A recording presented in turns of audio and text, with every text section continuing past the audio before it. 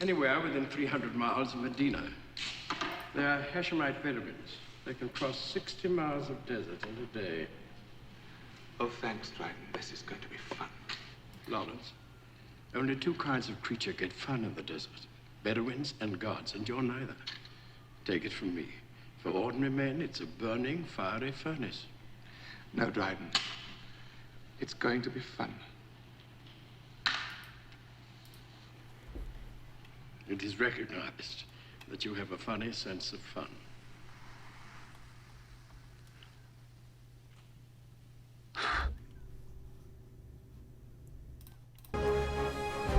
Welcome everybody to Battlefield 1. We are going to be playing the Lawrence of Arabia campaign. It is not in fact Lawrence of Arabia. I believe it is about a Bedouin, but that clip that you heard was from the movie Lawrence of Arabia. Wonderful film if you have not seen it. My chat is not working properly, so sorry, you're going to have a little bit of silence for the game, but let's do that again. Hello, Amorty.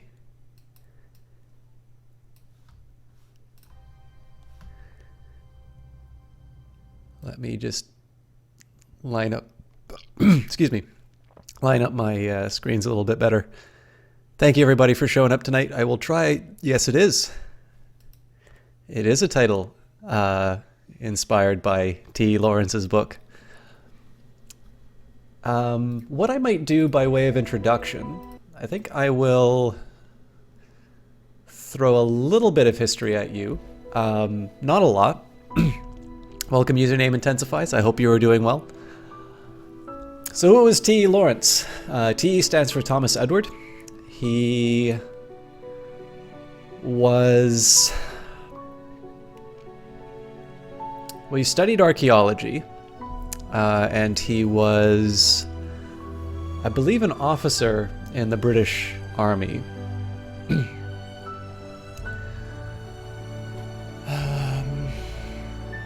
Educated, I know he was educated in Oxford. I believe it was either archaeology or history. I think he actually might have studied history and worked as an archaeologist. What he is known, though, for was an intelligence mission that he was sent on. And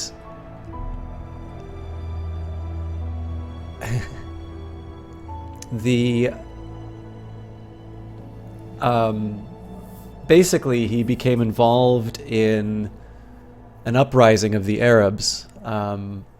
We covered the Gallipoli story before, which was chapter 4, The Runner. And it was, excuse me. In this case, there was a political figure, Faisal. I think his official title would be Emir, but I do not know that much about the Arab uprising. In any case, he was a very influential figure in this uprising. Sort of took on I don't think I could say fairly that it was, a massive leadership role. I think it was still something that the Arabs largely did on their own, but he did participate quite heavily inside of it, and ultimately served as something of a diplomat or a link between the British and this revolution. Again, the film by David Lean, Lawrence of Arabia, is a really wonderful piece of cinema. It's I think it's a good story. It's beautifully photographed. It's well acted. Lots of great actors in it. Peter O'Toole plays T. Lawrence. Alec Guinness plays Faisal. It's outstanding stuff, and the photography in it is absolutely outstanding. Another great feature about the movie is David Lean worked as an editor before he was a director. And he, to avoid sort of the interference of the producer Sam Spiegel, he very deliberately went to the most remote parts of the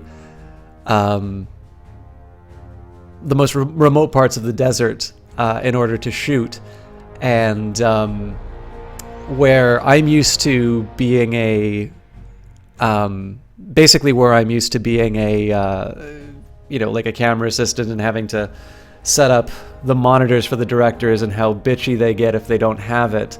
David Lean, I believe, did not see a single piece of footage until he was done shooting in the desert. And to see that movie and to see just how well put together it is I have an even greater respect knowing the circumstances under which it was shot. Of course, this is about Lawrence and not necessarily the film about Lawrence, but the title of the stream is 7 Pillars of Wisdom, which is basically his autobiography, particularly about the Arab Revolt. I believe it was abridged and sort of released in a popular edition called Revolt in the Desert. Now, I don't know about that book.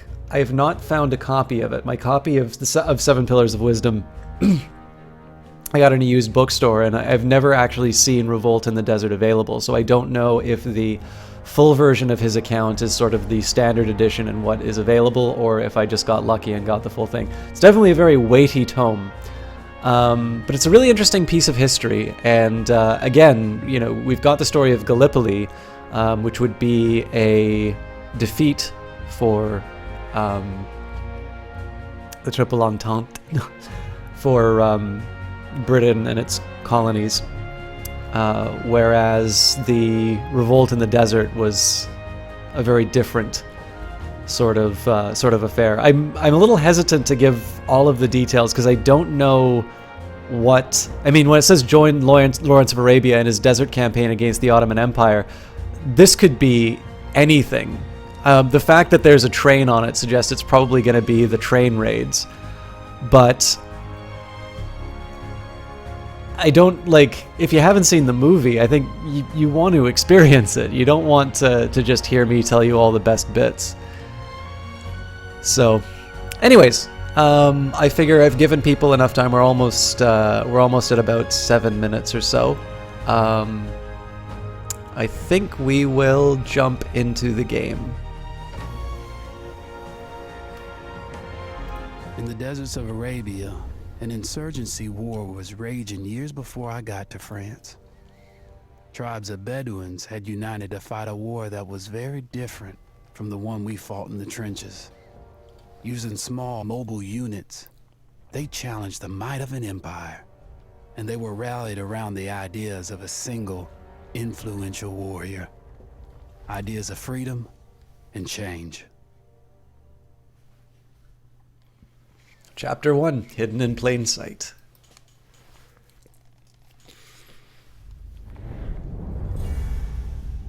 Al-Ajjar, Mesopotamia, spring 1918. The Great War engulfs the globe.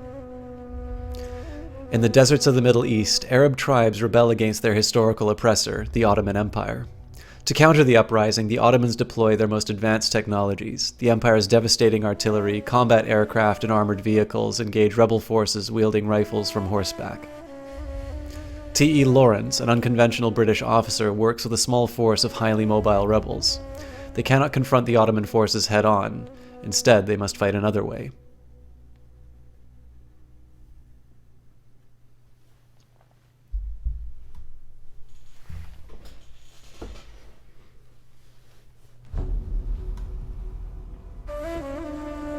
The Arabian Desert, a vast ocean of drifting sands and scorched, sun-baked rocks.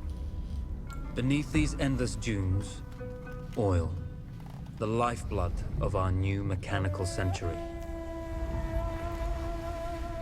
For more than 400 years, the Ottoman Empire has ruled these lands, controlling all that's to be found here. But the Ottomans do not rule unopposed. Small bands of Bedouin rebels have united to overthrow the empire. They strike without warning and then vanish into the desert.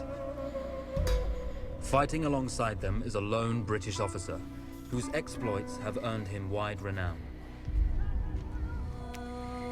The world has taken to calling this man Lawrence of Arabia. In the desert, you rely on good planning, but you also hope for a dash of luck. And luck was with us when we learned of a recently derailed Ottoman train carrying a most interesting piece of cargo. New objective, use binoculars to spot enemies. All right, guys, I'm sorry to stop the movie. Oh, come on, Jess. I would love to watch that movie with you, if I may. So guys, I'm sorry to sort of put the brakes on the story. I'm really happy that Jess is here, and I think Johnny Big Time is in chat. I don't recall exactly. I'm gonna quickly tab out. But these were the two people I definitely wanted to have the experience, excuse me, of the game with. But I'm going to take a minute here and get my shout outs out of the way. So the lovely Miss Jessie Quill is here hosting me. Mod extraordinaire, absolutely outstanding caster. She's been on a little bit of a break on casting, but she has constantly impressed every time that she comes back. She is... sorry, just a quick second. I just got a message.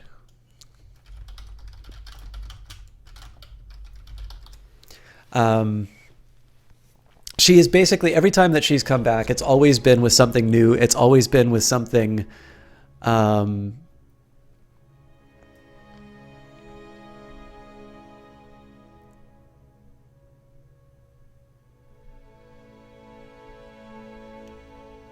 get it out of your system, guys.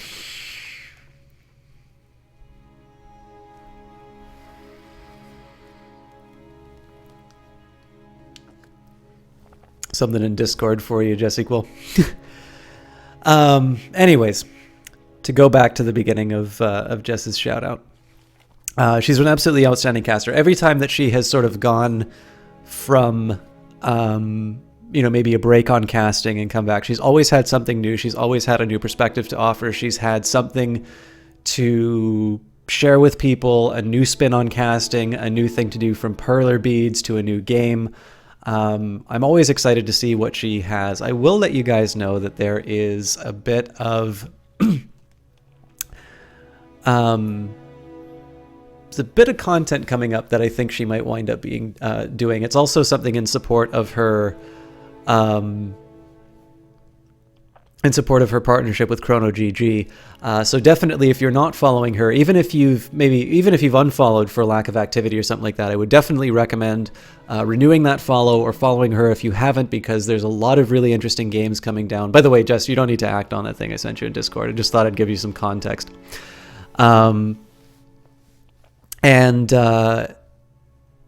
Definitely looking forward to seeing what she has to offer. She's, again, an absolute sweetheart. She's a major supporter of this cast, financially, emotionally. She has donated so much of her time to modding. I'm really grateful for it, because originally she was given the mod status for her kind of the friendship that we've grown over the time on Twitch.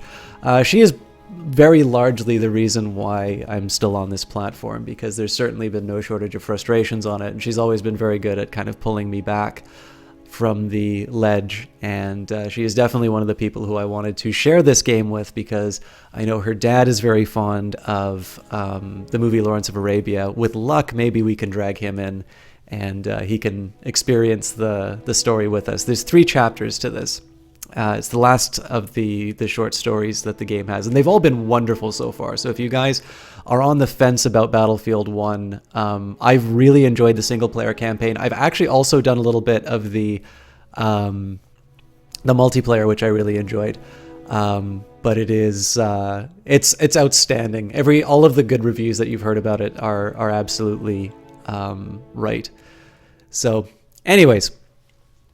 With that in mind, Jess is an incredibly special person, and she is the sort of person who I will both wait until she is available to cast a certain game for, and she is the sort of person who I will put that game on hold to bring to everyone's attention. So, with that in mind, we're now 15 minutes in. I think everybody who wants to see this is going to be in the channel, and let's spot some enemies.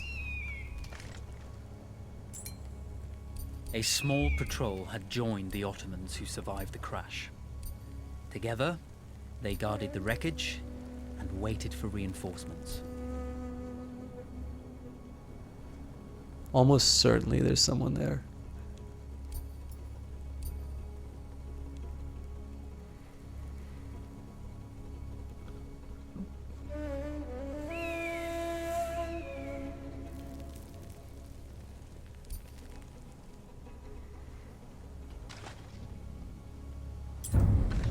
Into the rooftop hatch. Spotted enemies are permanently marked on screen. This makes them easier to avoid or eliminate. Now we are on hard, and I've noticed that my ability to actually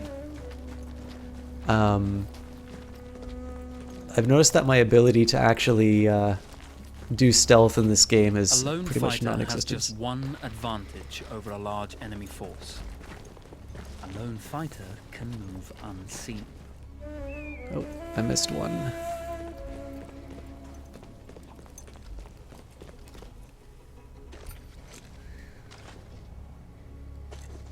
We strive to do what we think is right, and push through those who would stop us from achieving this, no matter the cost.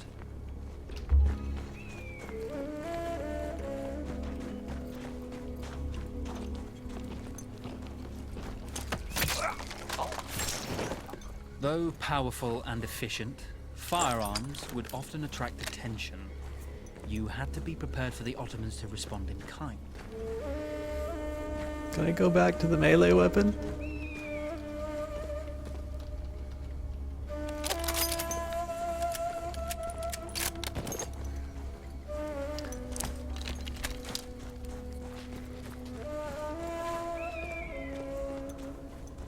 Alright. So I think taking things slow is the way to go on this one. The drawback with... So this is actually an interesting thing. I'm sorry that I'm not going to be talking about Lawrence, but I think one of the things that is so interesting about how I play games on stream versus how I play in person, I don't mind staking out a level and waiting forever to sort of achieve the objective. But one thing that is kind of interesting to me is when I, crouching allows for silent movement, use up close behind enemies and melee them before they even know that you are there.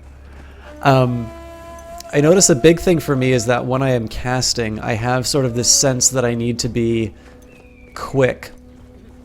Otherwise, it gets a little bit dull. And then, of course, if I fail the mission, then I have to, spend all that time again. Now, that's very enjoyable for me playing a game alone, but it's absolute just death if I try to do it on cast. So I do my best to sort of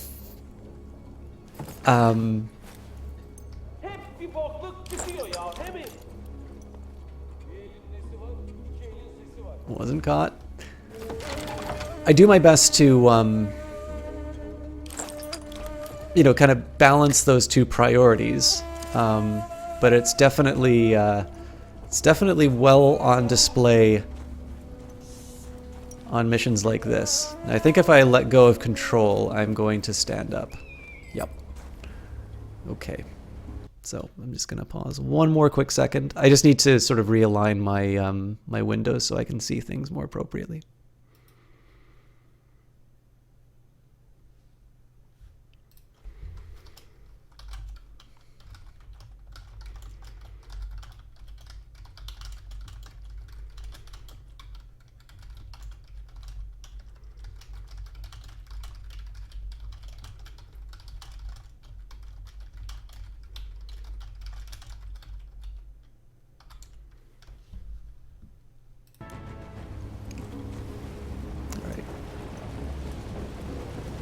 And I am very fond of the Frostbite engine. Obviously the visuals aren't everything, but boy do they make this worth it. Oh, I'm fucked. Alright, machine gun time!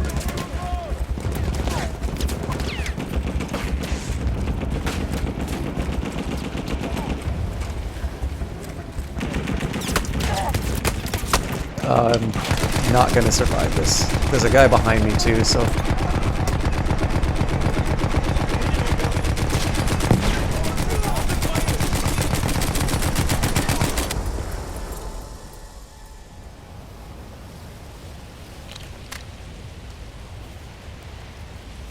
Hello, Ricky Guitarist. You enjoy it more when casters take their time, like they would play by themselves. The caster is entertaining, then the stream is entertaining regardless. I appreciate that, guys. I mean, I think there is one thing to be said, is that I do have a little bit of a suspicion that even when you guys have seen... I mean, I can't know this for sure, right? But there is a possibility that what you have seen on casts and of casters taking their time is, again, them sort of... Oop, you can climb up onto low ledges, stand by the wall if you climb up. Well, thanks, game. I just don't want to take your objective yet. I want to make sure that there's no more Ottomans to deal with. So the trick is that the assumption here is that people, that the casters that you're watching aren't sort of operating on the same priorities as me. I think there's definitely a way to do a game overly cautious and make it look a little dull. This is largely because I've seen casters who have done this. When your enemy has better weapons and better equipment than you, steal from your enemy.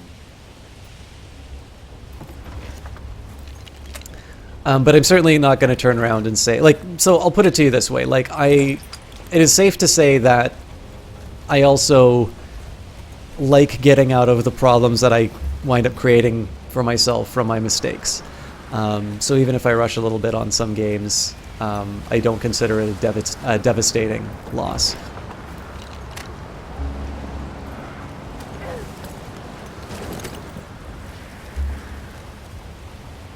Incidentally, I don't know why, but I've always been fascinated by and really like bolt-action rifles. There's just something about... I've loaded one, and it's just something about the motion is really just... I don't know, it's very attractive.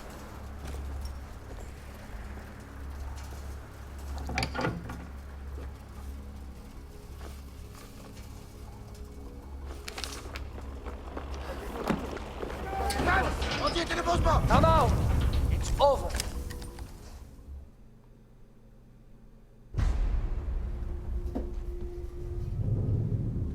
Well, you did not think we would be fast enough to catch you here, did you? Lawrence of Arabia.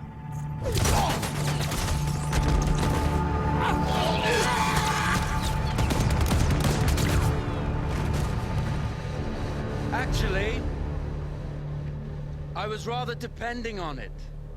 Lawrence. Well, this is very clever. Now the hunter becomes the hunted. So who might you be? How enchanting you are, my dear. Ahmed. I'll show you enchanting. If it weren't for you, I'd be free. Free, is it? You'll be free when you're dead. And I'm happy to tell you, the Empire intends to grant you all this freedom very soon. Even now, an engine of destruction scours this desert, obliterating your allies, your families, your homes. Soon there will be nowhere to run. Nowhere to hide. Soon all that you know, and all that you love, will be ashes. You will all be free to die. Oh. Ah, you animal! Zara. Oh. Now, I understand that you would like nothing more than to strip the flesh from that man's feet and send him off into the desert naked to die. But think about it. You're right. I'm sorry. My friend here, she can be a little brusque. You're going to tell me how to lie to your train, so we can lure it into a trap and destroy it. Impossible. To even begin to talk to that train, you would need an entire book of communication codes. Oh, like this one, you mean? You can never stop the progress of machines. One day, the whole world will take your lands and the precious black gold beneath its sands. We shall see, my friend.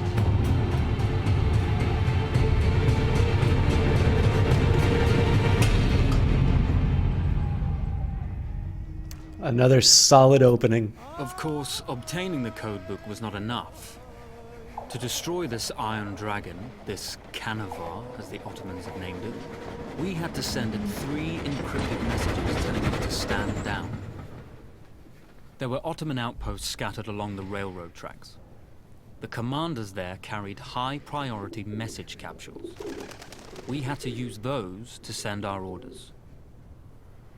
Infiltrating the village wouldn't be easy.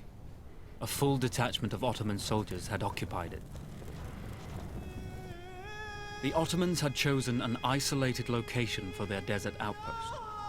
It seemed lightly defended. It was also well stocked with arms and equipment. The ancient ruins were all that remained of a civilization now lost to time. The Ottoman Empire brought in the modern world with a host of armored vehicles and field guns. 3 commanders to eliminate, 3 personal message capsules to be stolen, and then sent with our false orders.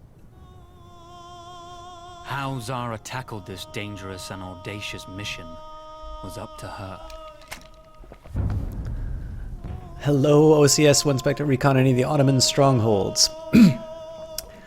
Not a problem at all. I'm always happy to have... Again, the important thing here is the job for me is to entertain as best I can. Whether or not you participate in chat is always fun for me to have things to react to. But in the end, the responsibility is my own to provide the fun. And I hope you enjoy it. It's I think you've been here since the start, OCS 1 Spectre. My apologies if I have that wrong. But this has got a really strong opening, and I am definitely interested.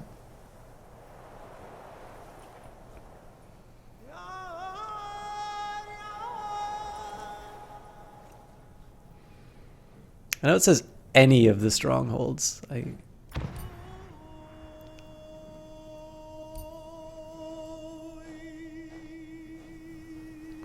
It's actually one thing I really like about... I mean, all of the missions sort of have some of these elements anyway, but I particularly like the importance of reconnaissance and stealth in the... in kind of the missions that are dealing a little bit more with what we would associate with an insurgency. And I mean, the game makes it pretty explicit that, you know, planning and stealth are what will take you through the day. So it's an obvious choice in terms of a mechanic, but I like again the great thing about this one is the multiplayer experience. I definitely I'm probably pretty bad as far as multiplayer is concerned, but The Bedouin treasured their horses, and in return, those animals granted their riders unparalleled speed and mobility.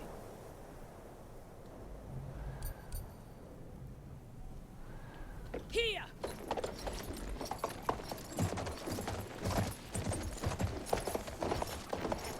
But it's a really wonderful way to right, left, cram. Oh, neat. I think it's a really interesting. It's a really nice way to introduce somebody into the mechanics. So in addition to telling really good stories, which all of these are, there's enough diversity in terms of the controls and in terms of the situations that you wind up in to, you know, to get prepared for.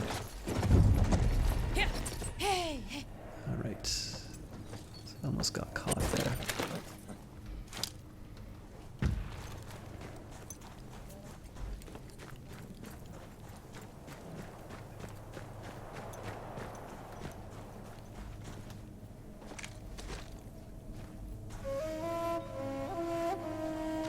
So that's going to be the wrong approach.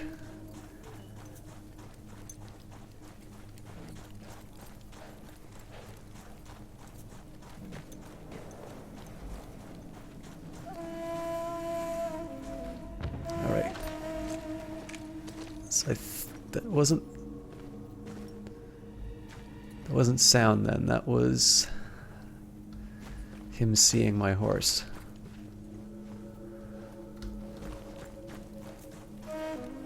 I'm curious. I'm gonna do something kind of stupid, but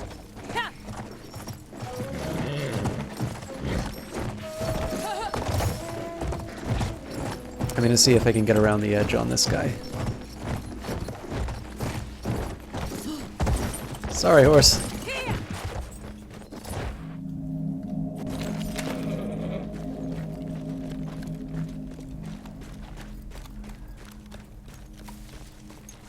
Of course, I should be keeping in mind that it's the commander that needs to be eliminated. It's not necessarily everybody in the area, but...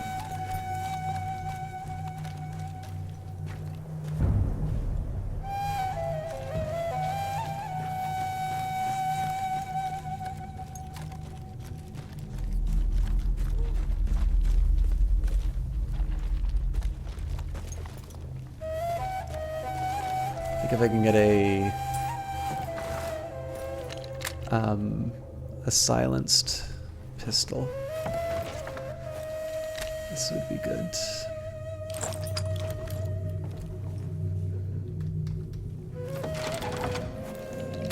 Bingo.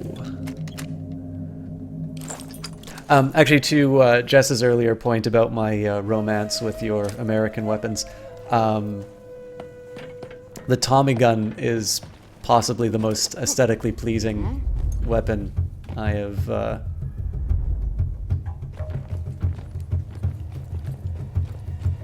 ever seen. I think I'm getting caught anyway. Nope, made it. They are suspicious though, so let's just keep it cool.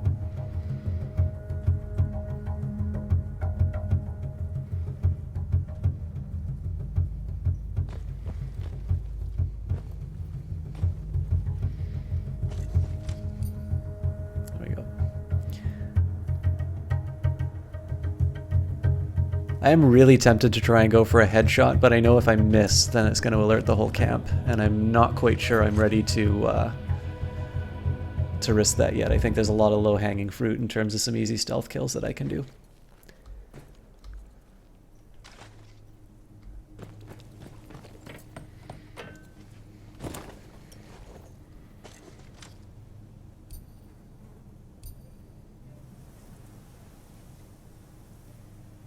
It's actually another thing that kind of interests me about these scouting elements in the missions is that the levels seem to be designed in such a way that you can't get all the information in one go. So it actually gives you some reasons to sort of go from these different vantage points to sort of get the full picture. It's, I think, something I failed to appreciate before.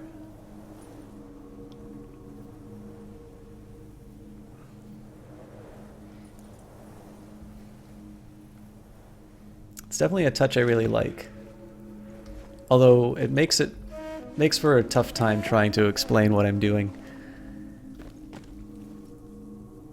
I mean, I could try the sniper, but I think that'd be a little too loud.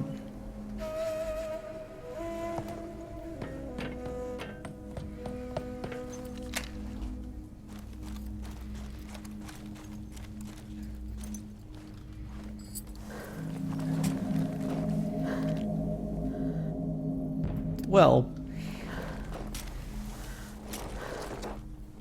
God, it's a tough call, actually. I think I'm going to do the same thing. I'm just going to go around the edge and take some of the easy kills where I can. Ooh, nope, nope, nope, nope, stop charging.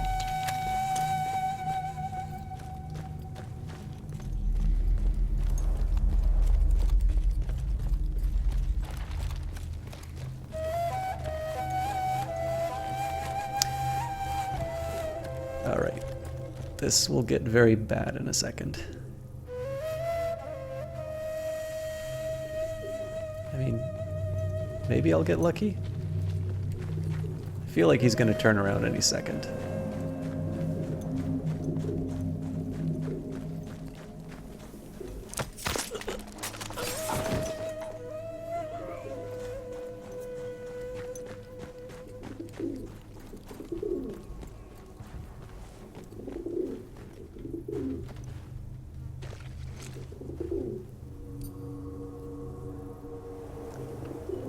Just was going to say one thing I always find kind of funny. It's neat how you can sort of predict some chat things within the first couple of minutes of the cast.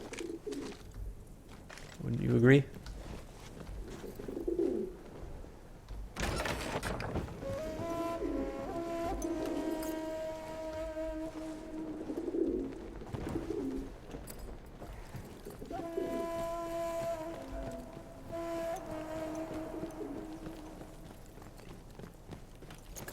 I tip my hat to you. That's why you're a mod.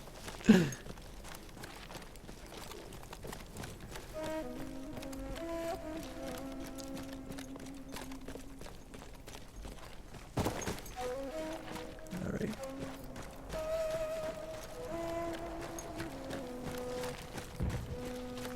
I'd love to ransack this thing, but I need to get a better idea of where this guy is looking, and more importantly, how I can maneuver to him without his buddies seeing me.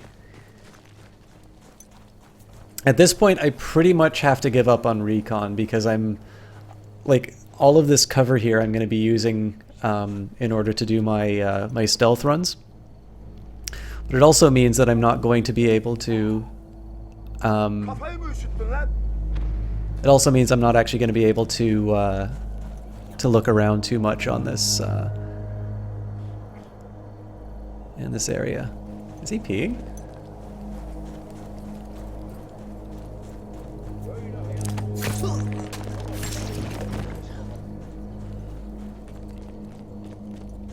I hope nobody's on that tank.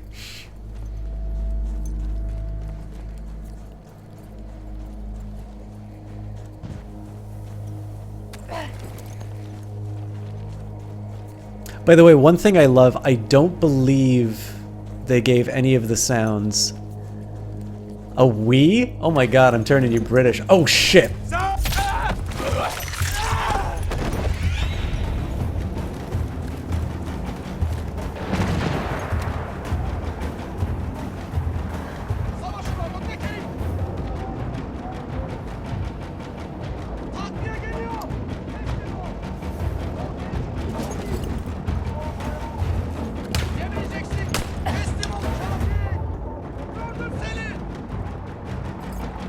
God damn it.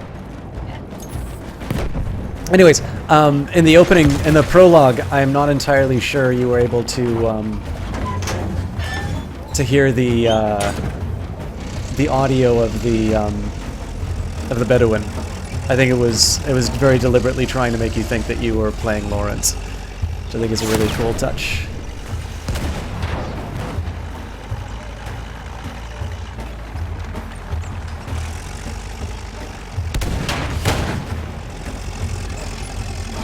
Ah, shit.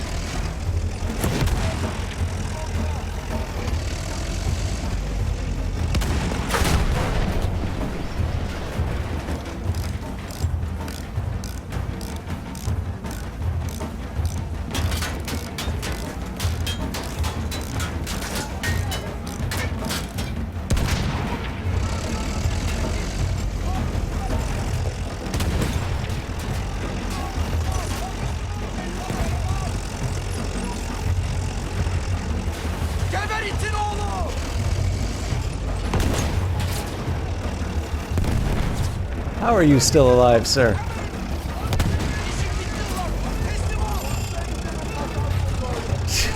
You better run. You're in big trouble if I ever catch you.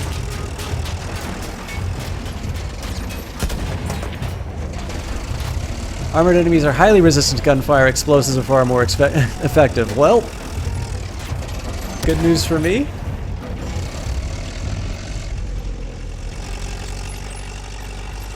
How you doing, Loveless? Welcome to the stream. Glad to have you here as always.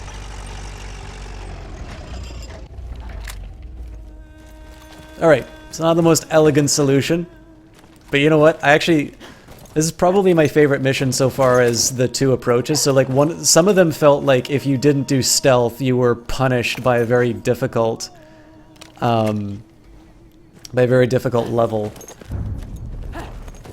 Alright. Should probably get my horse for this, but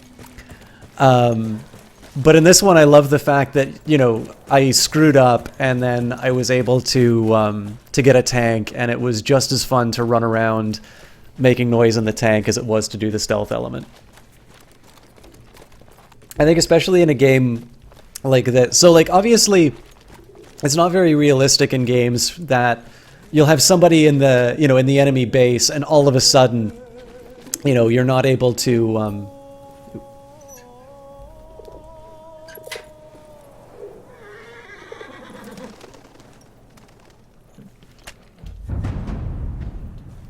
A single order wouldn't be enough. Ottoman protocol required the message to be received in triplicate before the train would acknowledge it as genuine.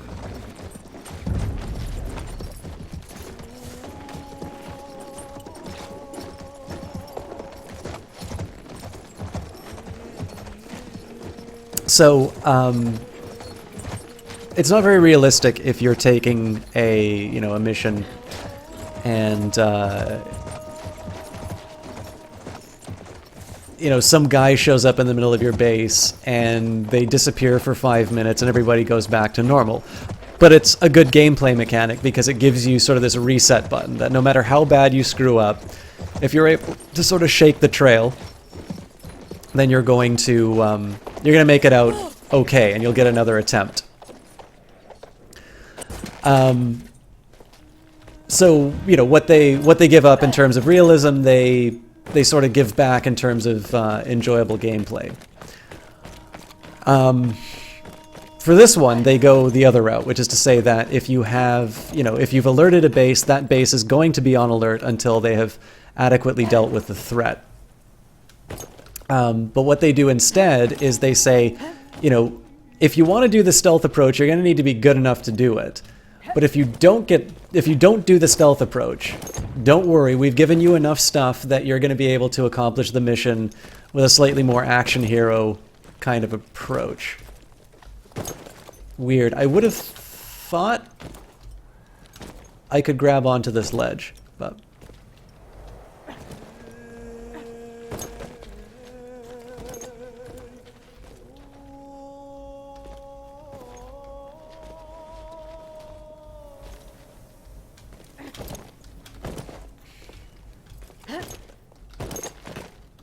The tenacity of the cockroach, damn it.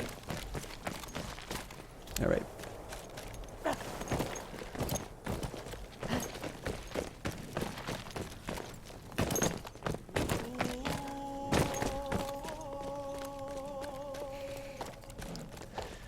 You know what I think this calls for, chat?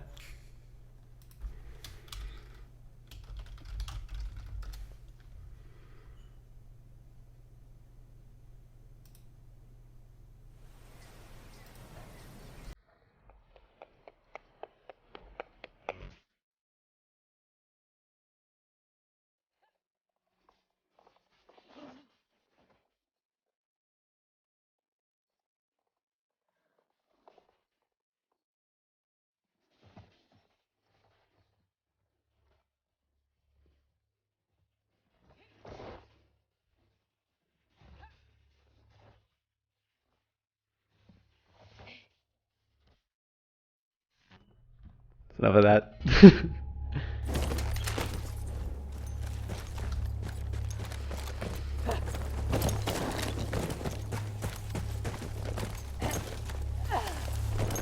There you go, it's just climbing on the wrong side.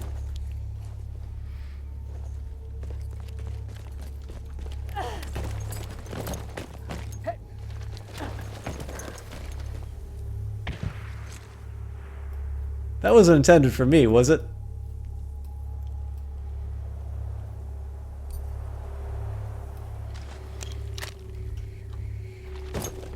Yeah, something tells me I'm not getting up here.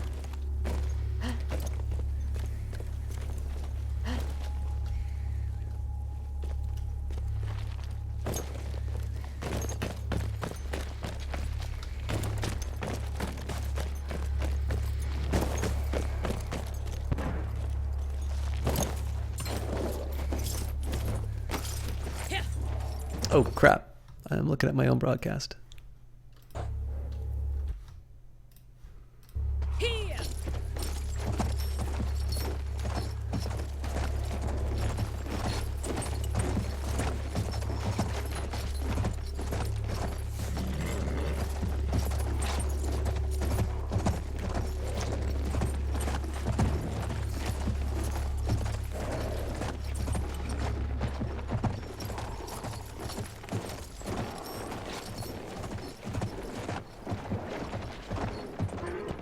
Okay, so there's one guy to be worried about. I probably should have taken the sniper rifle. Okay, so it's not giving me credit. Okay, it is giving me credit.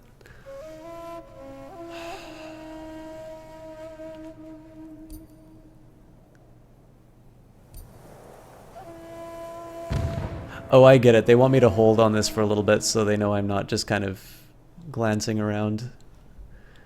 I feel a little more confident in my ability to stealth this one.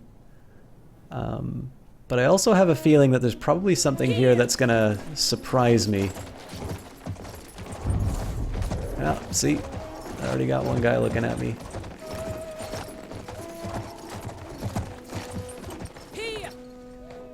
Alright.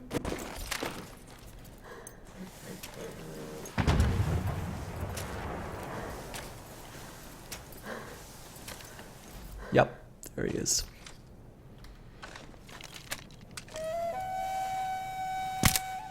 Jesus.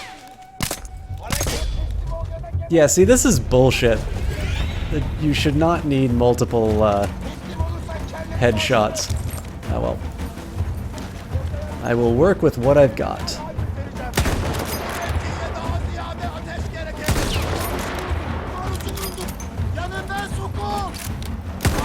Sup?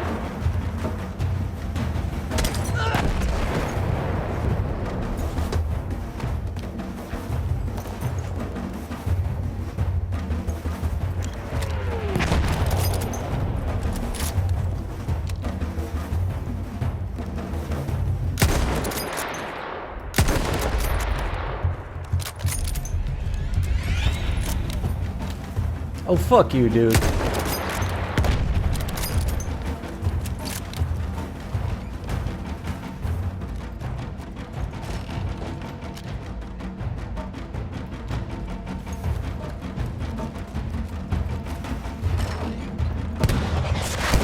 How did you know?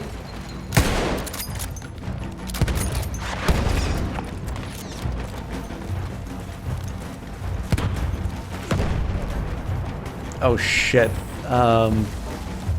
Where's my horse?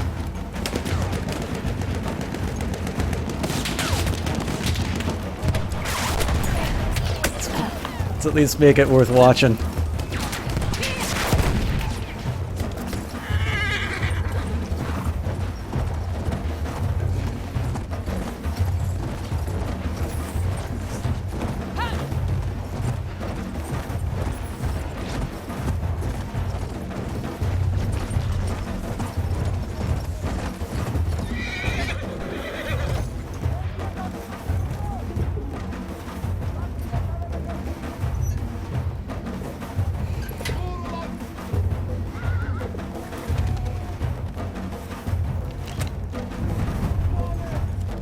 We were putting a great deal of trust in Zara's capabilities, but I had complete confidence that she would carry the day.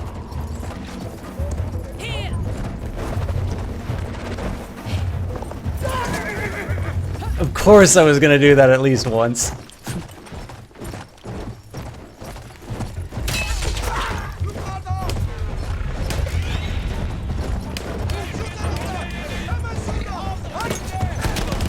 Oh! Mechanized warfare is not exactly my idea of a good time.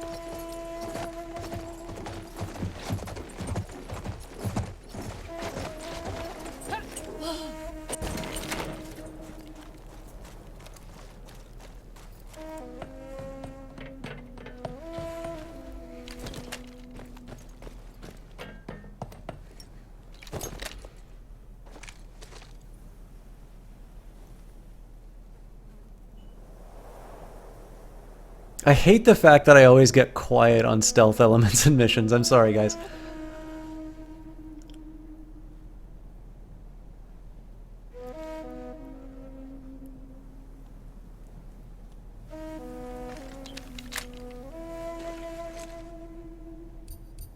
Ooh, flamer. Okay. This is actually going to be a little trickier. So, I kind of need to make a decision on this one.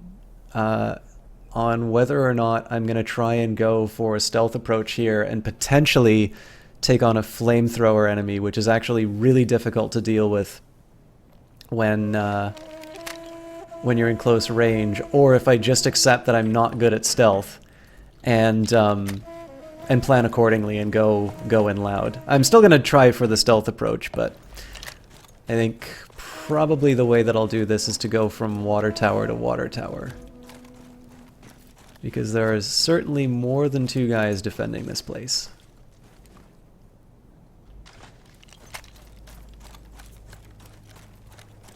It may be immersive, Jess, but I remember my least favorite moments in on Twitch have always been dude playing game in silence. Fortunately, though, unlike some of the indies, which I turn out to really enjoy, Battlefield does a great job on selling itself through its gameplay alone. I mean, it's a fantastic looking game. I've certainly said that enough, but I really cannot be said enough how genuinely impressive this game looks.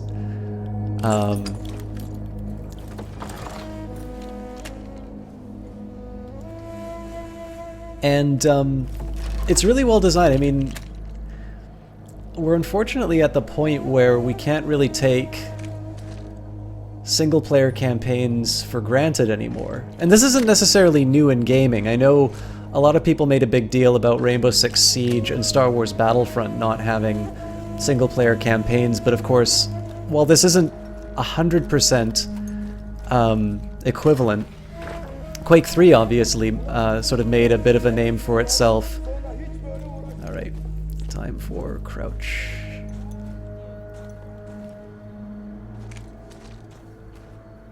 I really want to get on one of these rooftops, but it's also a very likely place for an enemy to be, so maybe one of the outer rooftops just in case. Well, actually, see, the funny thing is an inner rooftop would be less likely to have an enemy, and the outer ones would likely be where the patrols are, but that's not necessarily where the game logic's going to take it.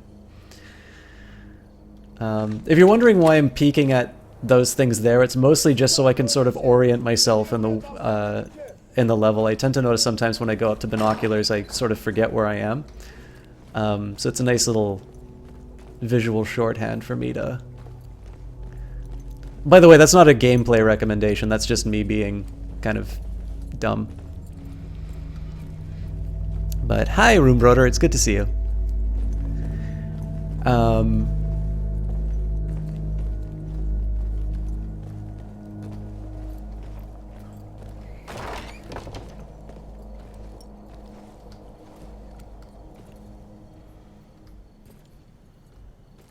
There are really only 2 guys defending this place.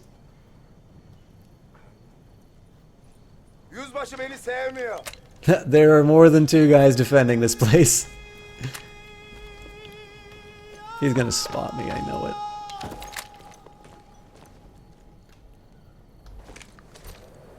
Two flamers.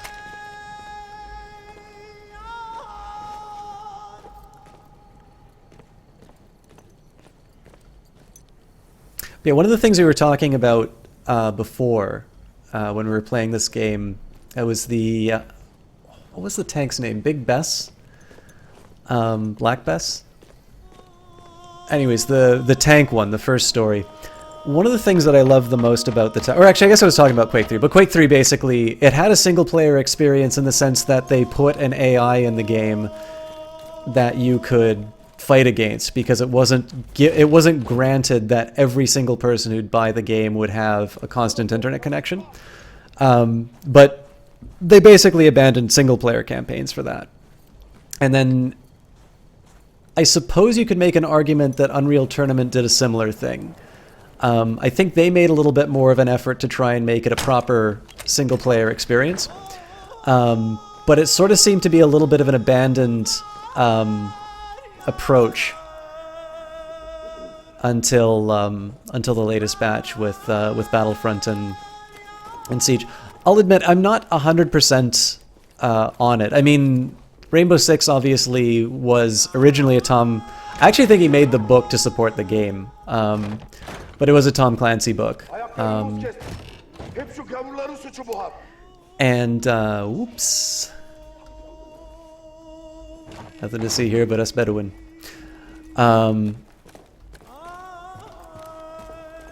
But I mean, there you can definitely make an argument for a story for Rainbow Six if one were so inclined, and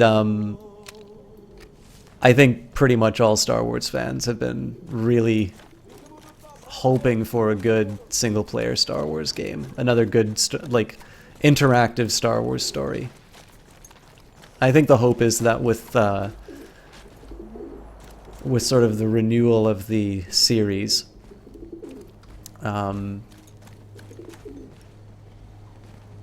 or the franchise or what have you. I don't believe you can do a backward stealth kill on these guys. That's a really expensive mistake to find out, though.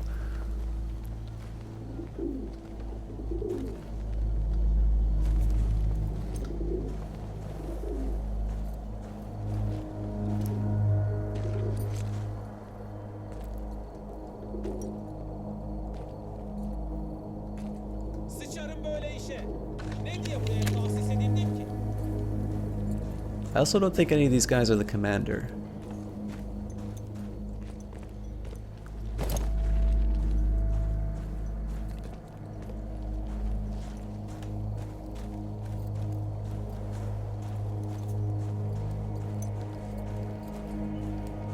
Should probably be looking forward if I want to keep the stealth, though.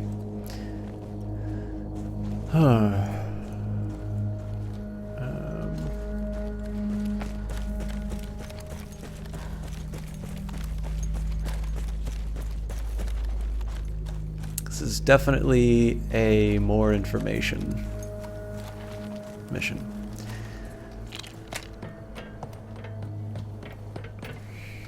I mean, again, I can definitely go loud right away, but I don't think that will accomplish a whole lot.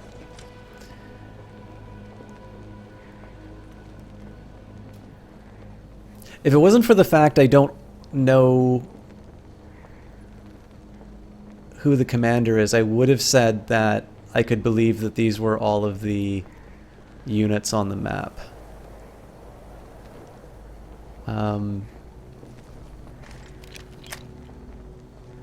But the fact that I don't have a clear marker on who the commander is suggests to me that I'm missing a very important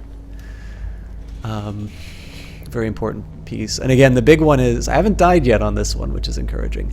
The real question that I have is, do I acknowledge the fact that it's going to be hard to stealth this, and I just take this guy's backpack and then I only have one flame trooper to deal with, one known flame trooper, or do I say I can find the commander, I haven't blown it on stealth yet, despite coming close, and I'm bound and determined, if not to succeed in stealth, then not to take the easy way out.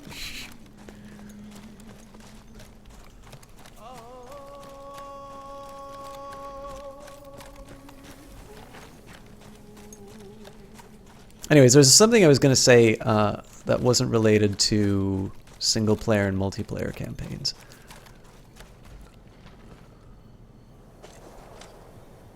Oh, the visual storytelling.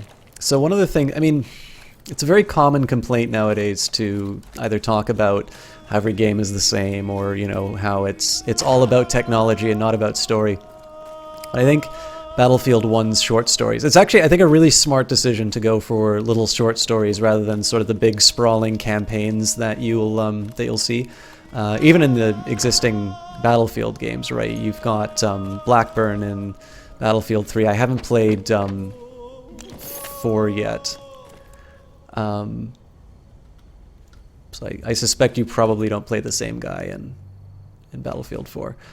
But especially for this one, like the really strong opening where you take on a new person each time you die, I don't think they See, they didn't do that for the rest of the stories, although I'm not entirely sure that's a big condemnation on them, because I think it's fine to have short stories where you want the main character to go, just, you want to sort of follow a given perspective. And I mean, we've had everything from an unreliable narrator to, a true hero.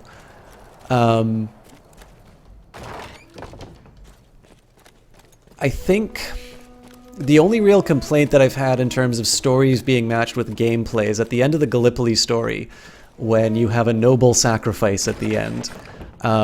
Especially if you play on hard, there's a very difficult sort of swarm that comes after you. It took me a lot of tries to get right. And then in the end, you get shot at the dramatically appropriate moment. So it's just a little dissatisfying to have so much effort go into getting to this rather minor objective, only to turn around and say, well, you know what, it would have been okay. Like, if you think about it, like, is it any less dramatically appropriate that I get shot in the context of playing the game than me getting shot in a cutscene? I think if I open this shutter, I'm asking for a world of pain.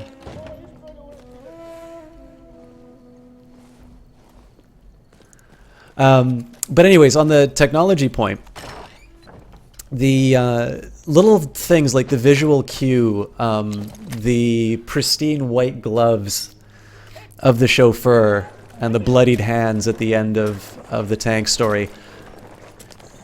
In terms of cinema, there's been over 100 years of development and practice in terms of... Aha.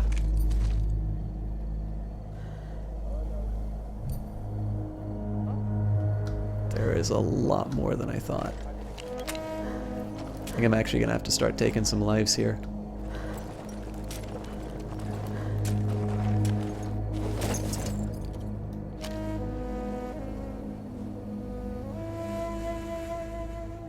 It's going to be tricky, though. So there's over 100 years of sort of just this grammar that's been developed in terms of visual storytelling. And we've grown increasingly sophisticated in our ability to digest visual narratives. I mean, as annoying as commercials are, they're actually a very focused, it's kind of the essence of film that's distilled, and it's become even more relevant today, because now you can't necessarily take it for granted that people will even be watching for 30 seconds. I mean, YouTube, some you're going to be able to skip after 5 seconds. And so there's a new challenge that's been presented to filmmakers, which is, can you make your point visually in 5 seconds? Now, I would argue maybe at the time that this story is taking place, audiences wouldn't. They would not understand what they were seeing. But nowadays, 5 seconds is actually more than enough time to make your point. For some things, obviously for complicated ideas, that's a bit much to ask for. But the nice thing that engines have permitted us to do, and I think probably we'll get some great examples of this in another EA game, Mass Effect Andromeda. I have a feeling that we're only going to be seeing more of these sort of storytelling techniques kind of come to the fore as engines keep getting better, and we're able to sort of create these credible worlds like we have in here. I mean, just because this is the fun thing, right? Is that even though it takes place in history, it's the best looking and the most realistic of all the Battlefield games. Certainly a game series that has not exactly been shrinking away from putting on impressive displays of technology. I think I need to go on the other side and take them from there. I'm gonna make too much noise for this. Okay, nobody's spooked except for me. I'd love to use the silencer here, but I think we know what happens when I do that.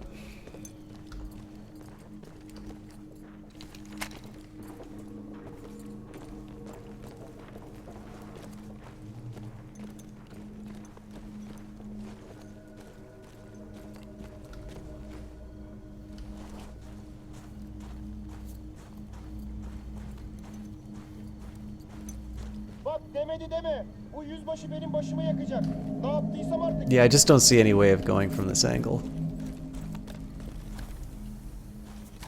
And I know I've been here before. Alright. Run for it, my friend. Alright.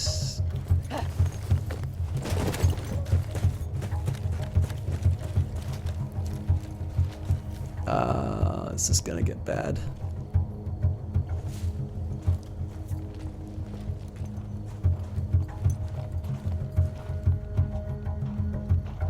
I was okay with those guys going off on a wild goose chase.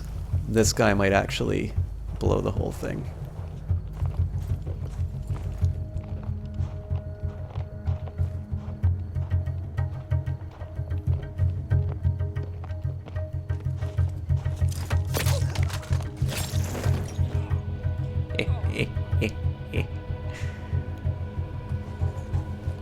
I'm still not going for the machine gun just because I do want to hold out hope that my my stealth run will pan out. All right. So we are back to normal. Oh, thought we were back to normal. Looks like we got suspicious ones. I suspect if he finds a body, it's all over.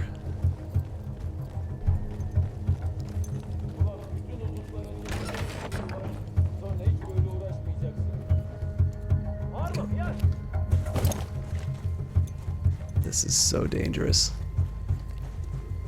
So, Flamer's looking the wrong way, which is good.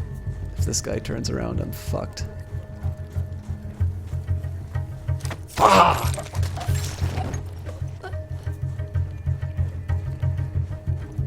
Alright, Flamer's just become a big problem.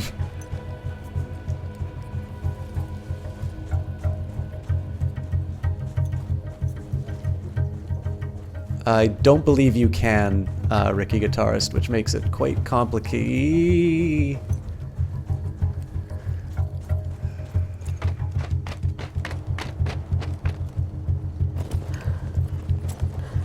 Well, I've got a machine gun, if it goes bad. So far, I'm okay. We'll see if the suspicious guy has direct line of sight on me. He does not. Ooh. There's my target. Alright, we're just YOLOing it.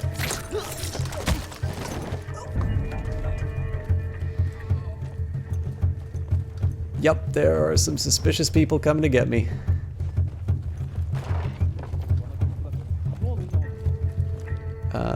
Pick it up. And I think... Okay, so he's heading up. Whew.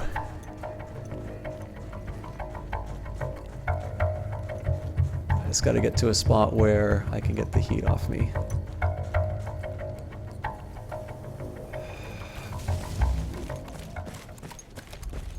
So yeah, Flame Guy is suspicious. This is Storytime Bandit code.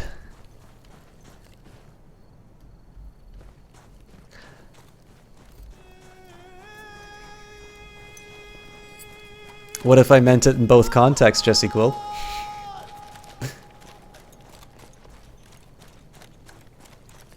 Actually, Time Bandit code, I'll admit, I would be absolutely floored if this was multiplayer. This would be the coolest multiplayer ever.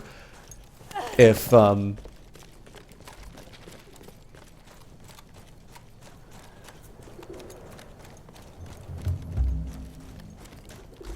Okay, again, Flame Troopers making me miserable. I think I can pull it off, though.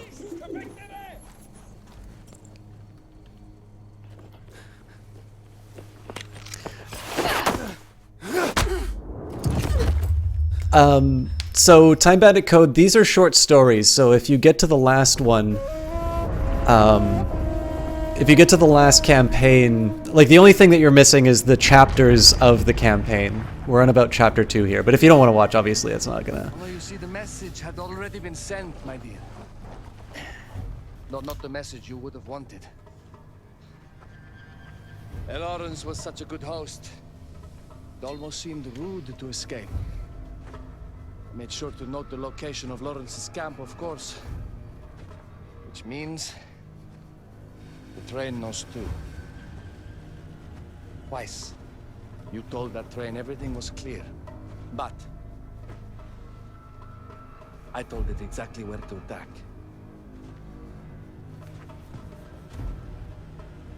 The beast has your scent, my dear. And it's coming to slaughter you and your little band of rebels. First, the firestorm from the cannon. Then, up close with the troops to slaughter any survivors.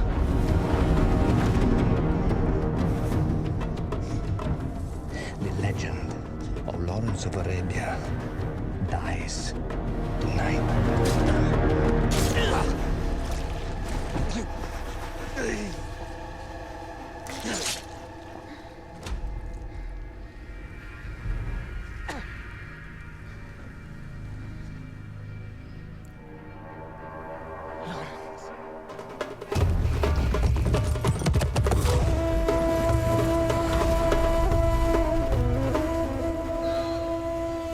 Hello, Dynamite. Thank you very much for the host.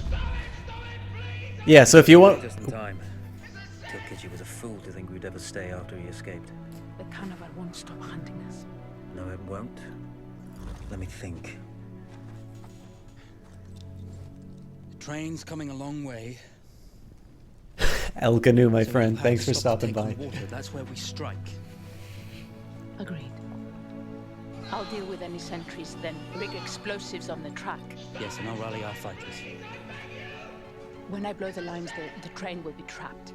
So when you hear the blast, you need to attack them with everything you have. It's good. But you know that there's a chance the men may not come. You may set off those explosives and find you're out there all alone. You know that. I guess I won't know either way until I set it off.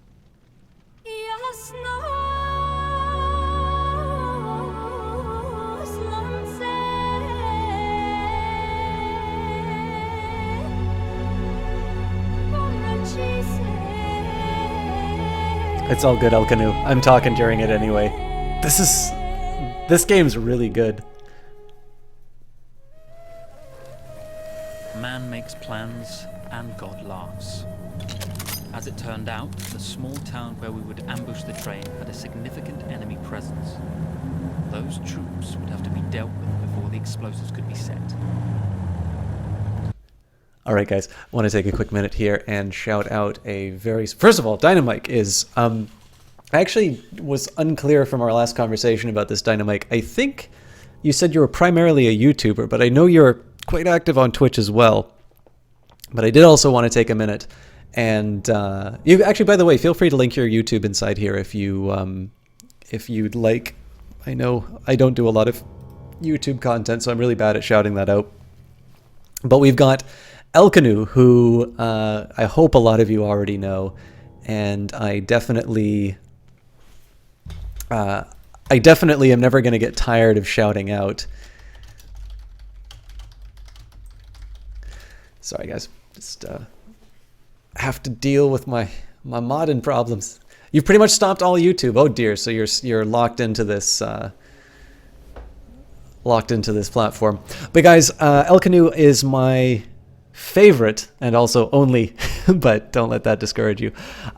He is an outstanding French caster. I really do mean it when I say I encourage you guys to follow him. I encourage you to check him out because I won't even call it a language barrier. We were actually talking about nonverbal communication and how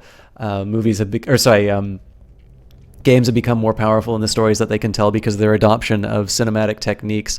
And El Canoe just absolutely kills it whenever he does a cast.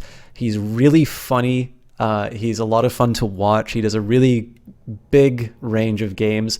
I actually got to see a special cast that he's done, which I believe he's called YOLO Canoe.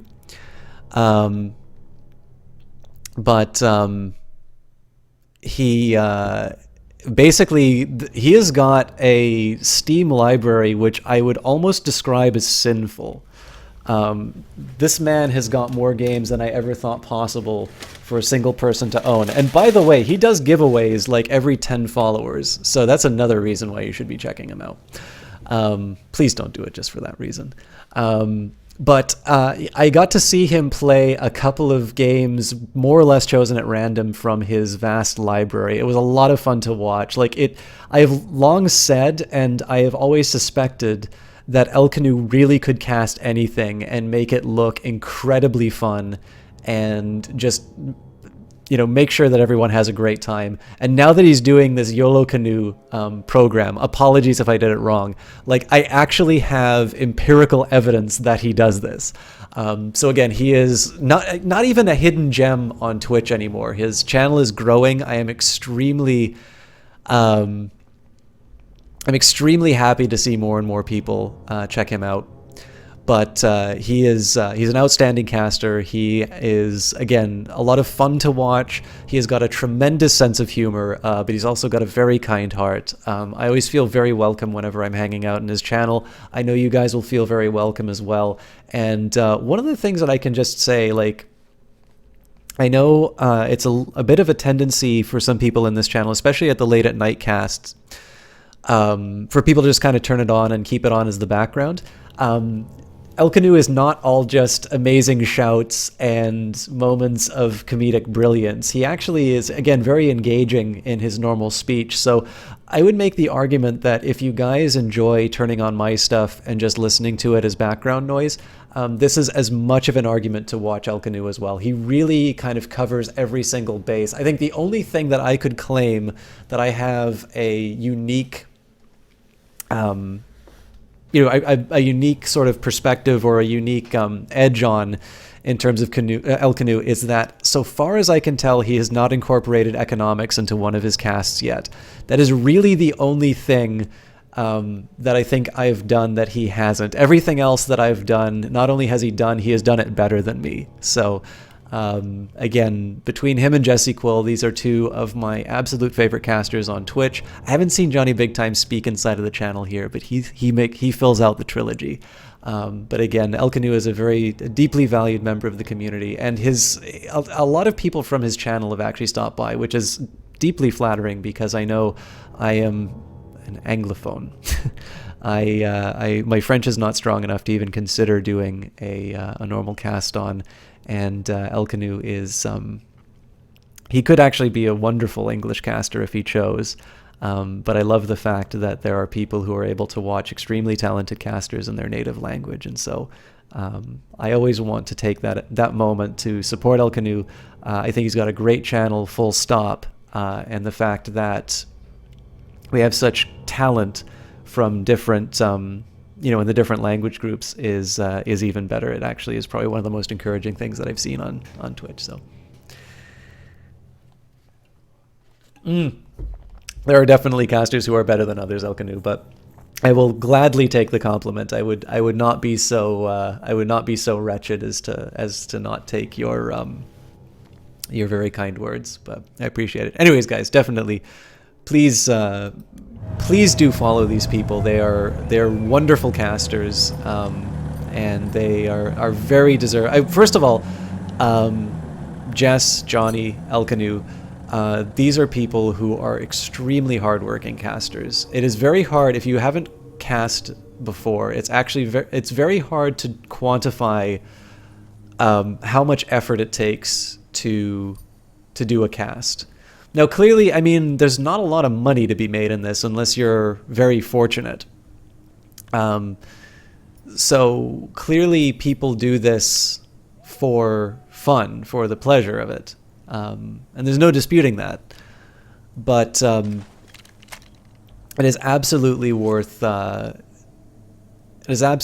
recognizing what is giving. For instance, one thing that makes El Canu different from Jess and myself is he is a family man, and so it's worth. I believe I've seen a couple of family members. I know I've seen you speak to your daughter off. I don't think she actually came on camera though, but it's worth remembering, especially in the case of a caster like El Canu, right? Every minute spent casting is time that could be spent with the family. who is just as charming as the caster, at least so far as the glimpses that I've gotten a chance to see on the cast. And so the behind-the-scenes cost, you know, not necessarily knowing what's happened to a caster, you know, the minute before they went online, it's a difficult thing to consider, right? It's not something that you normally put into your thoughts when you... All right, this could be good for me if he goes the wrong way. I think I screwed up. Nope, we're good. But yeah, these, again, the costs of things are measured through what you give up for them. And again, when I look at, you know, so in the case of Jess, going between jobs, El Canoe, traveling across an ocean to take an exciting job in the States, all of these things are not things that come... In fact, it's actually a testament to their casting abilities, that these are things that you don't see on the broadcast, because they're focused on entertaining, even if their lives are going through a certain degree of upheaval. Even if it's positive stuff, right? I mean, moving is never fun. But it's definitely really impressive to see them so consistently entertain, no matter what's going on. So another reason for me to shout out the lovely Miss Jessie Quill and the lovely El Canoe. They came on for New Year. I missed it. No problem, Jessie Quill. Of course, whenever you decide to cast, I benefit, because I get to, 1, behave like a complete bastard in your chat, and 2, I actually get to have a lot of fun watching you. I think I'm ready to pick up the hatchet. I think I'm just going to go for my fancy knife. I legitimately do not remember... Oh, destroy all the Ottoman vehicles. So I pretty much have to go loud on this one.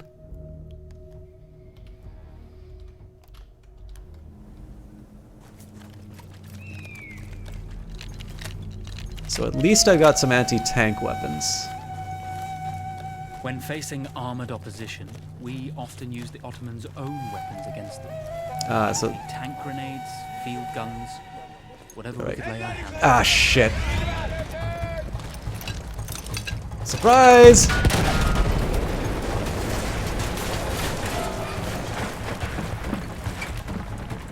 Alright. So the good news is, at least I've got some... Ah, crap.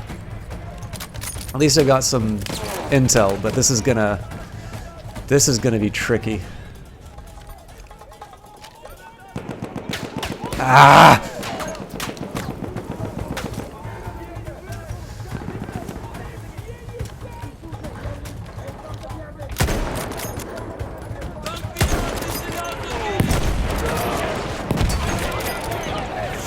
Oh, Jesus Christ. I don't think I'm living. All right. Yeah, that was all kinds of awful. Still not bad. That was the first death on this story. Plans and God laughs. Oh, not a problem at all, Johnny. Town where we would ambush the train had a significant only reason troops would have to be dealt with before the I mentioned you a couple times. I didn't want to shout you out without knowing you were in the chat. What do you think of the story so far? If you've had a chance to watch it, I know Rainbow Six sometimes makes some demands on our attention. But while you're doing that, and I'm just gonna again drink in the intel. So the big thing here, even though I have a rough idea of where all the enemies are, I want to take this time to actually tag them with the binoculars, because that's going to mean the difference between my ability to run off somewhere and escape, and get caught in a crossfire. Okay, armored is going to be a problem.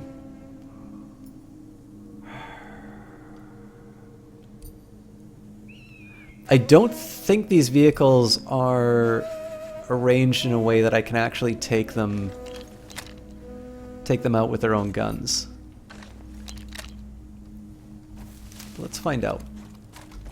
Anyways, guys, to fill out my trilogy of favorite casters, we got Johnny Big Time in the house.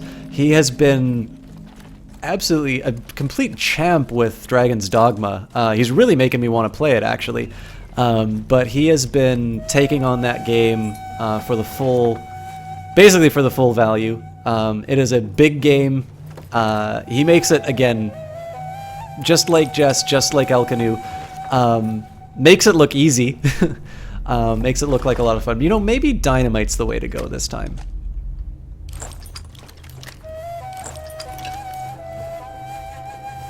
As long as I can get close enough to him, of course. But yeah, he's somebody also. I mean, I always point out his smack talk. He's incredible at it. It's some of the biggest laughs that I've had on Twitch come from his ability to just completely cut somebody off at the knees verbally. And you know, obviously it's a game character. Although I've seen him deal with trolls, and I was laughing the entire time. But yeah, I do sort of, I sort of feel bad for any troll that comes into his channel, because he has a way with words. But yeah, he's just another outstanding caster. He is definitely somebody who I really value having inside of the channel. He's somebody who is, you know, whenever I come into his channel, I get a really wonderful shout out. I always sort of feel that I need to up my game every time I hear him. And he's also actually very forbearing. So I've started to adopt some of the village had to be dealt with before we could push on with our plan to destroy the train. Jesus, game, backseat me more. I've actually started to kind of adopt some of my my trollish nature from Jesse's channel into Johnny's, and he's been a good sport about it. So I suppose patience is one of the virtues of his that I should be praising as well. Oh, nonsense, Johnny! I've felt like $1,000,000 every time you shout me out.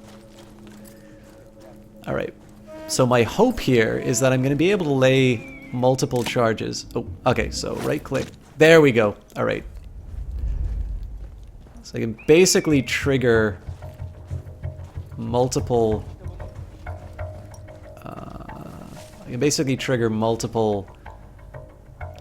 dynamite charges at once.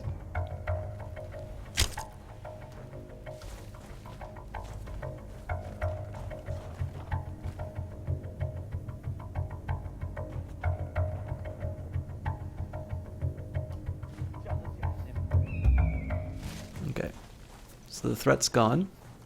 Just gotta be careful because I pulled him away from his normal route.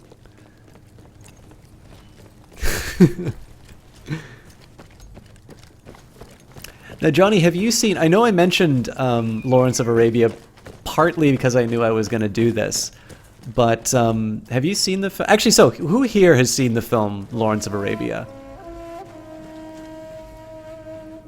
How many film snobs do I have in the chat? That's unfair. It's definitely not... it's definitely not hoity-toity to watch Lawrence of Arabia. By the way, my prediction is that I'm actually going to be able to stealth this perfectly fine up until the point that I use the left mouse button, which detonates the charge to place the dynamite, rather than the appropriate choice of the right mouse button. Alright, I'm not going to kill this guy because I think I can place the charge without triggering him. Nice. Ah, shit. So they notice if you drop the dynamite. I'm actually tempted to just take the horse and run, but...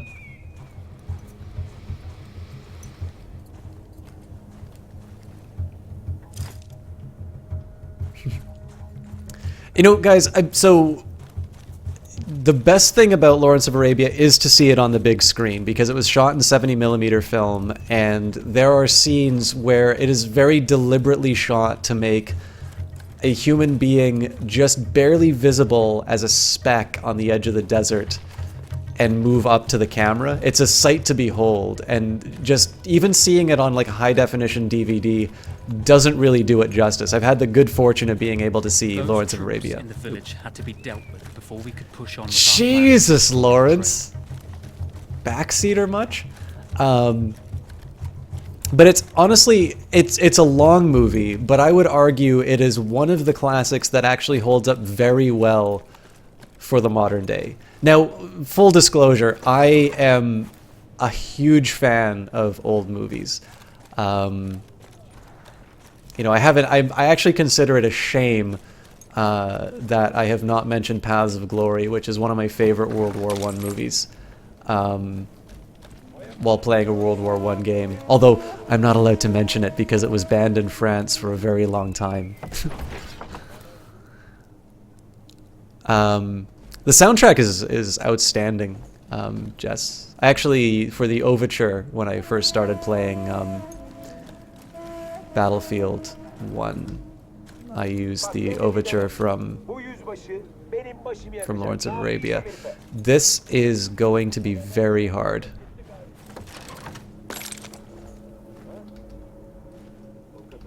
So I think the first round is just getting eyes on things. Ah, shit. I can...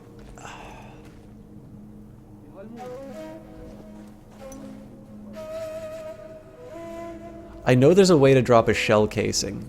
I just don't remember what the button is.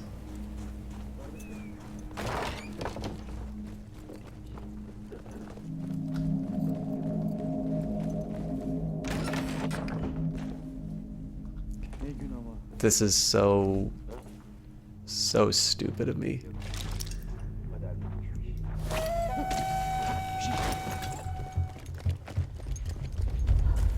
Enjoy your breakfast.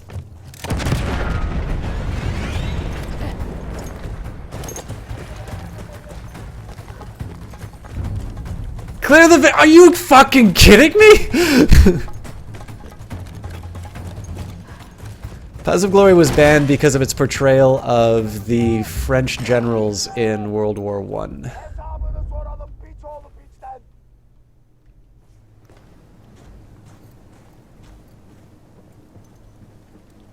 It's a film about the about kind of a failed assault where some French generals used artillery on their own troops to try and motivate them out of the trenches.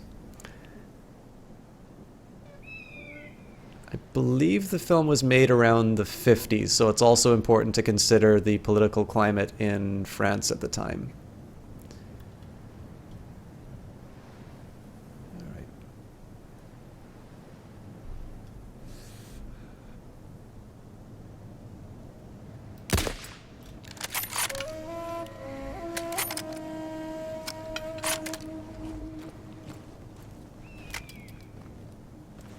So, to answer our previous question, if I used the sniper rifle, I would not have triggered a response.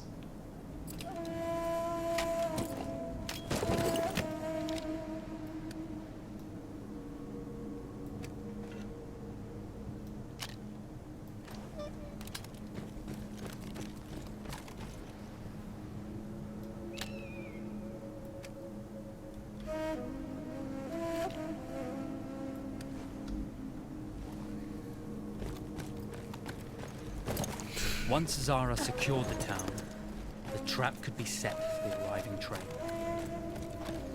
Elorans! Shut it!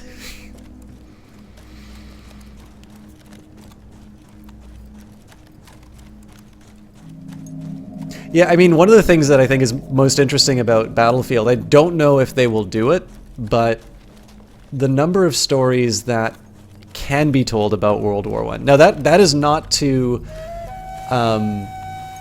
shortchange the ones that they've done so far, because all of the single-player campaigns so far have been really good. But the number of stories that have been left untold about World War I gives them a lot of runway for any future single-player content if they were so inclined. I think the one problem is, though, is that I don't think there's enough money in the in the single player content to justify the attention. Because again, like we were saying, the cost is measured not just by what you incur to produce, but what you give up to make instead. And the fact of the matter is, I mean, one need only look at, let's say the console sales for in-game or in-app purchases for Grand Theft Auto on consoles. Sorry, I said consoles multiple times. But the numbers kind of speak for themselves on these things. Like, people want to pay for multiplayer content. I mean, there's people who will only ever consider Battlefield to be a multiplayer game and the single-player content to be an afterthought. All right. Well, there's the alert. Ah, shit. Forgot to reload. Shit.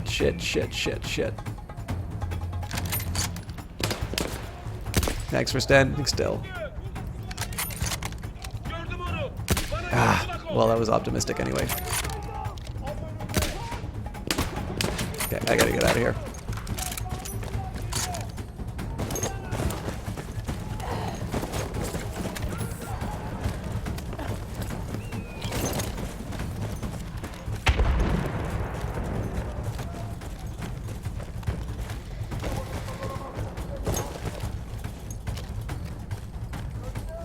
Also worth mentioning, guys, I only have 13 shots in this rifle.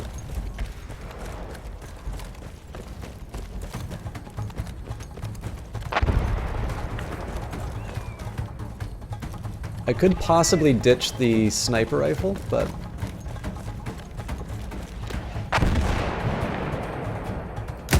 Ah!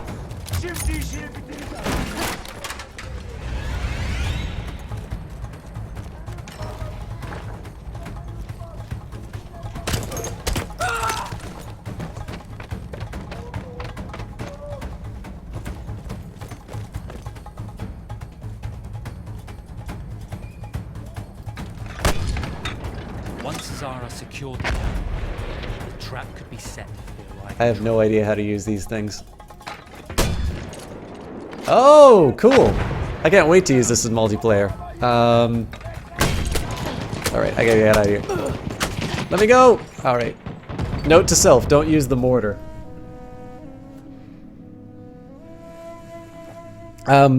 Ricky Guitarist, I have not read the entirety of Seven Pillars of Wisdom. I have not heard of Zara outside of this game.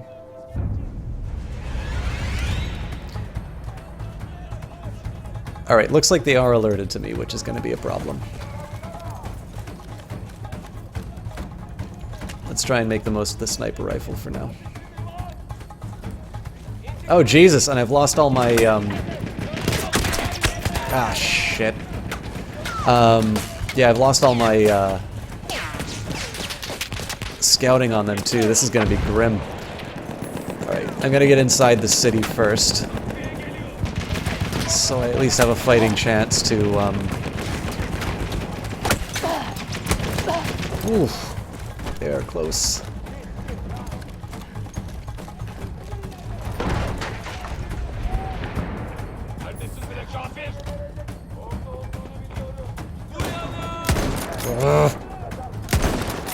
Oh, come on.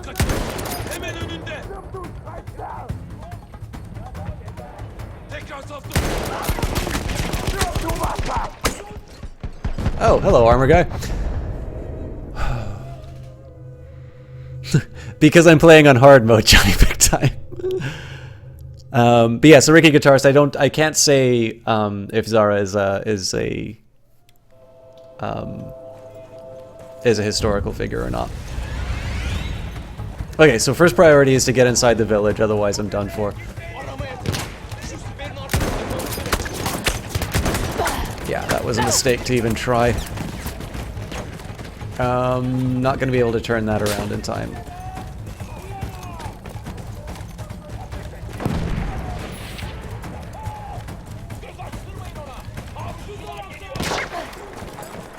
Hello. Alright. So I'm I'm in slightly better shape. Not what I need. Maybe. Rocket gun.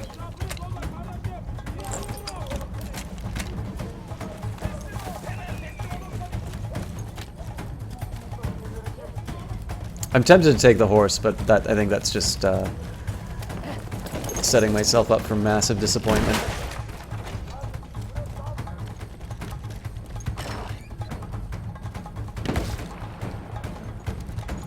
They can see me and I can't see them, so time for a new spawn.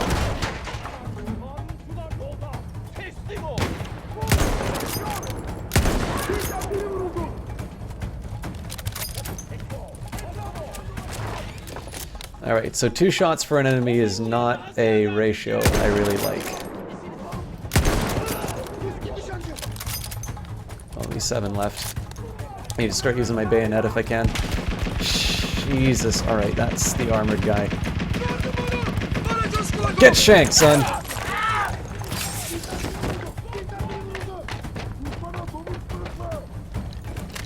Okay, screw the mortar. I gotta find the armored guy.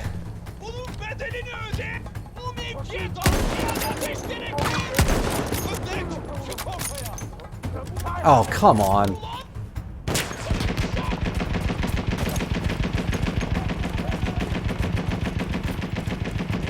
Let's get some distance between me and that guy.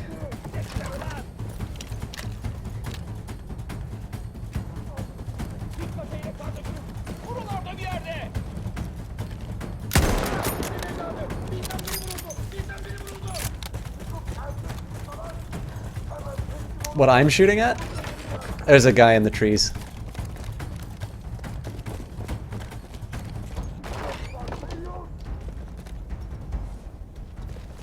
I will admit, this is, I like the design of this level. It's exciting to run through, but it's not, oh, son of a bitch. Jump off! I don't even know where that's coming from. Fuck.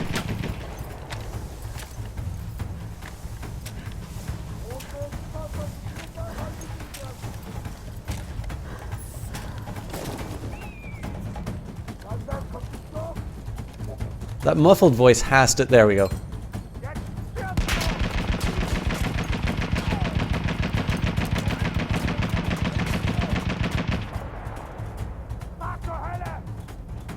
Enjoy your breakfast. You're kidding me.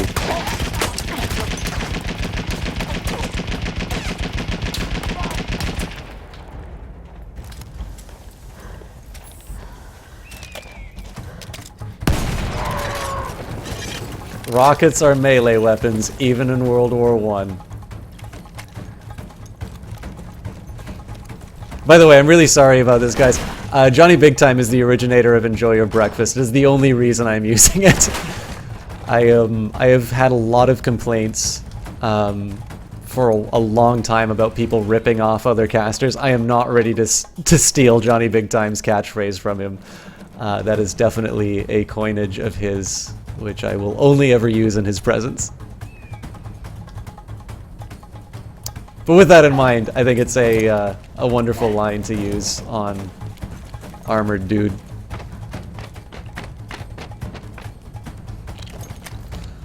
Alright. I think I'm going to use this break to try and get some intel if I can.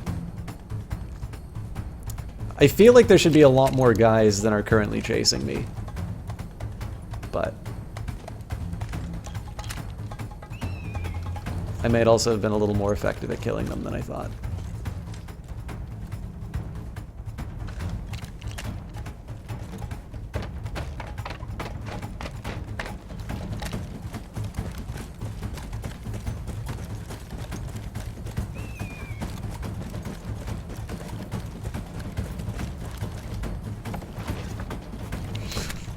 All this dynamite.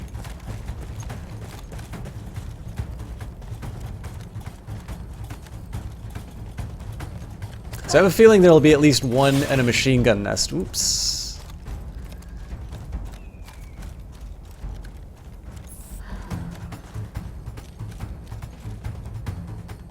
See, that water tower is a good spot for me to go to. But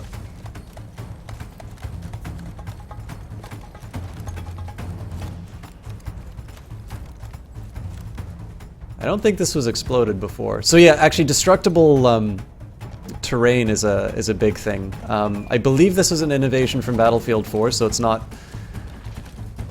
unique to this game. But it's the first I've experienced it because I have not played Battlefield 4 yet.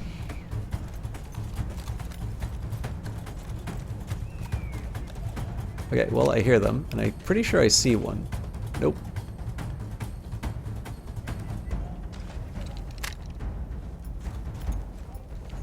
Alright, you know what? Let's see if I can make use of...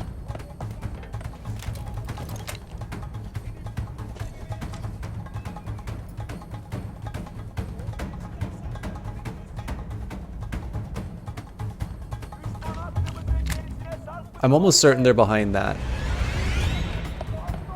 Well, somebody saw me.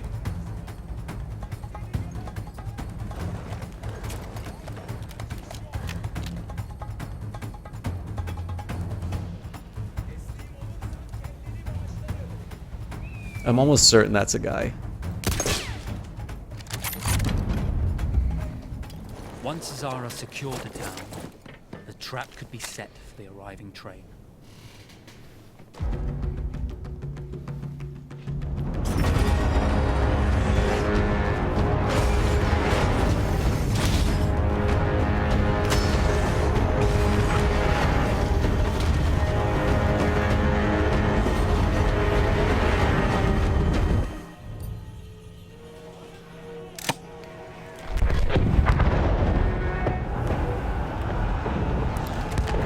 Oh, this is great. I was really hoping I would get to do one of these train attacks.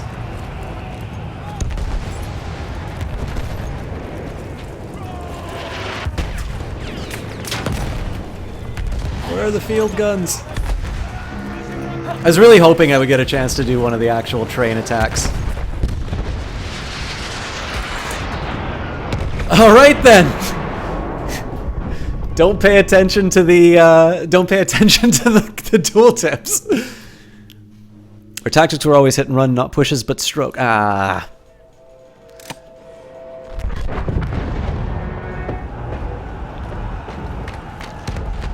So I don't know if it ever got as elaborate as that, Johnny Big Time, but there is actual sort of historical precedence for using something like that. The raids on the trains were actually a big problem. Oops.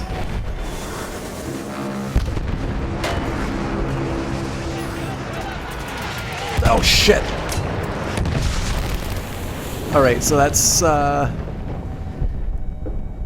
not just an artillery problem.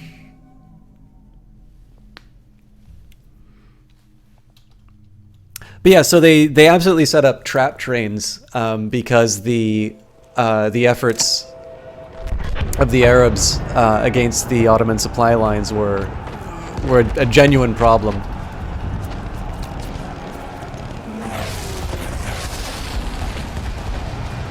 Where are the field guns? Damn it!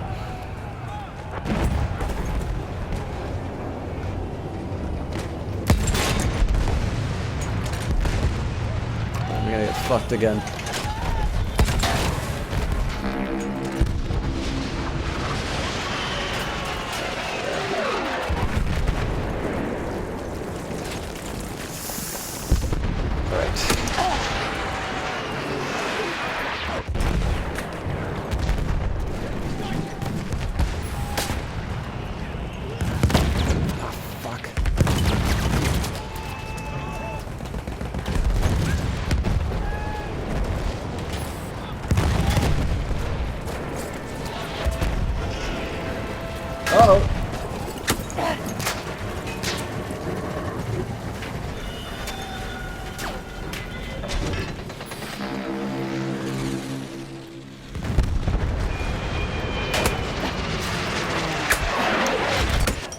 Are you kidding me?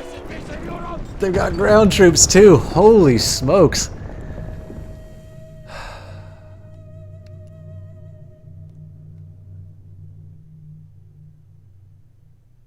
This is a tough A tough this has to be the closer.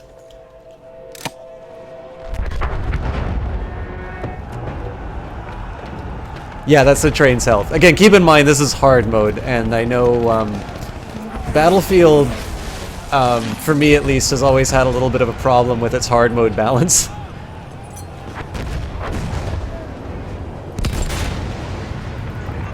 Alright, if I can aim at those turrets, so much the better, but...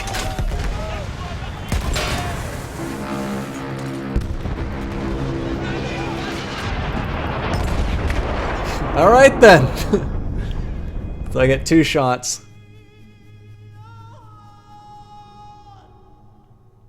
We never tried to maintain or... So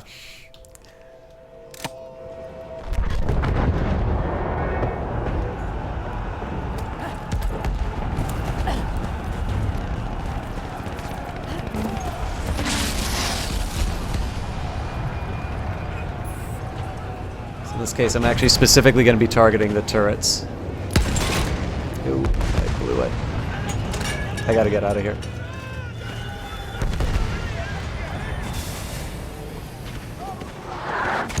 Okay, good to go now.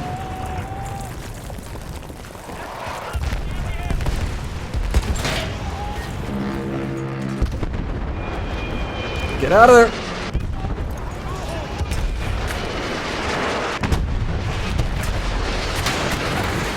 Okay, that's good, we got one of the turrets off.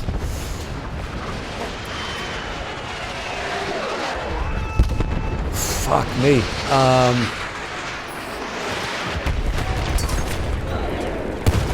Oh shit. I meant to use the rocket grenade. The rocket launcher. I'm still trying to figure out whether or not those planes are friendly or not. I'm going to assume no. I think I know how to do this though.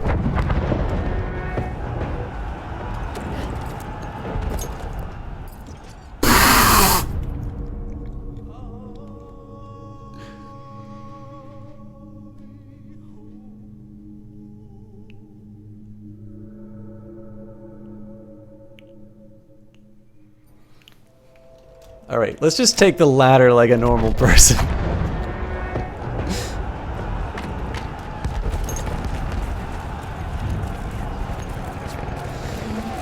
So definitely had the right idea with popping the top off those turrets, and I definitely want to be working on the machine guns over the mortars.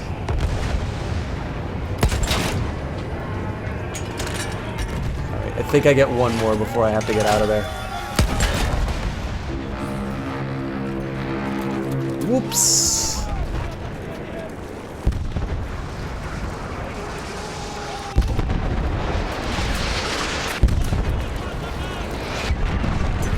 Ah!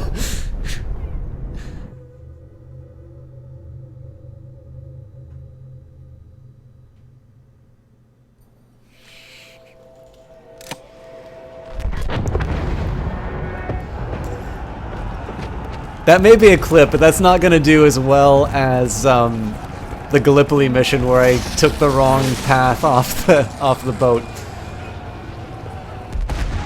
Alright, early damage first. I'll aim at a turret second, and then I'm getting the hell out of there.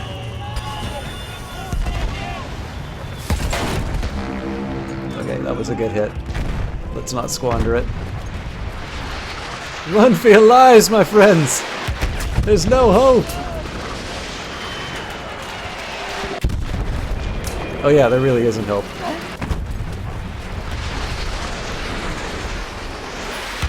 There's gotta be a way I can deal with those things. No.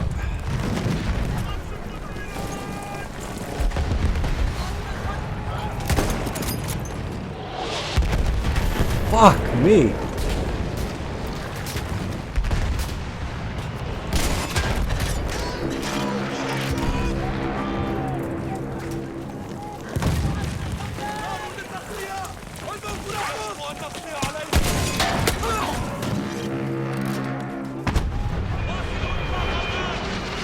Please don't hit me, please don't hit me!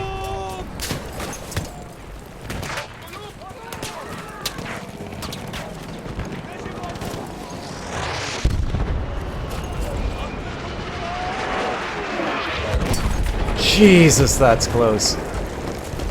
Okay, guys, this game is amazing, and you need to buy it.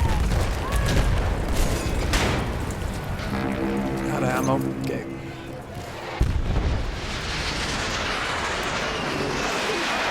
There is nothing quite like playing a World War I game where you hear a plane go over your head and destroy the building in front of you. Like, this...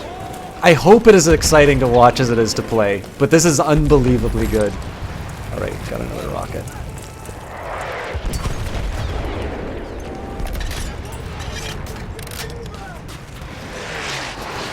Jesus fucking Christ.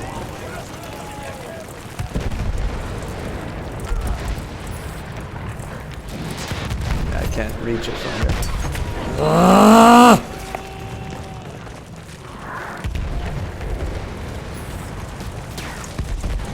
Was it really 50% off?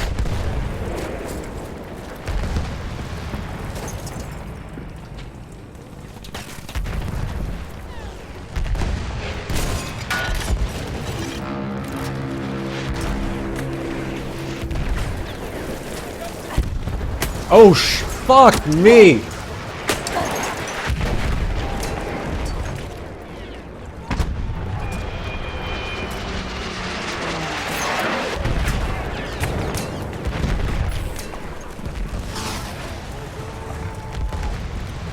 That was like Han Solo charging into the stormtroopers.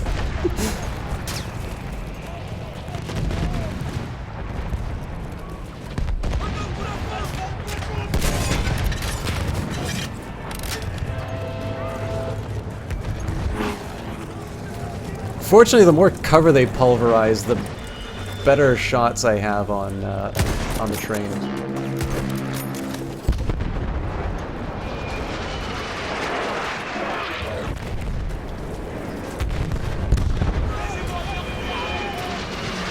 I've got to do something about these mortars.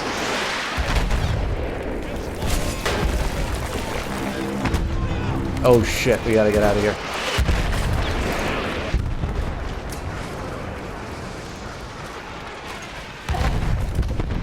I'm not ready to use the horse yet.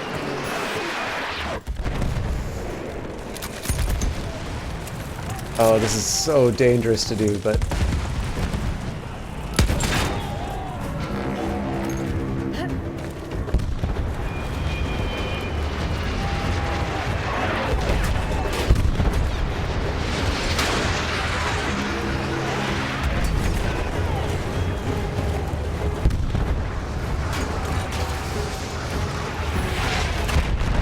Oh no! You just need one hit and you're done on that.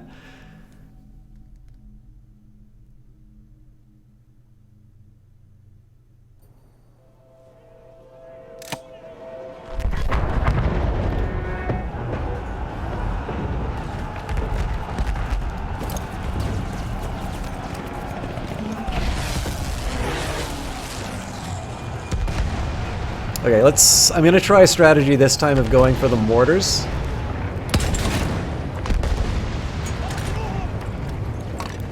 Just because those are insta-kills, they actually keep me from, you know what, take targets of opportunity.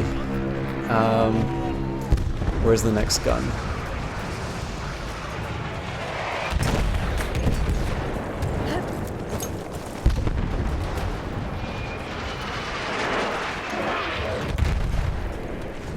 Please make it count. Nah, this isn't gonna work.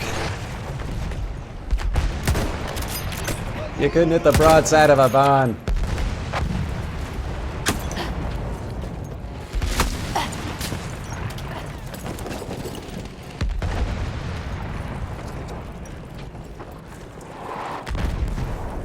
Limpet charge.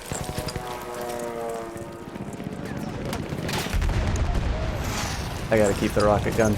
There's no way I'm getting close enough to the train for that.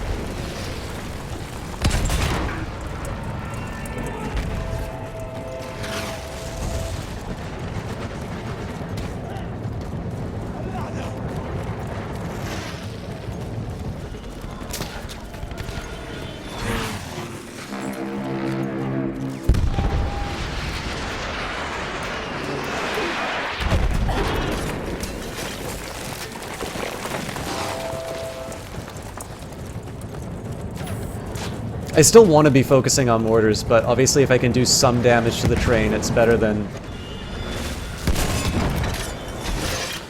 just standing there waiting for him to kill me. Oh, there was a gun. Where is it?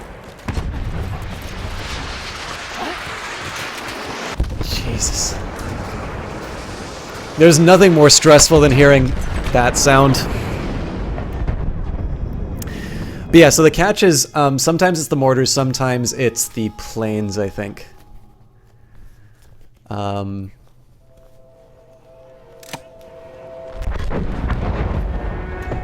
Okay. I'm going to take a slightly different approach with the... I'm going to just dump these dynamite sticks.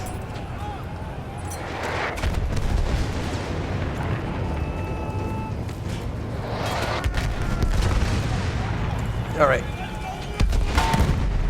That's a nice quarter of the health.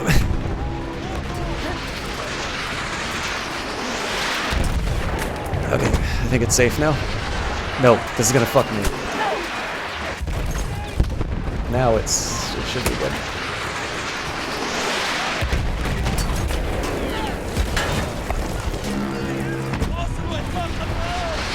Get out of there. Oh my god, I can't believe I lived.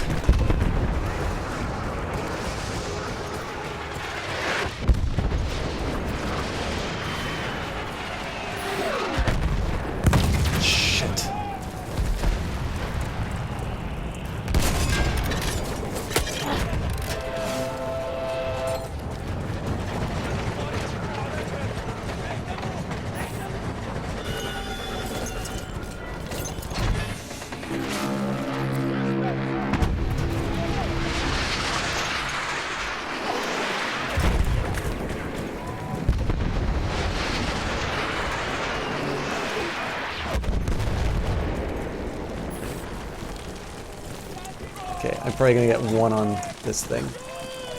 Make it count.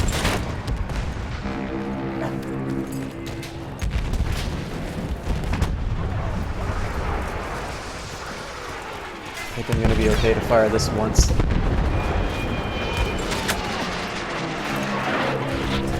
Yep, that would have fucked me.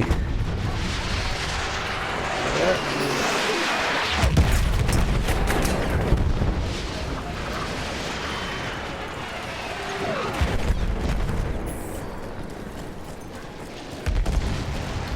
Okay, that's not heading towards me. Oh god, it's gonna take me too long to get there though. That's gotta kill it. Oh shit, it's still up. Okay. Okay, it's moving, so I'll have a quick second to... I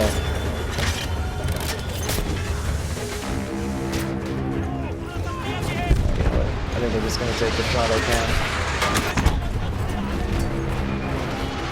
Alright, we're making some progress. Unfortunately, I'm out of explosives for the next little bit, so I gotta run from cache to cache until I can find some.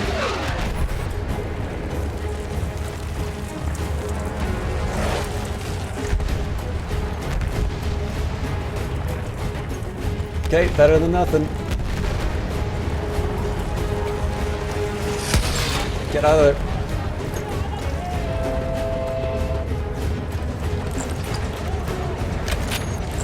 Not good enough.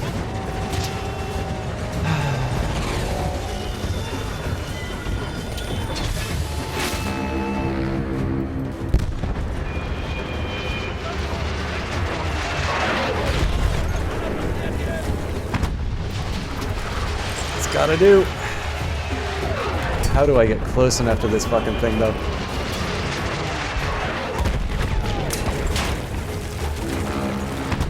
I think I can get one more. Nope, get out of there, get out!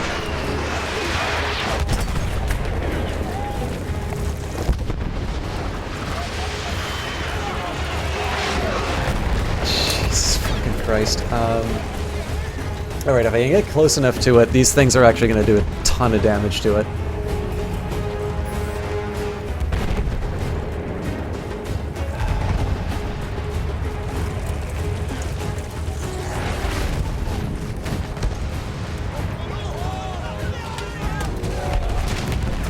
Can't believe I'm doing this.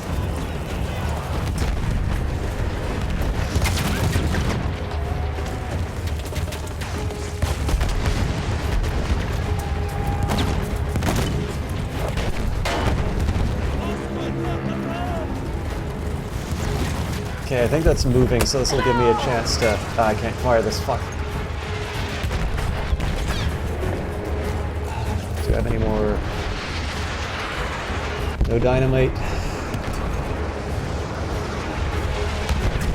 I need more explosives. Alright, there's a mortar, or a, some artillery.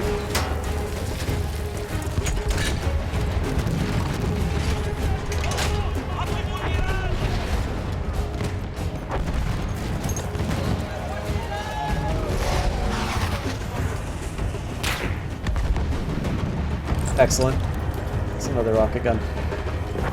Okay, so I'm going to take out the turrets first, because those are going to be one of my bigger problems now that we're up close.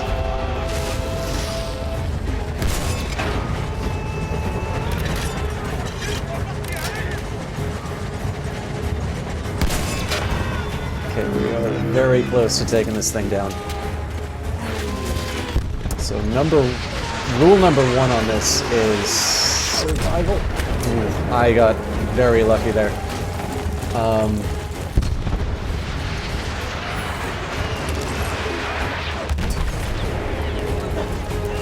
fuck, more Ottomans.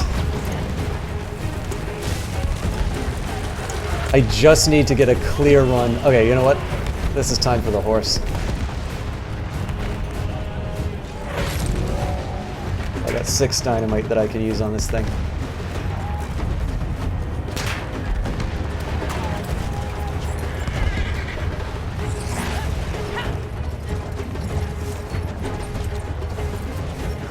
Oh, Jesus Christ. I hope I've got more of those.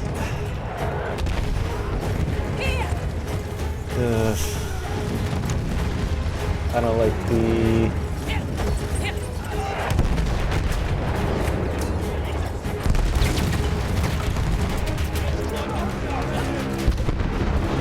We're close!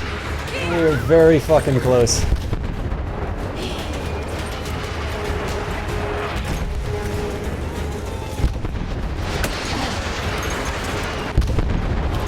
I just basically got to get up there and fire one more off without dying.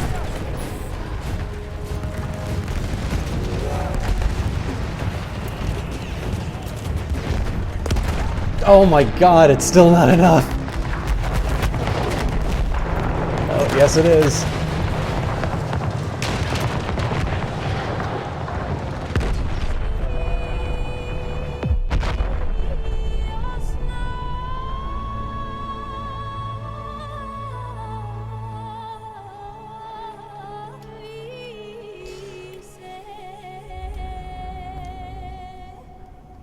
That is a very satisfying win.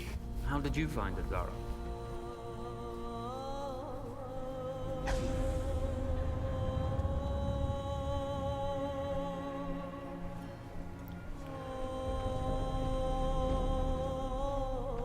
And you're right, we do need to think bigger, act bigger. Maybe even the Suez Canal.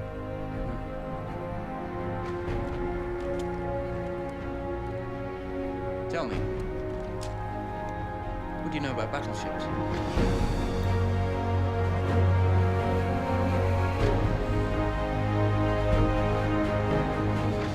The end of the Great War saw the Ottomans driven from Arabia. However, the empires of Britain and France reneged on their promise of Arab independence.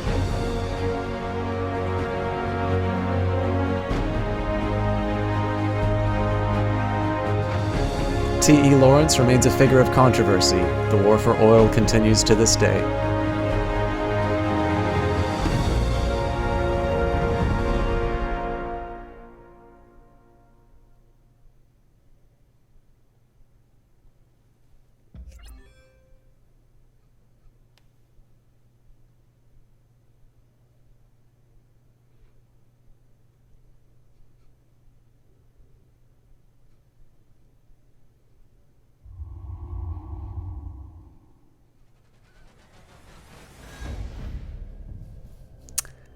And that, ladies and gentlemen, is the single-player campaign for Battlefield 1. I will let you enjoy the nice orchestral version of the Battlefield theme.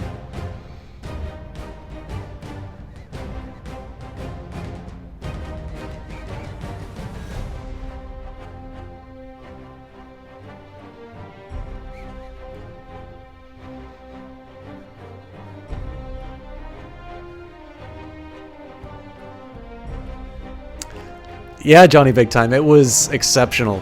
I really liked it. I'm sorry that the end of that final campaign basically just consisted in a long stream of me swearing. But I think that is one of the things that makes this a really effective single-player campaign, is that to have the mayhem going on around you, to see the explosions, the destruction of the terrain, you know, not really knowing what's going to be around the corner. It's amazing. Now, Elkanu, I got a quick question for you. Have you seen the prologue to this game? Because I know I've done it on stream before, but I love showing people how this game starts. I know most of you have, I think. But I'm willing to do one last ride on this. You did not. Okay, Elkanu, I am going to show you how this game starts. This thing has got one of the most intense openings to a game that I've seen. You saw the pigeon. Okay. So guys, you don't get to see these stories first. I'm actually tempted just to do the single player campaign again, to be honest. Maybe I'll do an encore if oh shit. Okay, I'm going to do Remember Us first, and then we're going to start... actually, you know what?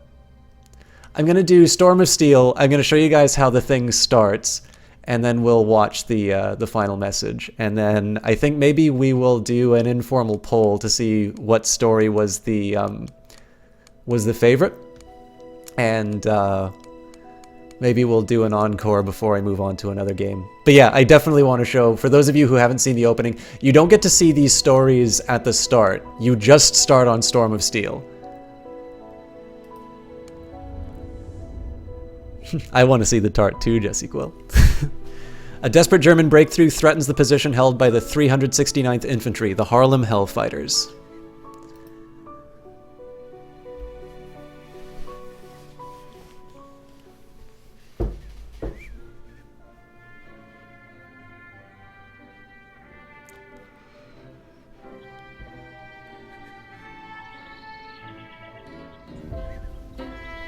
I'm actually turning the volume up for this.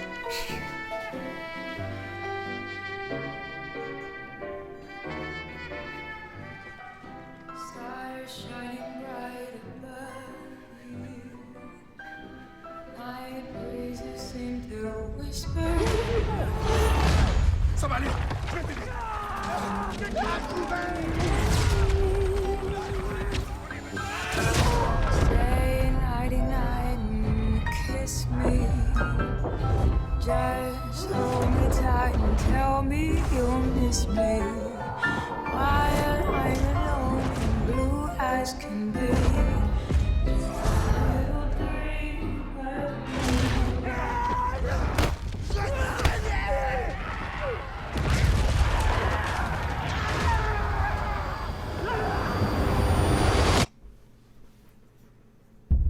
Battlefield 1 is based upon events that unfolded over 100 years ago. More than 60 million soldiers fought in the war to end all wars. It ended nothing. Yet it changed the world forever.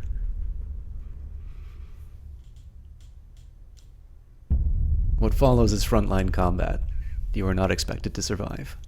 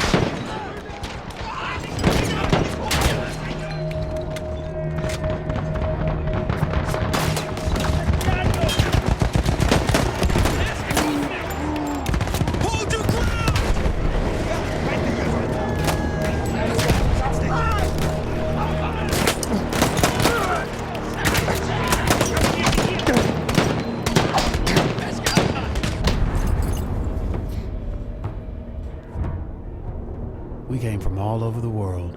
So many of us thinking this war would be our rite of passage, our great adventure. Let me tell you, it was no adventure.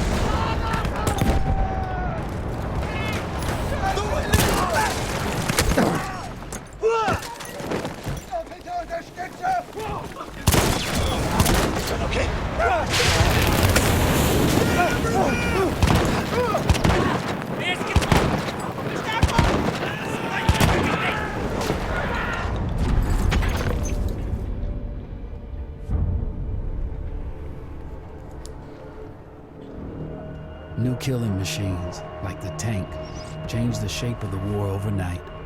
Luckily, they were mostly on our side. Mostly. The boys of the church are overrun. We need to push through. PBI are counting on us.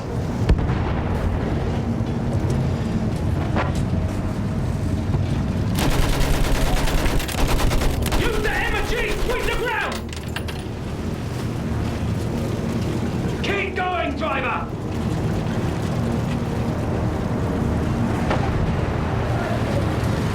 That's our flying boys up there! Keep your eyes on the ground, son! They're moving in from the trenches! Use that machine gun! Mow them down! We've got them on the run! Push on! Forward! For king and country!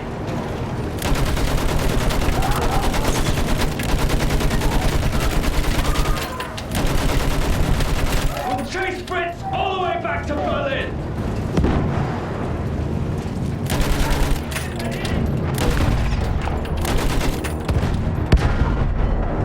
Welcome to the report! We're just a big fat target for that thing! Move, driver! Go around! If you get a clear shot on that blasted field gun, you take it!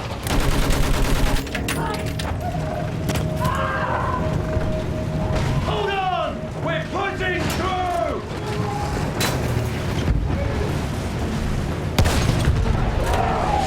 Good job!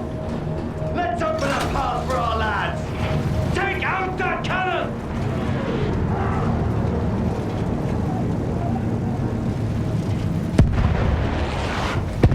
Stay focused, men! Push on, damn it! We're almost through! Fire at anything that moves! We're gonna make it! Shit! Incoming!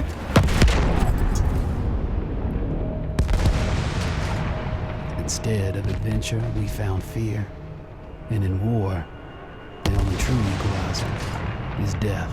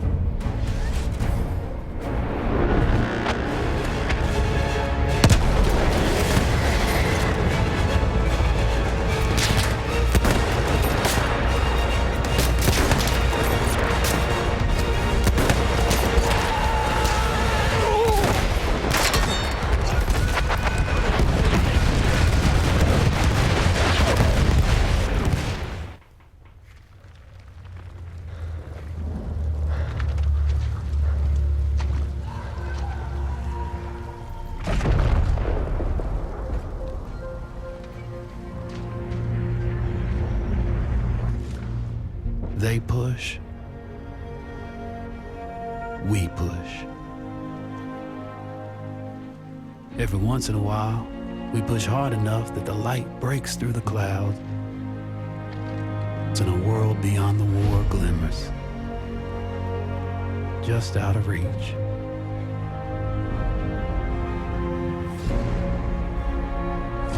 The war is the world, and the world is the war. But behind every gun sight is a human being. We are those people. We are the jaded, and we are the naive. We are the honorable and the criminal. We are the bound for legend and the lost to history. We are the knights of the sky, the ghosts in the desert, and the rats in the mud. These are our stories.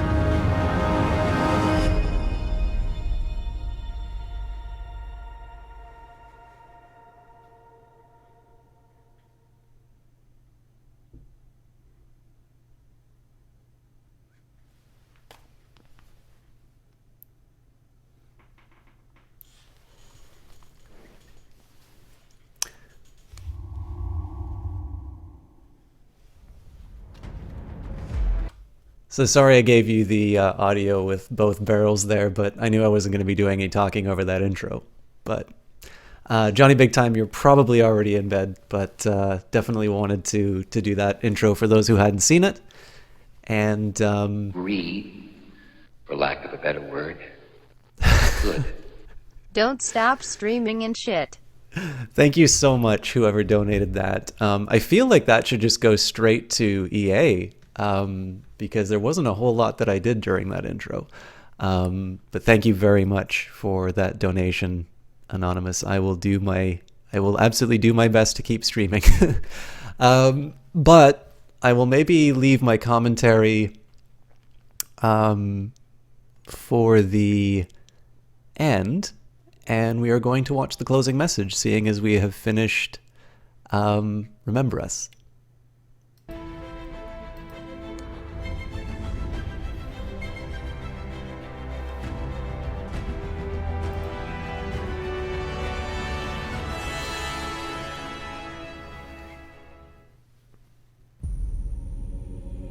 One day, all this will be over. The war to end all wars will be won by one side or the other. The guns will rust, grass will grow, and there'll be nothing left of any of this. The land will heal itself, as everything does in the end. We'll be long gone by then, but maybe not forgotten. History only remembers 1 in 1,000 of us. Then the future will be filled with stories of who we were and what we did, how we lived, how we fought, and how we died. When this is all over and the war is won, they will remember us. But until that day comes, we will stand. We will look death in the eye. And we will fight.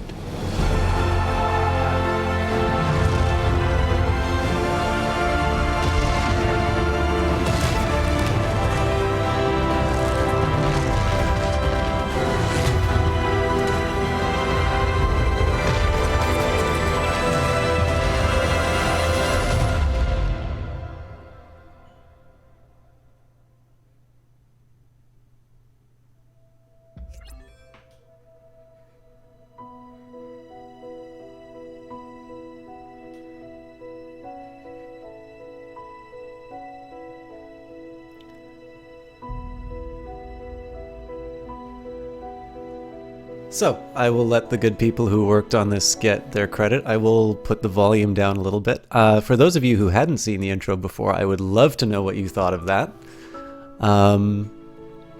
And I'd also love to hear, so I think there's 12 of you in the channel right now. I don't know about active chatters, but for those of you who've seen some of these stories, whether you've seen them on my stream or not, I'd love to do an encore of whatever story you thought was your favorite, or whichever one you'd like to see again.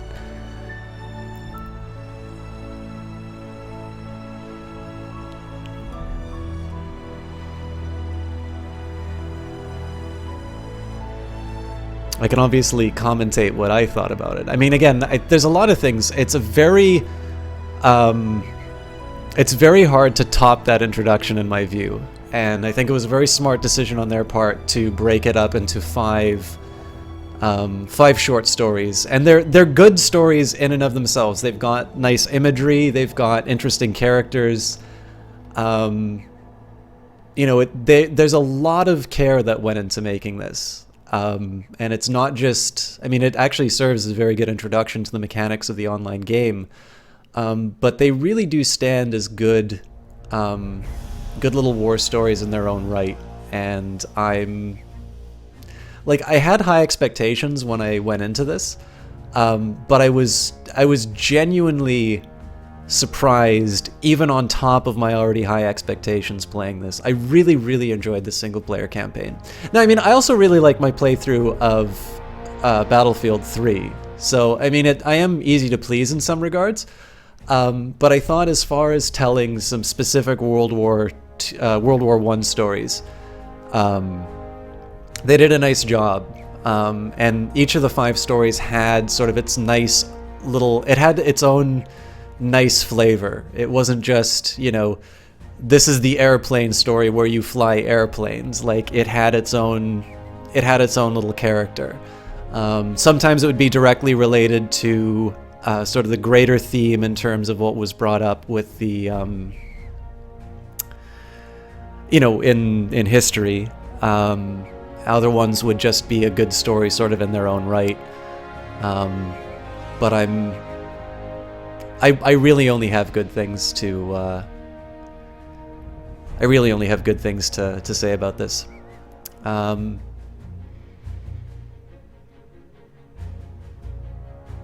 think maybe to reiterate something I said before, like the only complaint that I could give would just be the fact that there's a mission. El Canu, I've played Valiant Hearts. I thought that was a wonderful game too. Actually, I think Valiant Hearts has a lot more in common with Paths of Glory than maybe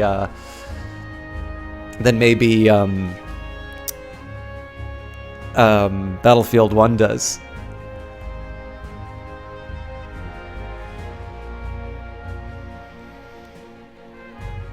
Oh, MechWarrior 2 is a good one, Runebroder. I think that was my first MechWarrior game. It is El Canu, and I particularly love their ability to do visual storytelling. Another thing that I loved, so I think there's actually 2 really good approaches to World War I between Valiant Hearts and Battlefield 1. So Valiant Hearts is a smaller game. I think it's Ubisoft Montpellier. I probably pronounced the studio wrong, but it's a smaller scale budget. It's a very wonderful story, and what it does is it gives you little bits of history in between in the game, and you can sort of unlock these. You can unlock these little details, and it's I'd say probably like a puzzle platformer is the best way that I could define Valiant Hearts. Beautiful game in its own right. And the way that it sort of educates you on history is to have these little segments that you can click on and you can read. And Montpellier?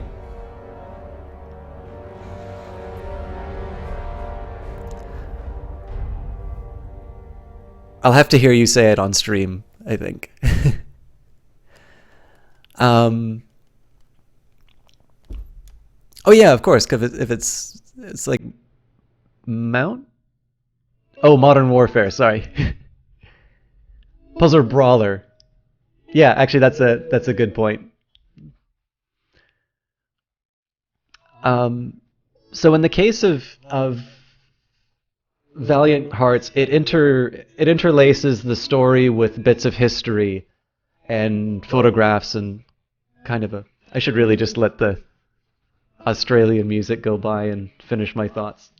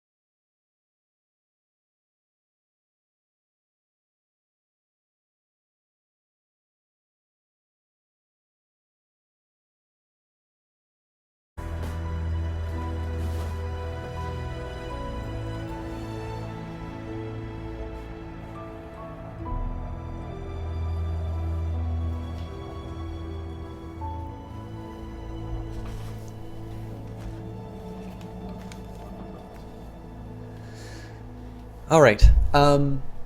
So I was talking about the two different approaches of these two games. So in the case of Valiant Hearts, which can sort of afford to take its time a little bit and interleave the history in terms of sort of a scrapbook of the events that occurred, it confronts you directly with live photos and some bits of history that you may not know. In the case of Battlefield 1, it also does this, although it leaves it as unlockable things to discover with your codex entries and little bits that you see in between the individual stories that are given. However, I do think in the case of Battlefield it's the appropriate approach because it's an action game. It kind of needs to keep things moving. And the last thing that you want to do is present history and World War I and such an important and a very largely understudied war. You don't want to just be rushing past it in the name of getting to the next action sequence. And so I think the biggest thing for Battlefield 1 that I hope, and I think is probably the case, would be that this is a game that hopefully it sort of inspires people, having gone through these stories and having such a good ride. It motivates people to go and do some research, whether this is to look up a Wikipedia article or to, all right, have a good one, El Canoe. Thanks a lot for stopping by. And guys, please, if you're not following El Canoe, definitely check out his channel. He's an outstanding caster, and I always look forward to being able to catch him. Have a wonderful night, El Canoe, and I'll see you next time in your place, probably. So my hope here, of course, is that with a new generation being exposed to Battlefield 1, maybe even if that starts a Wikipedia search and they maybe go and pick up a book following it, they'll move forward. But I think the last thing, having gone through this stories, and I would love to have some votes in terms of which of these war stories we're going to use as an encore, but I thought one of the most important things that came out of World War I is the poetry. And Wilfred Owen is certainly a very famous example of it. But Wilfred Owen was in awe of a poet, Siegfried Sassoon, who actually wrote a letter saying that he could no longer support the war and was committed to a mental asylum for it. Owen was actually held in the same asylum for shell shock. And so I thought I would do Twitch be damned. Thought I would do one of each. So both of these are people who fought in World War I, and these are poems by soldiers inside World War I. So we've got A Whispered Tale by Siegfried Sassoon. I'd heard fool heroes brag of where they'd been, with stories of the glories that they'd seen. But you, good simple soldiers, seasoned well, in woods and posts and crater lines of hell, who dodge remembered crumps with wry grimace, endured experience in your queer kind face, fatigues and vigils haunting nerve-strained eyes, and both your brothers killed to make you wise. You had no babbling phrases, what you said was like a message from the maimed and dead. But memory brought the voice I knew, whose note was muted when they shot you in the throat, and still you whisper of the war and find sour jokes for all those horrors left behind. Hello, Mr. Franz. And then one of the most famous World War I poems comes from Wilfred Owen, and in fact Siegfried Sassoon helped him complete this. But for those of you who've not heard it, this is probably one of the most famous and most important poems to come out of the First World War from somebody in the trenches, and I think it's pretty clear when you consider the content that's in this. It's called Dulce e decorum est. Bent double like old baggers under sacks, knock-kneed, coughing like hags, we cursed through the sludge, till on haunting flares we turned our backs, and towards our distant rest began to trudge. Men marched asleep, many had lost their boots, but limped on bloodshod. All went lame, all blind, drunk with fatigue, deaf even to the hoots of gas shells dropping softly behind. Gas. Gas! Quick, boys! An ecstasy of fumbling. fitting the clumsy helmets just in time, but someone still was yelling out and stumbling, and floundering like a man on fire or lime, dim through the misty panes of thick green light, as under a green sea I saw him drowning. In all my dreams before my helpless sight, he plunges at me, guttering, choking, drowning. If in some smothering dreams you could pace behind the wagon that we flung him in, and watch the white eyes writhing in his face, his hanging face like a devil sick of sin, if you could hear at every jolt the blood come gargling from froth-corrupted lungs, obscene as cancer, bitter as the cud, of vile incurable sores on innocent tongues, my friend, you would not tell with such high zest to children ardent for some desperate glory the old lie, dulce e decorum est, pro patria mori.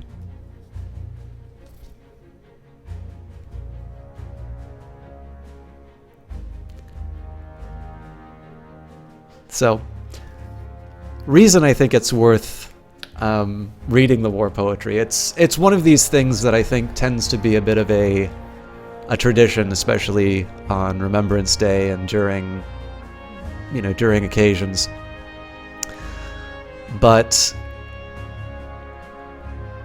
one of the particular reasons why I think it's important to remember figures like Sassoon and Wilfred Owen would be that in the end, Battlefield 1 is a game that's presented to us with the benefit of hindsight. Basically, it's, 100-year-old war, over 100-year-old war. And in the end, we have our works of art, we have our works of entertainment, we have the stories that we tell and the ways that we present this history. But in the end, the First World War gave an entire branch of literature, storytelling, also moments of great courage, and a new way of looking at war. Unfortunately, far too late to prevent what happened during it. But my hope always is that a game like Battlefield 1 or Valiant Hearts, or any of this, I'm sure now, with the success of Battlefield 1, I think probably more games will be willing to take on this subject, and maybe we can finally gain a little bit of a better understanding and more literacy about what happened inside that war. But the biggest thing is not to forget the works produced at the time by the people who actually experienced those things. Those are just two poems from two very important authors around that time. And so in this case, poetry is not always somebody's cup of tea, but it's probably something you can take up because, of course, it's going to be shorter than a history book, and in the end written by people who experienced what went up there. So guys, with that in mind, I'm willing to do one more game. I haven't heard anybody talk about what their favorite story was. So just a quick recap for those of you who maybe don't recall the exact titles. Through Mud and Blood was the story of kind of a chauffeur who got brought onto the British tank. Friends in High Places is sort of the story of the roguish character who wound up stealing the plane from the aristocratic Brit, and also got caught behind enemy lines. Avanti Savoia is the Italian campaign, the one where you start off in the suit of armor and you're trying to find your friend Matteo. The Runner is the story of Gallipoli, where you play a war hero who attempts to protect sort of the runner, the person who lied about his age to enter into the war. And I am willing to do, if you'd like, I'll do Nothing Is Written again, which was the game that we played tonight.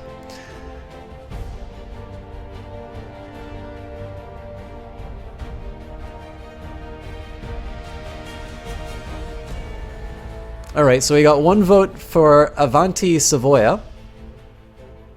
It's actually kind of funny, Jesse Quill, because it was probably the one that I didn't remember as much.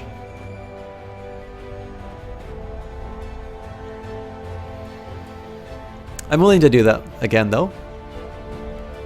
Well, I'll find out, Jess. It may actually be his brother. But I do kind of want to do at least one of these, so... barring any further input, we will do Avanti Savoia again.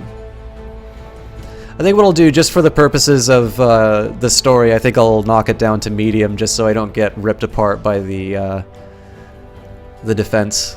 I'll still probably wind up getting clobbered, but...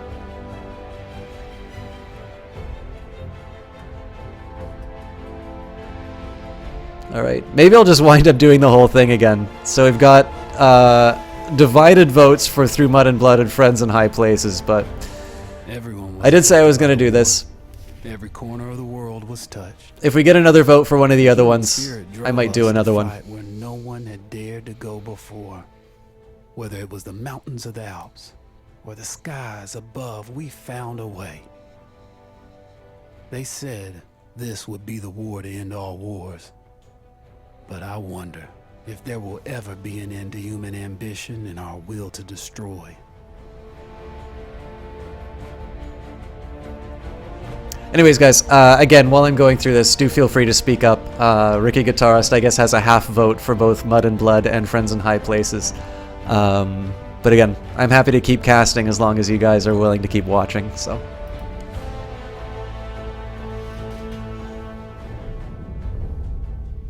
Dolomites, Northern Italy, fall 1918. Italy and Austro-Hungary are deadlocked amongst the Alps. Braced by snow-capped mountains, neither side can find a way to dislodge their enemy. Regular forces dig in and reinforce their positions. Meanwhile, an elite mountaineer regiment prepares an unorthodox assault. This unit specializes in high-risk tactics. They are called the Arditi. The Arditi motto, O la vittoria o tutti accompati. We either win or we all die.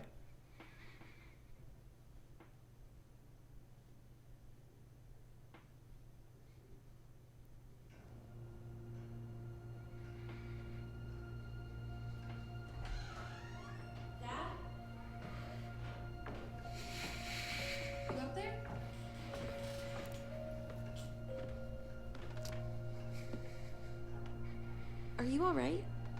We're ready for you to cut the cake. Wow, these are incredible. Yes, it was an incredible time. You looked very handsome in that uniform. That's not me, that's Matteo. Oh, of course. I'm sorry, Dad. Take as long as you need. No, it's okay, Tesoro. It's time I told you what happened to him. It was during our last battle together, just a few days after our 21st birthday. My brother's battalion had been ordered to capture a fort deep into enemy territory. I wasn't going with him. I was part of a special unit with a different mission. Our task was to support Matteo's battalion. We were a proud unit. We changed the war for Italy. The Arditi.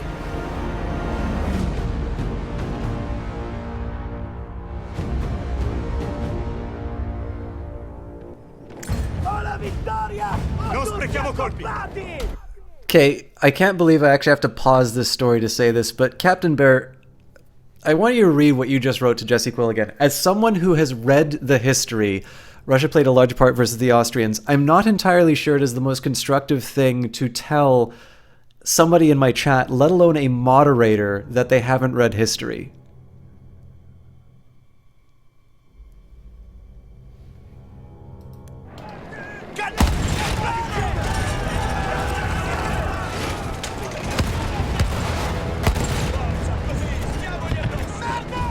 While Matteo was pushing forward, I had to fight up the mountain and take out anything targeting his unit. Just hearing this story makes me worry for you. Don't worry, I was in a full suit of armor. Besides, the Arditi were proud volunteers. We would have done anything for Italy. A church was sitting at the base of the path. Enemy troops had fortified it. I had to fight them first.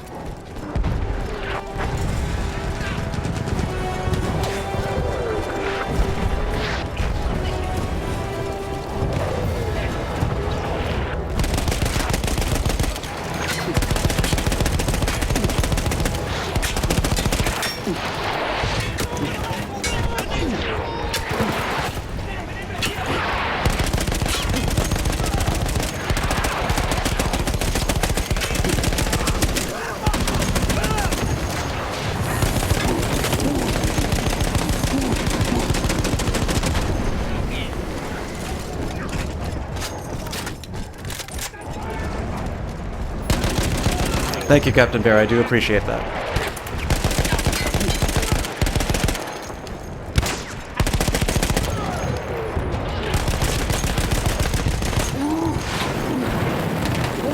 All that was left after the flame troops were some foot soldiers. After that, the church would be ours.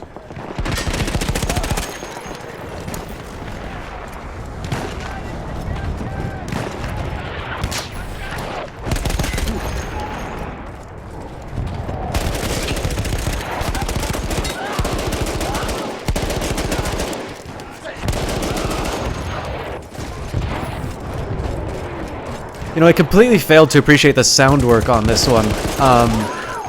Just hearing the different, kind of the different sounds for the shots based on the environment that you're in is a really nice touch that I completely failed the last time. Ricky Guitarist, I haven't actually spent that much time looking at the journals, so I couldn't tell you for sure. Oop, that was one of my guys.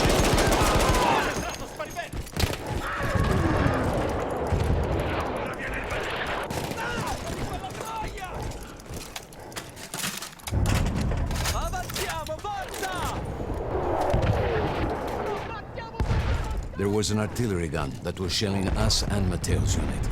I had to destroy it. And he was still heading to the fort? Right. I had to make sure he got there.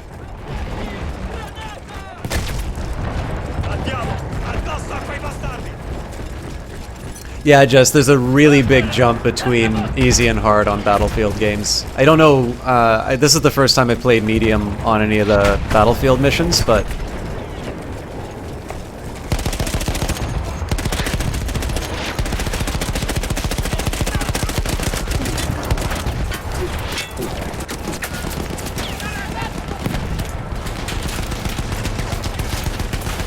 Oh, hello.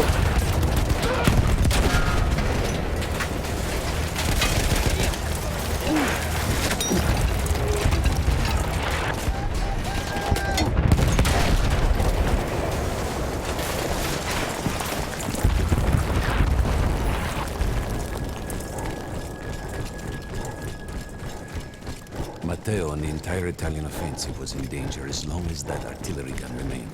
So I had to take it down.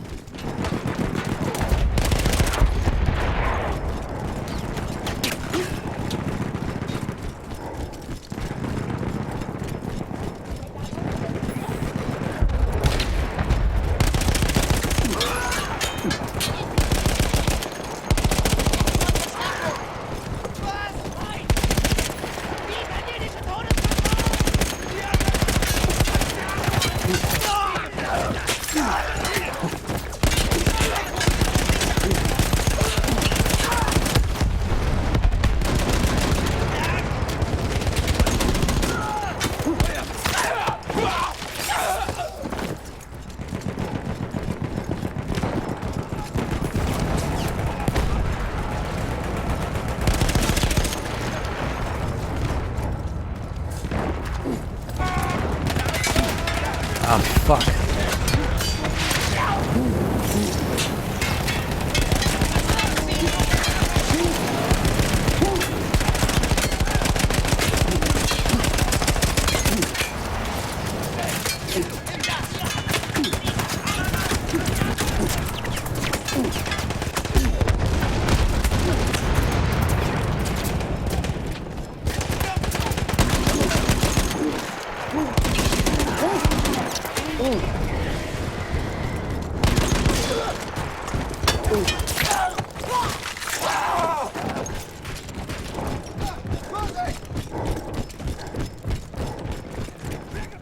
The only way to ensure that my men were safe was to blow up the gun itself.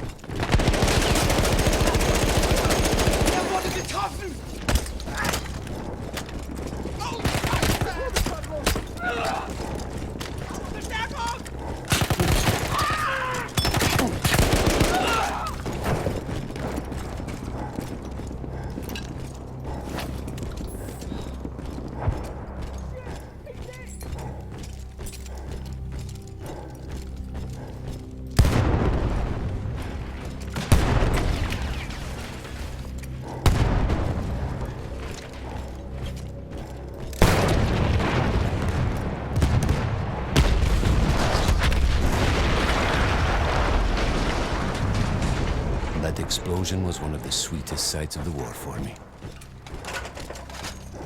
But there was no rest. I could see an anti-aircraft gun over the next ridge that was taking out our planes. And that was my next target.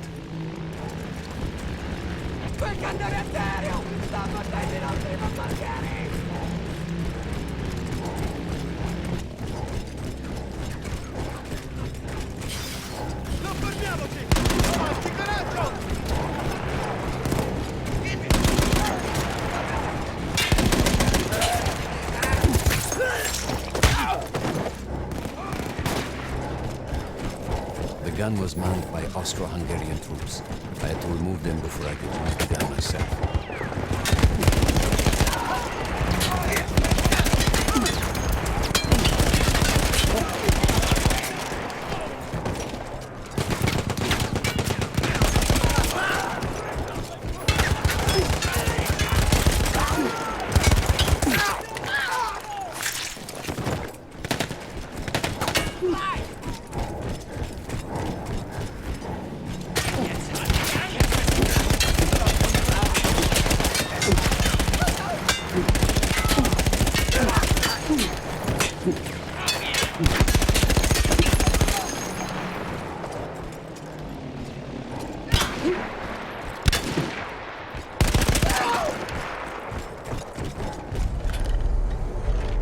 I take down the last man, but then I hear a noise that I will never forget. They were targeting Matteo's unit below me, so I do the only thing I can. It was me against an entire enemy bomber squadron.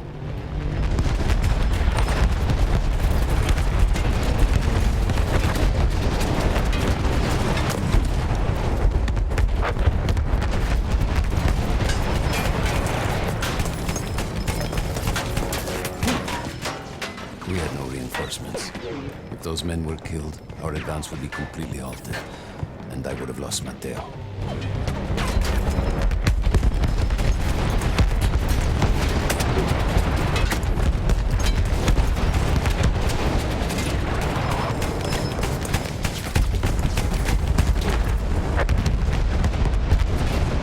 After the first few went down, they started targeting me.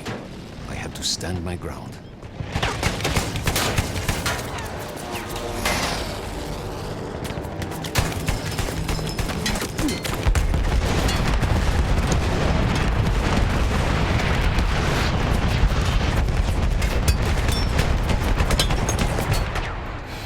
Yeah, it's really hard when they get one of those in there. I was hoping to do it perfect, but I know I struggled with those bombers last time anyway. It was me against an entire enemy bomber squadron.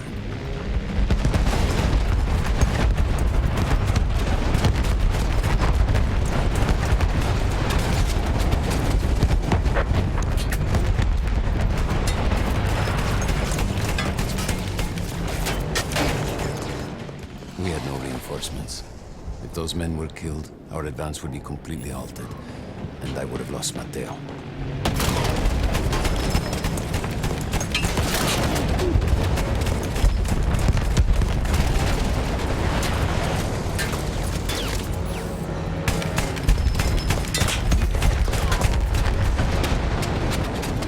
After the first few went down, they started targeting me. I had to stand my ground.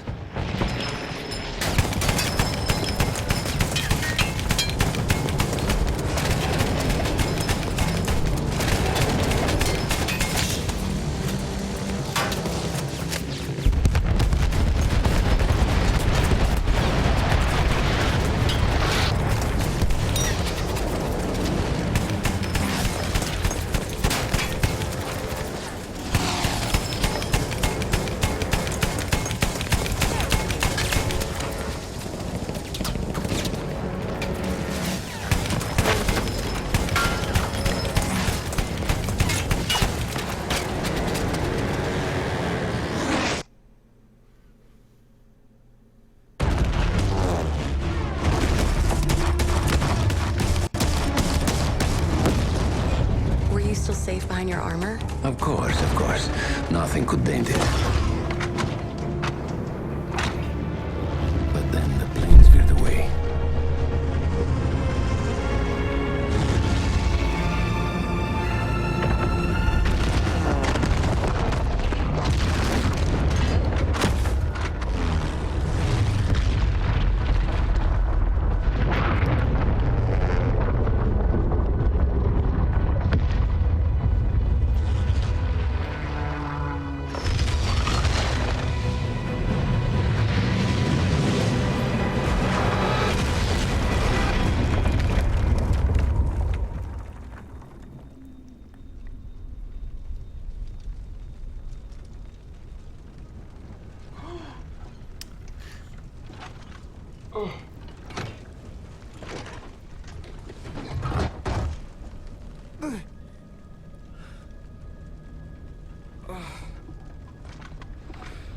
Guys, Jesse Quill can tell you about the first and only time I ever did VR.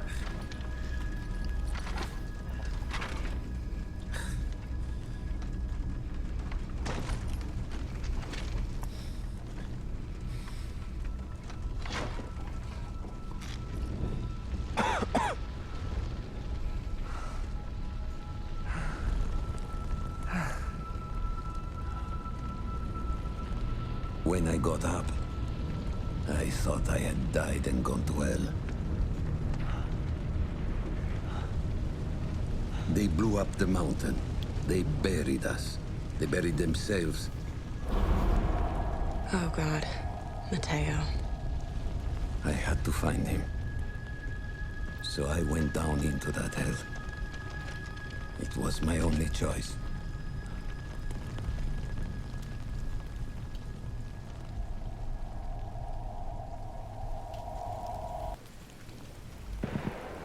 I had to find Matteo. He could have been anywhere.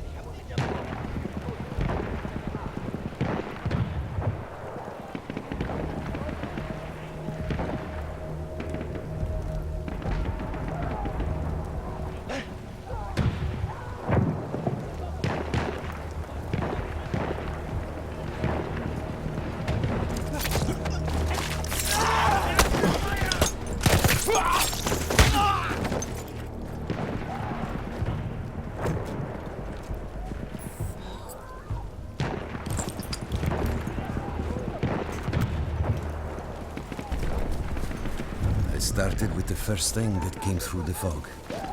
There were allies pinned inside lodges. I needed to save them.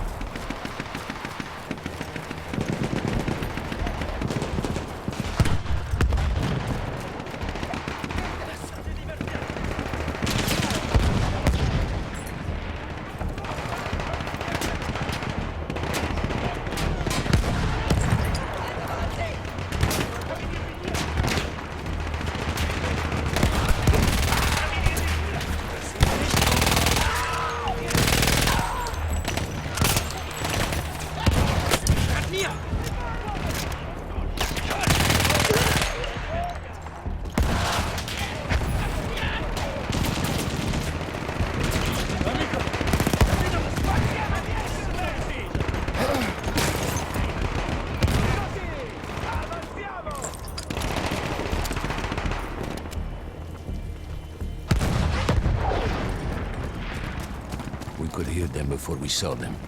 Armored vehicles coming from the enemy fort. But you didn't have your equipment anymore. There were crates of enemy weapons in the lodges that we scavenged and prepared ourselves with.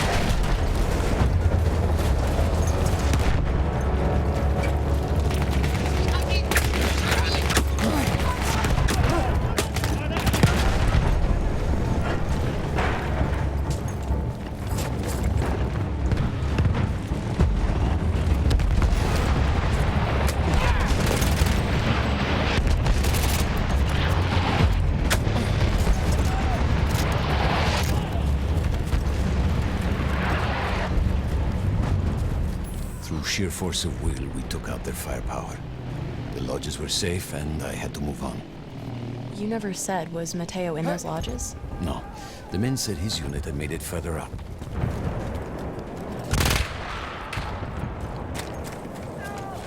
I have no idea what dab means.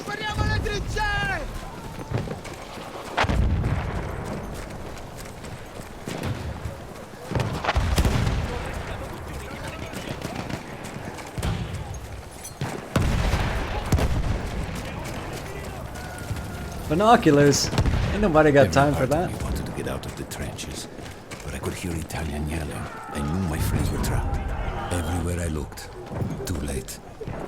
Mamma mia, look at all of the death! After a while, I couldn't even look at the bodies.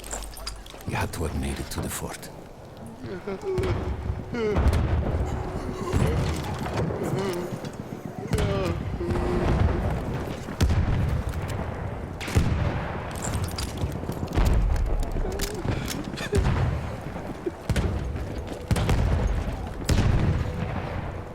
Look at me. Look at me!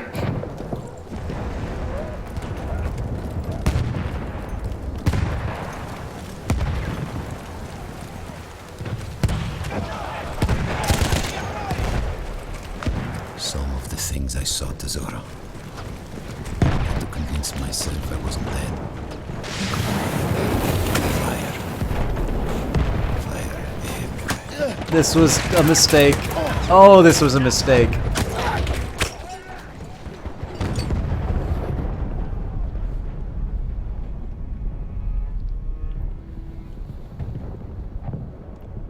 Was it a Rift, just equal? I thought it was an HTC Vive.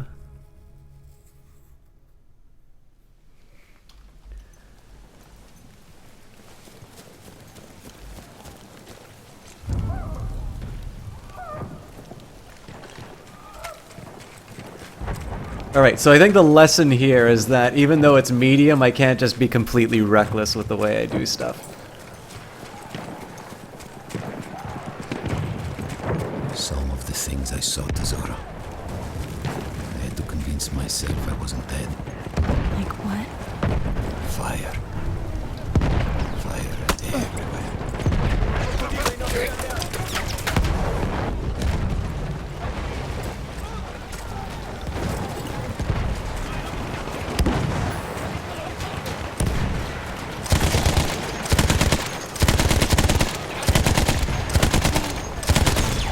Shit, that's a fire trooper.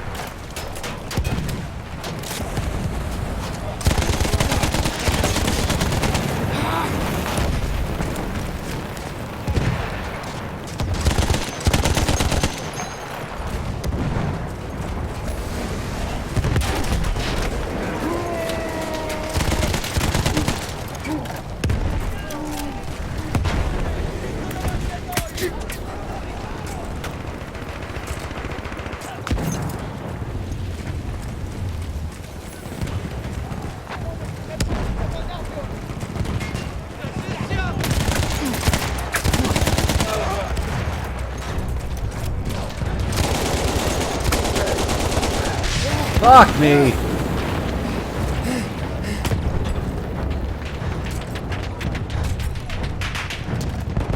I'm fucked.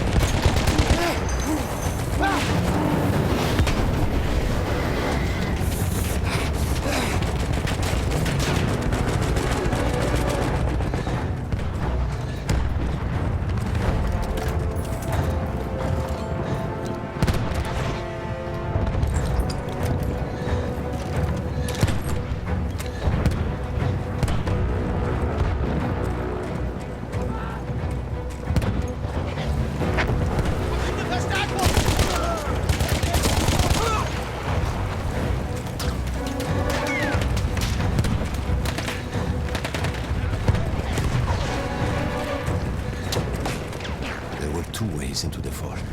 I could either go through the underground tunnels or above ground by circling around the back. Not through the front? I no longer had my armor. It was impossible.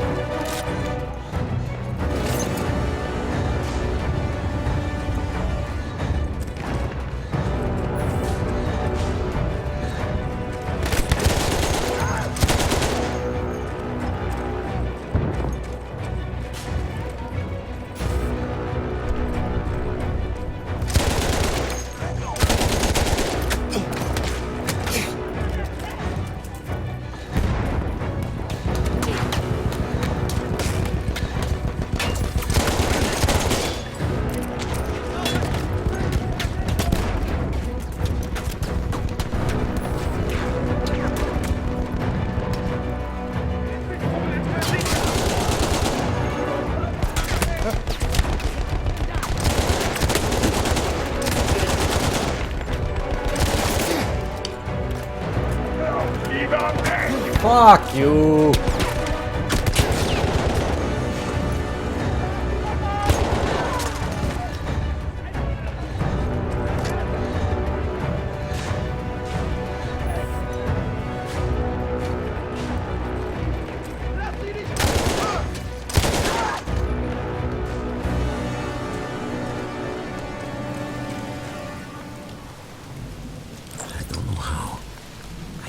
No, Matteo wasn't there.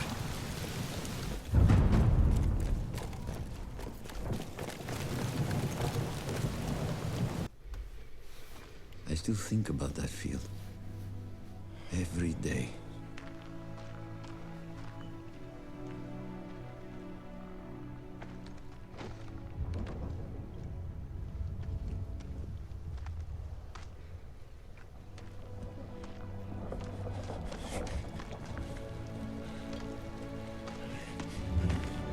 I'd almost stopped looking.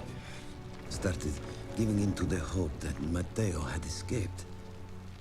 And then... No! No!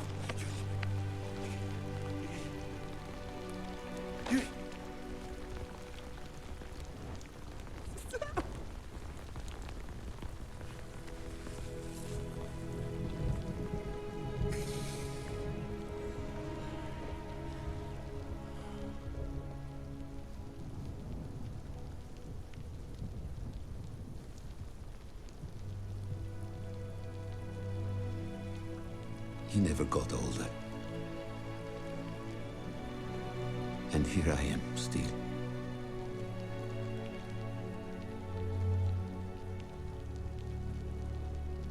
Who decides such things?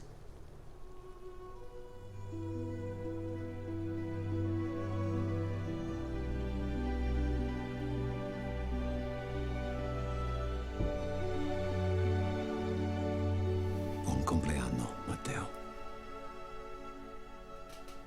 Upheaval followed the war. Empires collapsed, new countries were formed. The world and our view of it was changed forever.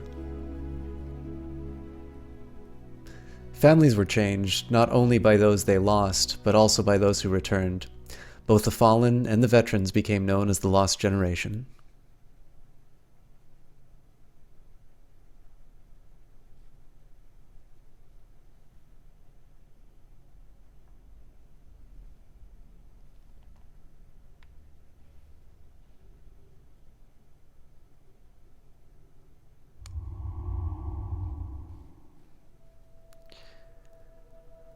Okay.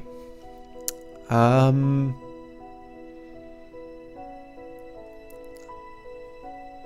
think it was Through Mud and Blood and Friends in High Places were the two that kind of got a half vote. I've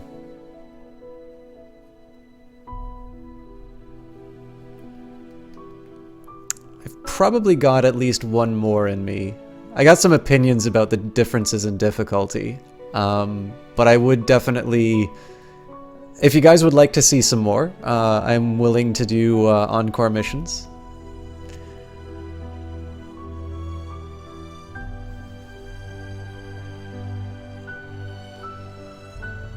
We can also just call it for the night.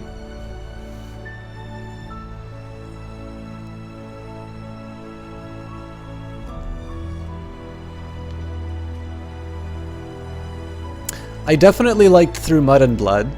I think probably my top three are, in not a particular order, would be Through Mud and Blood, The Runner, and Nothing Is Written for myself. We did Nothing Is Written tonight.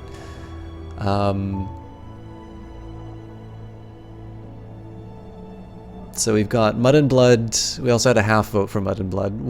Did anybody have any dissenting opinions?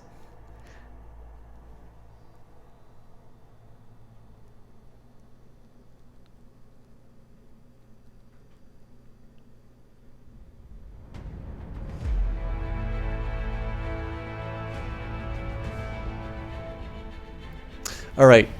Revenge of the Pigeon level, friends. My granddad fought in the Civil War. Before I left, he told me what it takes to stay alive, but nothing could have prepared me for what I saw. New machines of war, Like the tank could sometimes change the battlefield overnight. Luckily, they were mostly on our side. Mostly. So I'm going to do it on normal, because this was one that took me a really long time.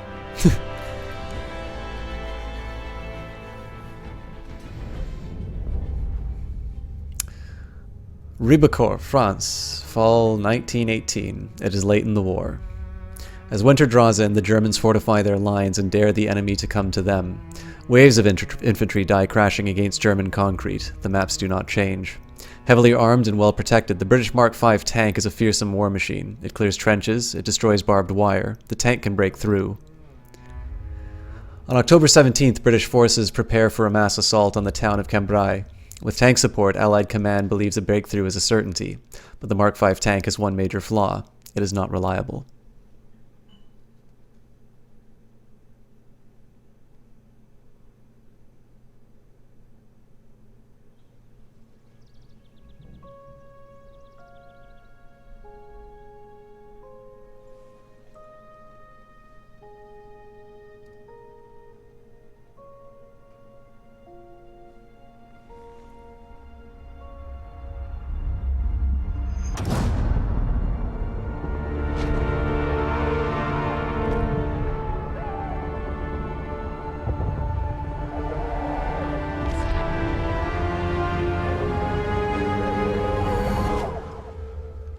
Edward.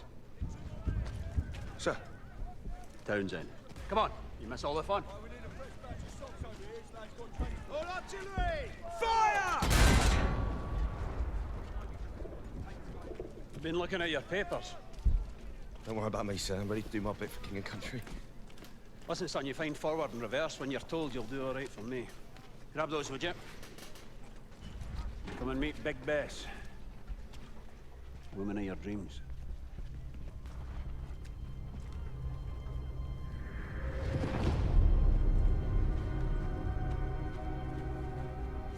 And our new driver, boys.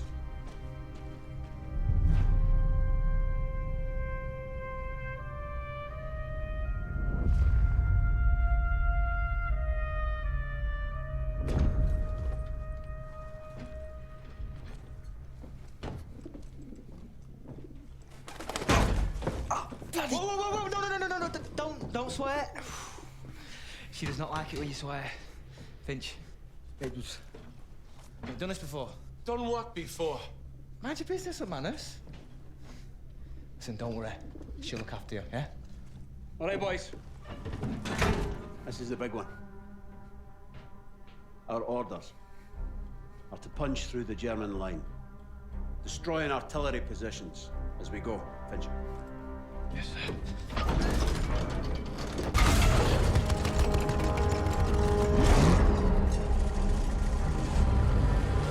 After that, we'll advance on the French town of Cambrai, where I have been assured there is wine, women, and song. So you should enjoy that. Ha, my man is wine. Jesus. Are we in safe hands or what, boys? All right, my boys. Remember, boys, do your jobs, take care of each other. Big Bess will take care of you. May the Lord have mercy on our souls. We'll get through this together, right, Edwards? Right, sir. Full ahead, driver!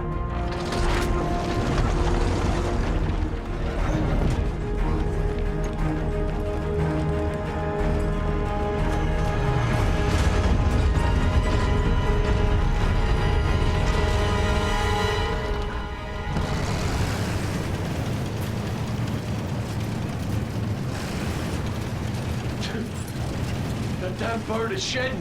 Molting, McManus.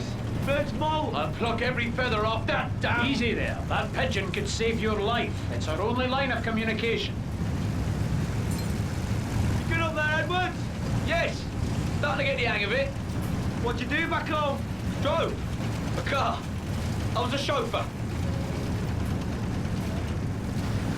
All stop. This is far enough. Infantry will go in the first whistle. Then we follow. Heavens above. You ever seen anything like this? I have, I'm sorry to say. Listen, we're going to cut down the guns up by that windmill.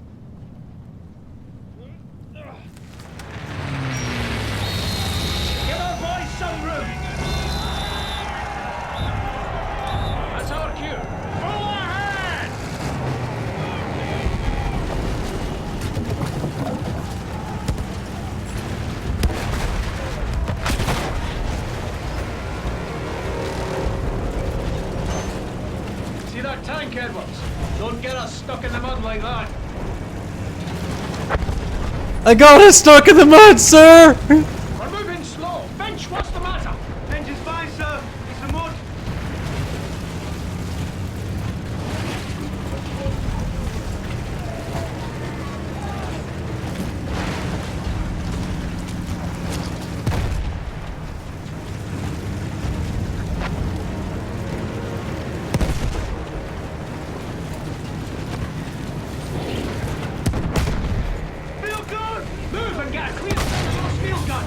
Appreciate not being a target, new boy! Run to keep them come! Keep your eyes peeled for more of those guns, lads!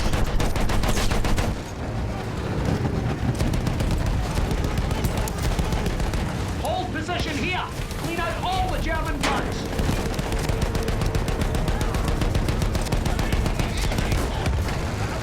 They're putting up a heck of a fight!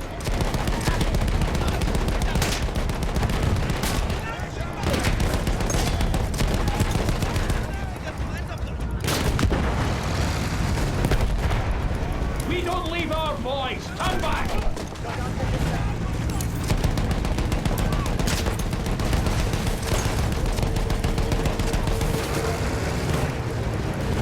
What for the money?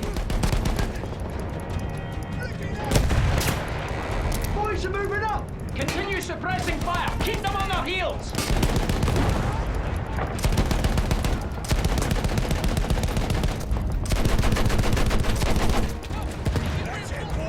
It's on the retreat! That's it! Hold them, keep them suppressed!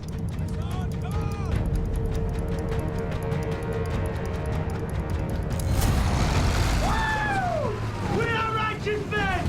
Good job, lads. Now we take the next trench line.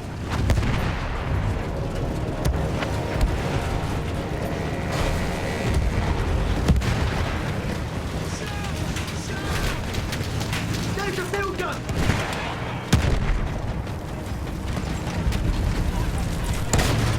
That's a hit! Machine gun! Let's tear it apart! Target destroyed!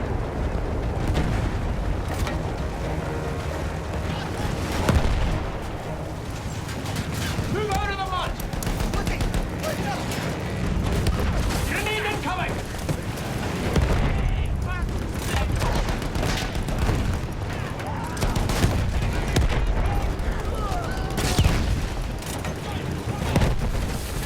Jerry's not mucking about!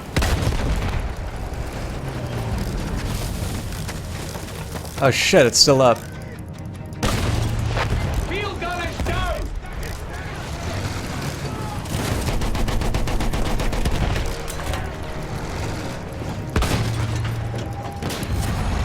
Looking your country, lad! Good job! But remember, the day's still young.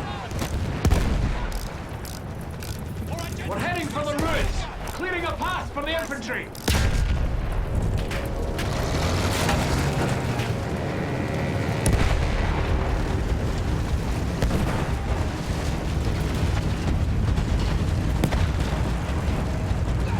Quickly, shut down that gun!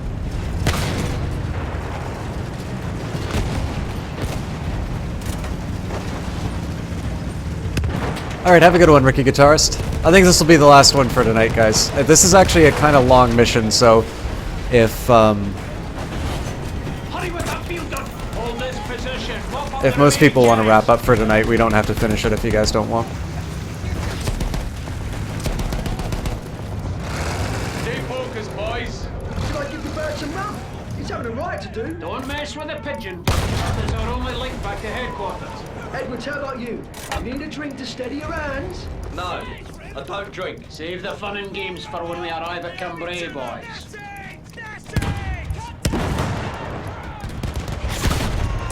Got it!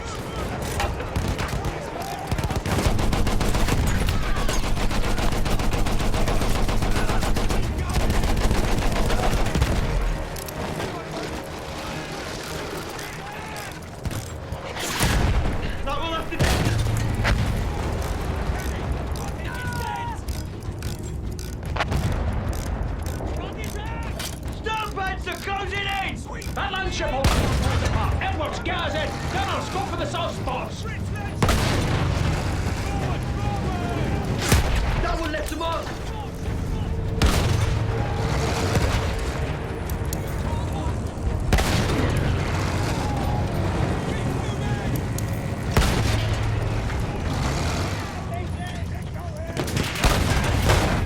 We managed to move up! Great work, lads! Time to move on! Heavy's ready fire! Heads down!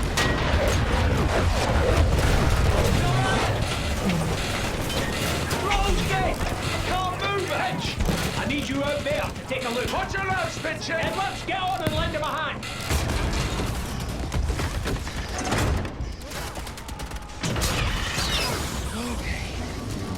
Yes, that works. Edwards, you good? You sure?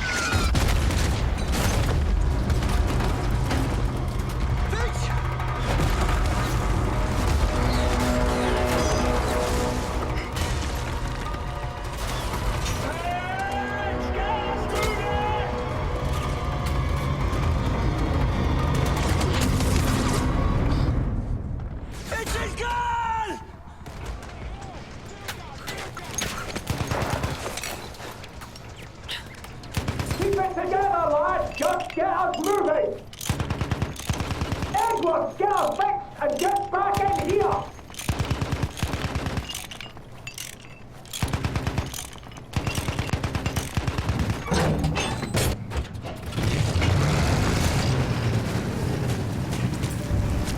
Get a move on, driver! Took on the damn Jonah, and the big she's gone! Now, Maris, pull yourself together! Get us to that village, driver! Their artillery's holed up there! How many of those are we going to take? We got it!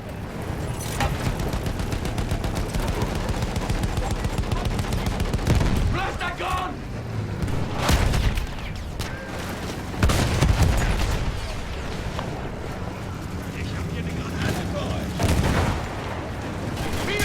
Watch out!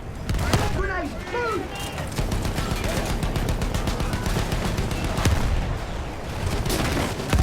Someone has our ticket!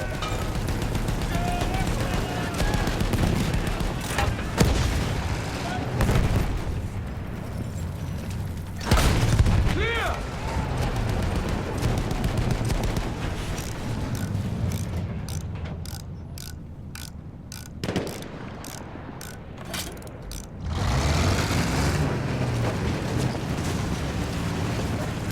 Yeah, I think it's fair, Runebroder. I mean, if you've been having internet connection problems all night, that's not fun for anybody to have to go through, so.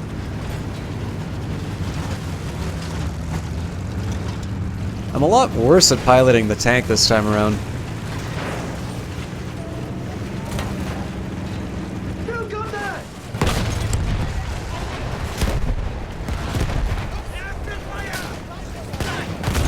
Got it! Now move!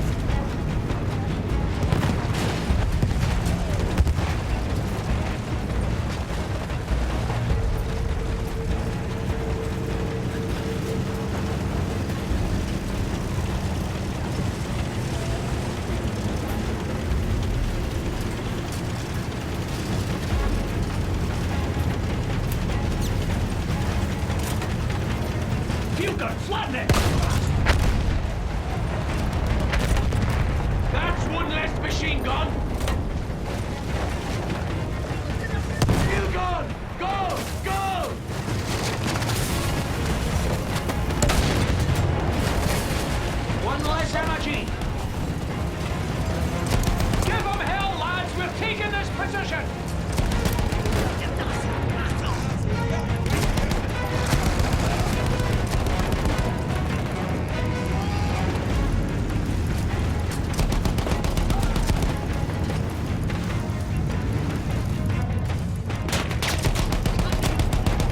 Keep pushing on, lads! We've soon taken this spot!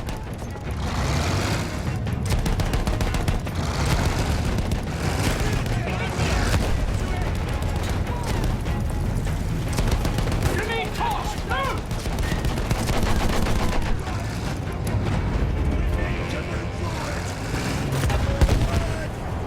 Artillery ahead!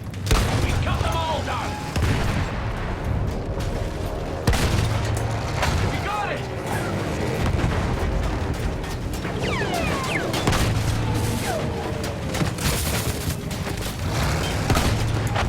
Hey! What's that gun?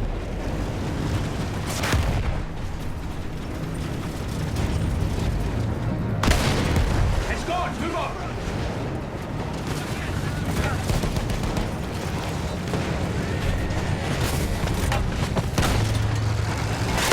I can't hear a thing!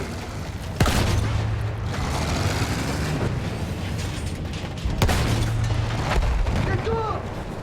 Large ship incoming!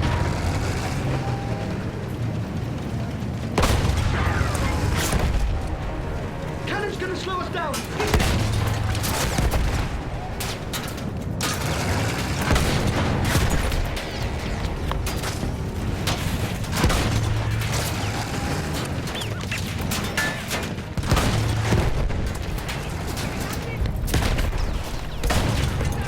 Yeah, he's got to shut them up!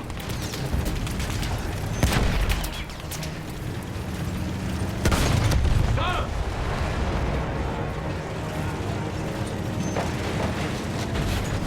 Edwards, take us over! Quickly, shut down that gun!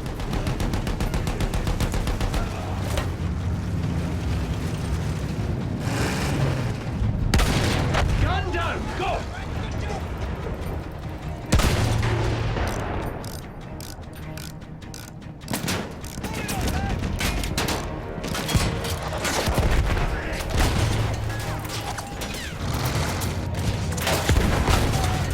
Done for! Let's move! Clear the bridge of any German defenses!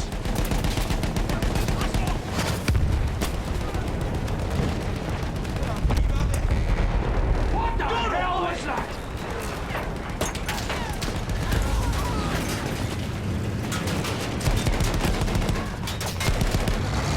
More damn mud! Not a lot! Push through!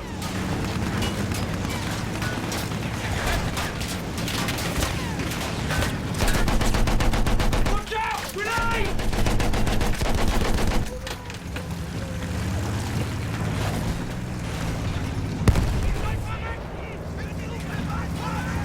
They were waiting for us. Get us moving! Shit!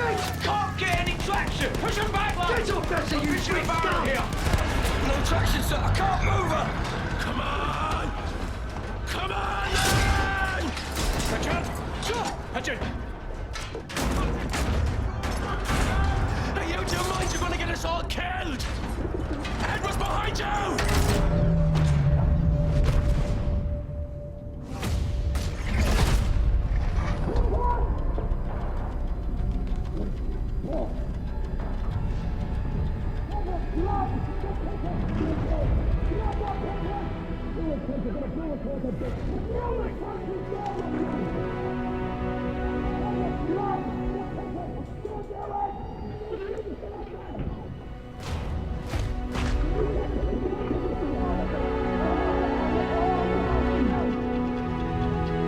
Edwards! Release the pigeon! That is an order, son! Do you understand me? Sir!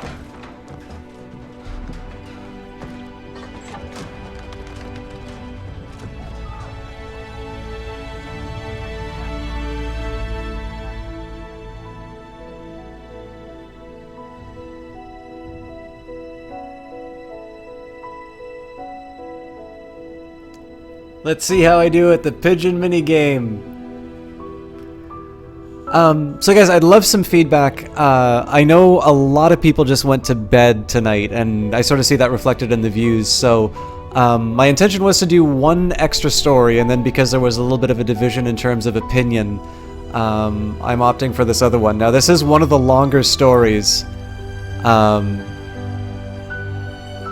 so if you would like me to table this and maybe do it some other time, I'm happy to call it. But if you guys would like to continue seeing the rest of this story, I'll see it through to the end if you'd like.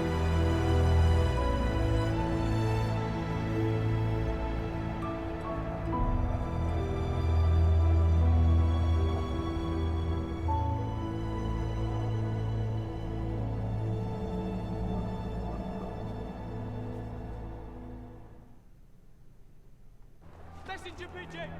Incoming fire! Message coming in! Orders! Sir, new fire mission. It's Delton, sir.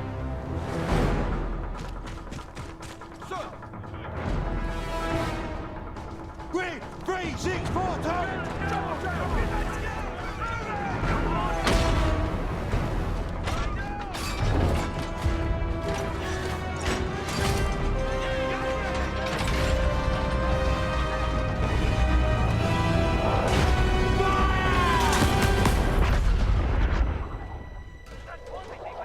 Here it comes, boys.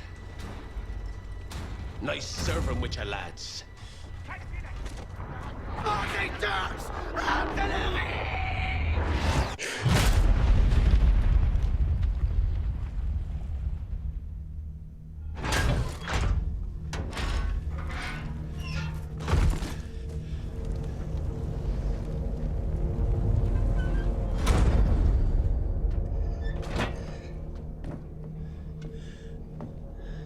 You have the look of the devil, Townsend. Is that right? All we got out here is blind orders and chance. Which you'll do for us first, you reckon? I'm sick of your lip, McManus. Aye, sir. Edward, start her up.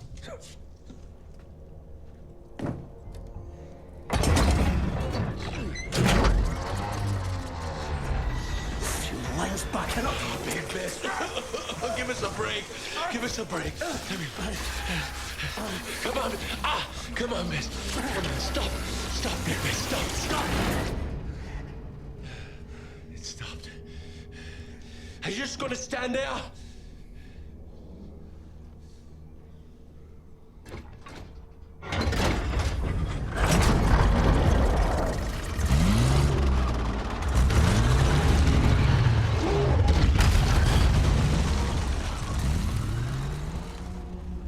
Hell. There's fog up ahead. I can't see more than 20 yards. I did not know that one for. Edwards, I'll drive. You jump out and scout ahead. Welcome back, by the way. Don't be a hero. Or maybe you didn't leave.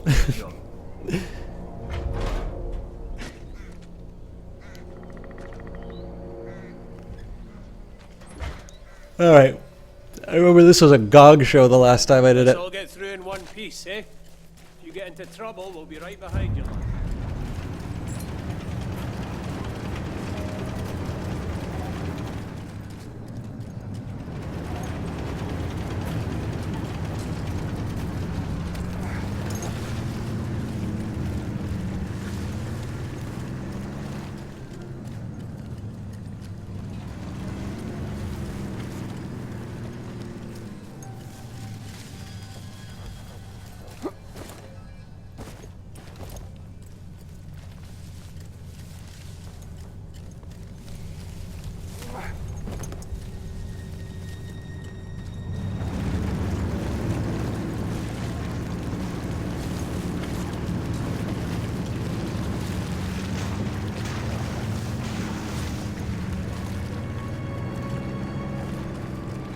Almighty, that's some field guns doing.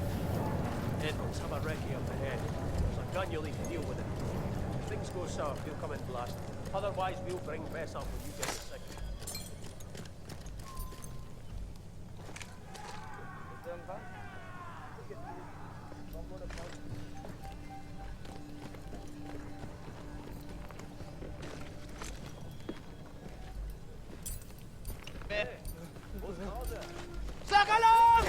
What's up?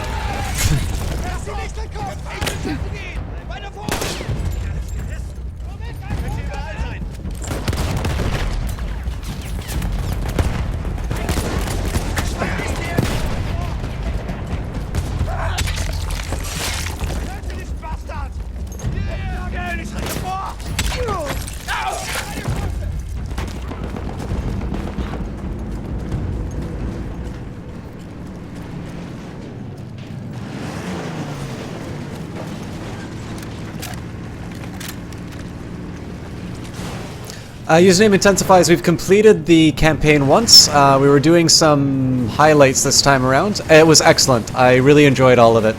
I was going to save this till the end, but it seems just as well to mention it now. There you are, lad. Magic driver, that's magic. Wouldn't even know there was a war on, eh? Hang back, I'm pushing through the wire. The one thing I'll say, and this is pretty consistent for any of the Battlefield games. Get up front and lead us through. Don't get too far ahead. One of the challenges is that their balance in terms of difficulty is a little bit skewed. So I'm playing this on medium difficulty just so we can focus on the story right now. But my experience is that hard can be very difficult at times. Not impossibly so. I think Battlefield 3 was probably the most egregious in terms of extremely difficult. To a point of possibly not being able to be beaten.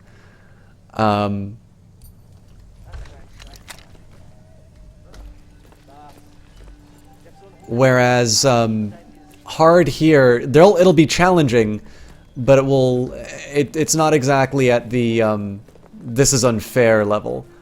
I would almost say that medium's a little too easy in the sense of, like,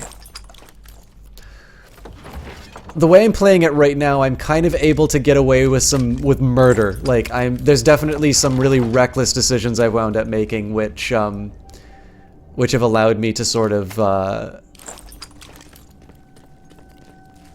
go a little, you know, like, just kind of take advantage of the easiness.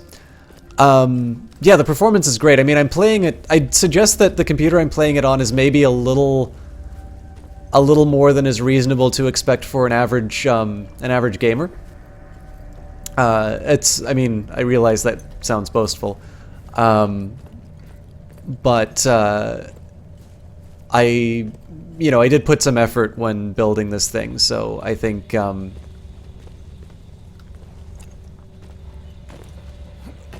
Invisible wall? Maybe. But with that in mind, I mean, I know Frostbite's a very well done engine. And, I mean, the results speak for itself here. I mean, the settings are all max, and I haven't dropped below 60 frames. The only exception here would be when the cinematics load, so the video actually causes some stuttering, but that's I believe that's a hard drive thing for me. I don't believe I put this on my solid state, so with that caveat in mind, I think I'm at the wrong objective. Looks like there may be trouble up ahead. You go scout, and if everything is all right, give us a signal. We'll come to help if we hear any trouble. All right. Apparently, I'm just doing it wrong. But yeah, I mean, it's I'm perfectly satisfied with the game. The stutters in the video seem to be related to.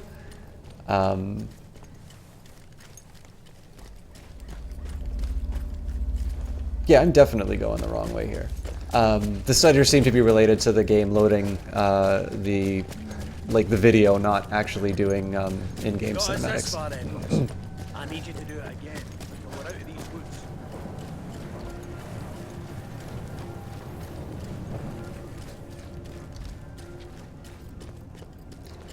I'm running, I think it's i7 6700K. It was the Skylake processor, 16 gigs RAM, GeForce 980 Ti, and a partridge in a pear tree.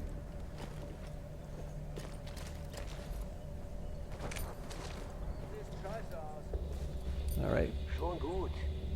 I don't think I'm going to be able to take those guys out all at once.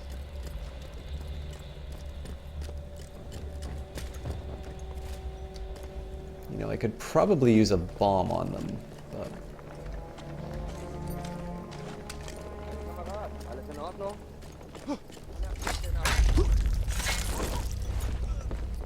Alright, somebody definitely heard that.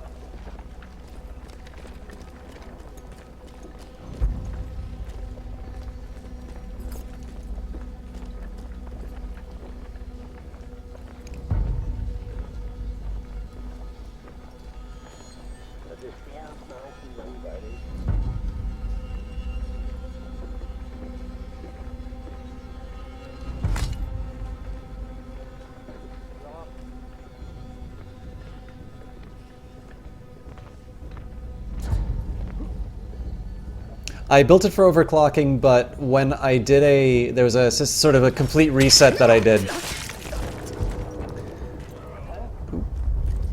Well, looks like we're gonna do the same trick. All right, they're gonna spot me around that corner, so. But yeah, so I built it for overclocking. The motherboard I got is designed for it, and then I got a really good cooling system for it. But at the moment, I don't, just because I did a full reset, which also reset my overclocking settings. And I forgot to set them up again before I got my sort of my settings in line. So it's actually very wasteful. In my opinion, because I built it for that purpose.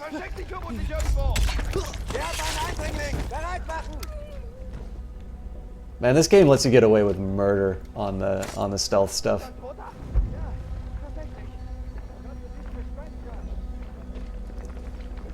This is probably it as far as the stealth goes, though.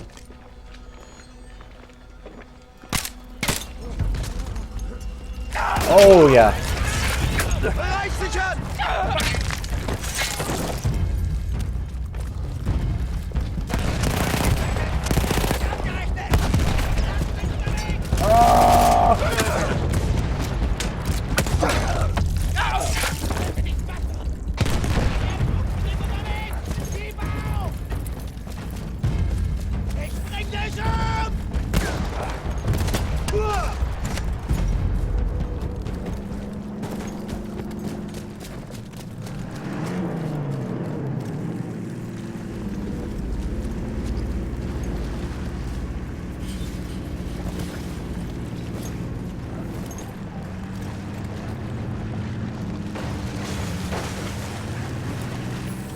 Thank you, Jesse Quill. I was worried you wouldn't be there to see it. But yeah, so compared to hard mode, like this is a cakewalk. I'm basically allowed to just throw my life away on these things. So it's, I mean, I suppose if you wanted an opinion on the campaign, there's no middle ground for somebody who's looking for a challenge, but not something that will absolutely just punish them. Tell you what, I'm glad you're on our side, Edwards. Are you? Watch yourself. We'll deal with this. All right.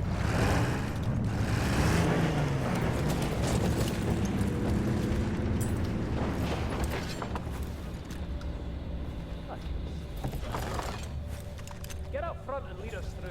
Don't get too far ahead. You're sending such mixed signals, sir. What's wrong with resetting printer queues, Jesse Quill? Somebody's got to do it. It's noble work.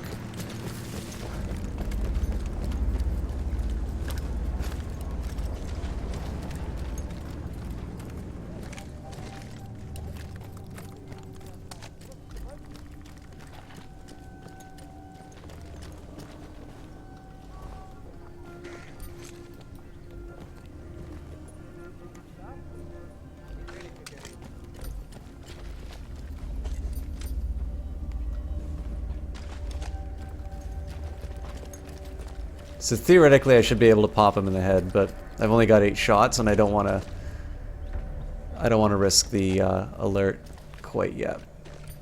Okay, this is basically a gift. Hey, come on!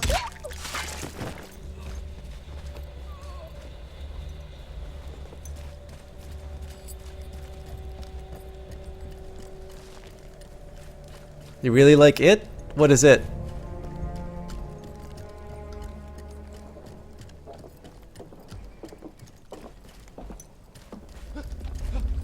Ah, fuck you.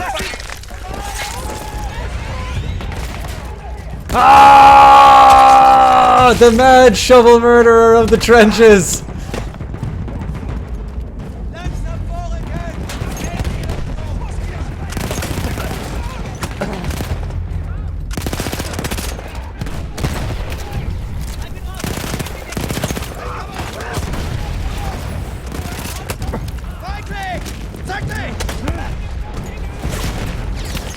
Stop shooting at me! God damn it!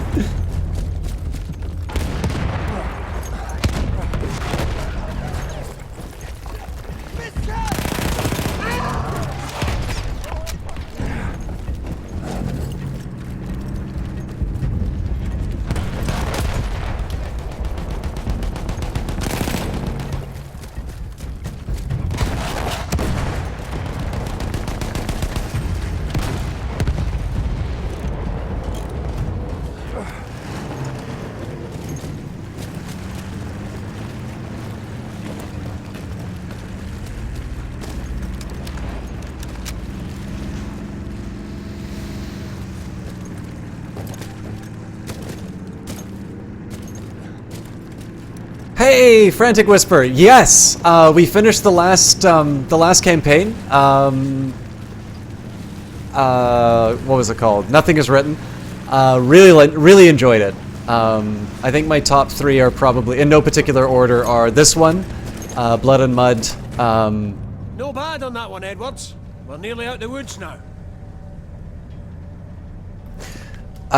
So Mud and Blood. Should soon be out of these sodden woods. We need to get across this here bridge and then. Ah, sacre bleu!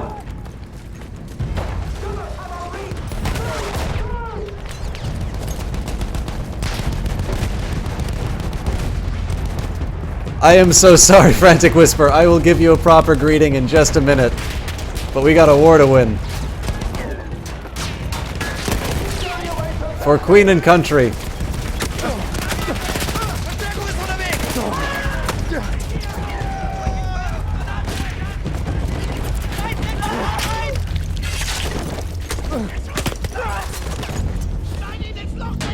Schneid in den Schluckler da, this!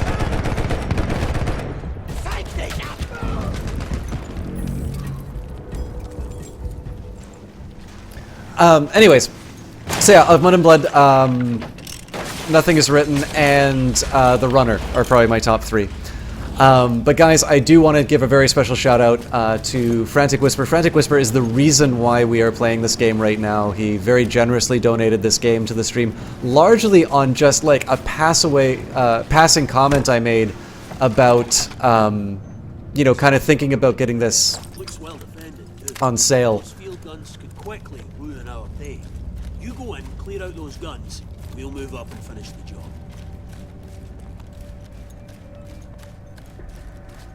And perhaps most importantly, he gave something of a New Year's resolution that he wanted to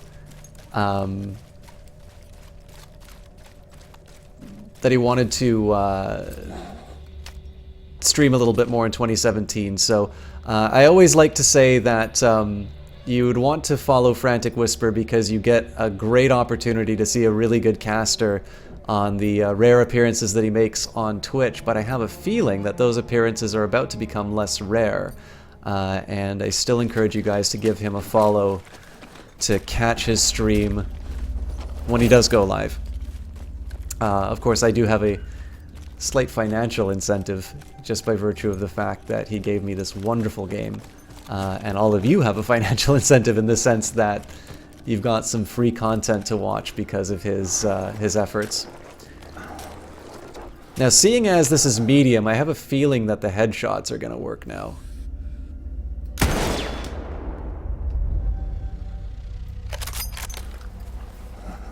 Yeah, so this is going to be a piece of cake.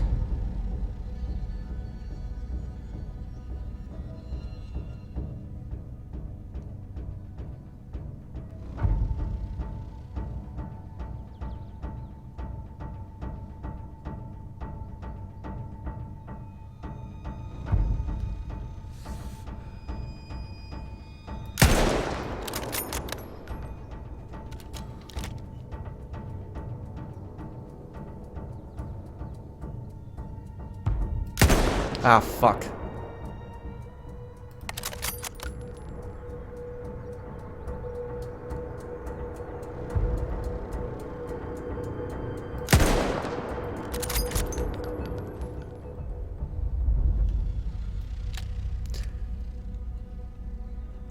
So Frantic Whisper, it seems like the enemies can actually take 2 shots to the head in hard mode. I believe it's because they're wearing helmets, but I couldn't actually do headshots in this level because it was definite that I would hit. Like, you get the indicator that it was a hit, but it wasn't enough to kill, and so it would cause them to be alerted. Same would happen with a silencer, so if I did a headshot with a silencer at close range, it usually wasn't enough for a kill, and it would result in the loss. It's possibly, I mean, it's the most minor gripe I could make about the game, but it's actually the only real, I think, miss I think the game has, is that the hard, kind of like most Battlefield games, is very difficult. Whereas it's quite clear here that I'm getting away with murder in medium mode. I don't even want to imagine what easy is like.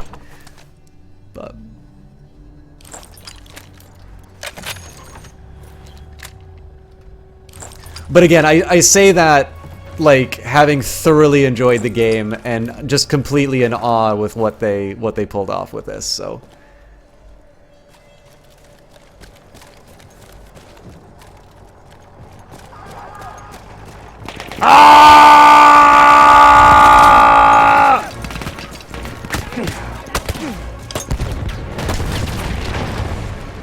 Alright, well, maybe I can't get away with everything.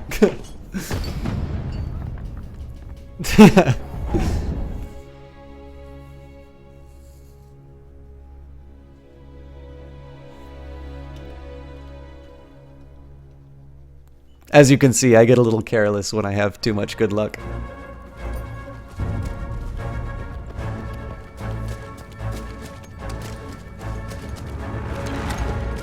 I am not equipped for this fight.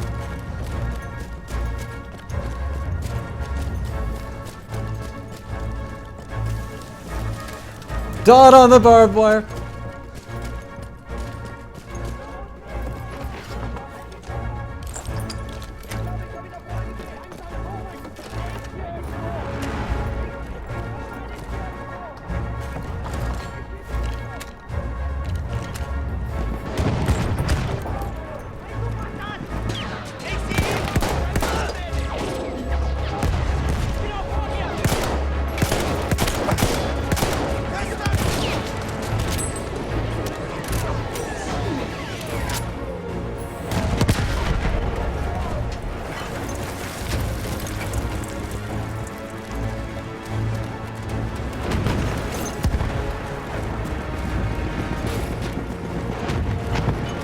I gotta find what's damaging that.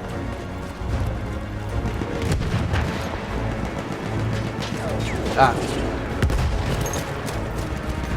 Oh shit, I don't have grenades.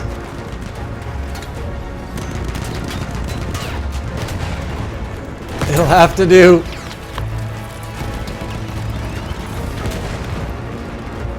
Please run over it. Alright, you know what? I'm making this an unfair fight. This is the only useful thing I can do right now.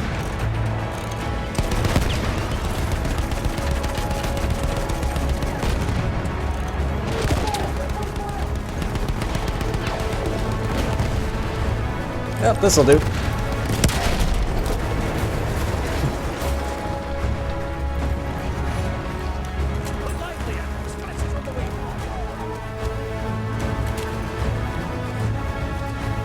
Oh shit, I gotta get my kit back.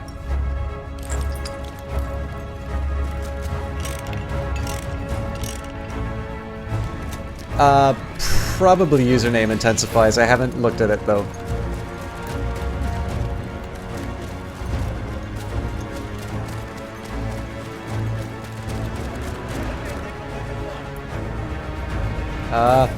Draw the gun, please. Oh, crap.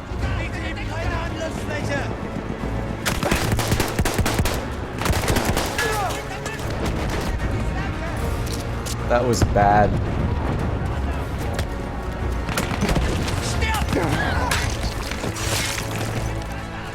You get back here!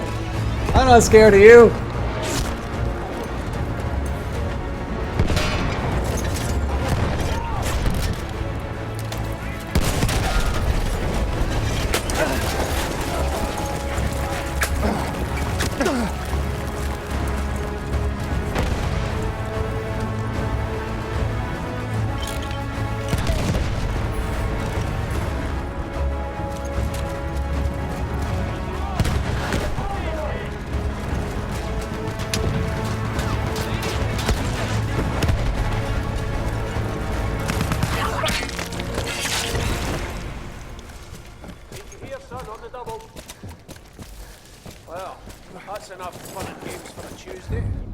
It's Friday, sir. Drive, Edwards. Let's get out of here. That was outstanding, Edwards. You'll have yourself a medal if we get through this. No, Frantic Whisper, I was actually going to ask, have you played this? And if so, what was your favorite story?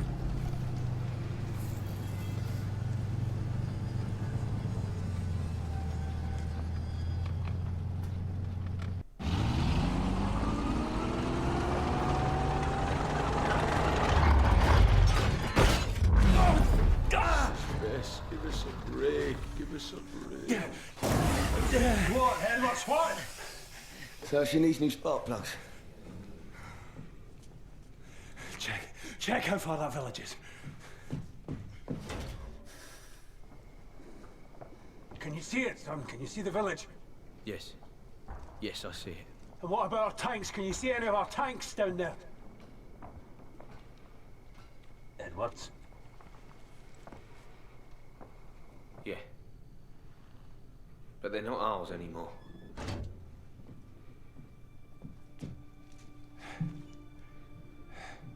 Sounds like it. Whatever Bess needs is down in that village. All right. Let's go, Edwards. Let's go. Good luck.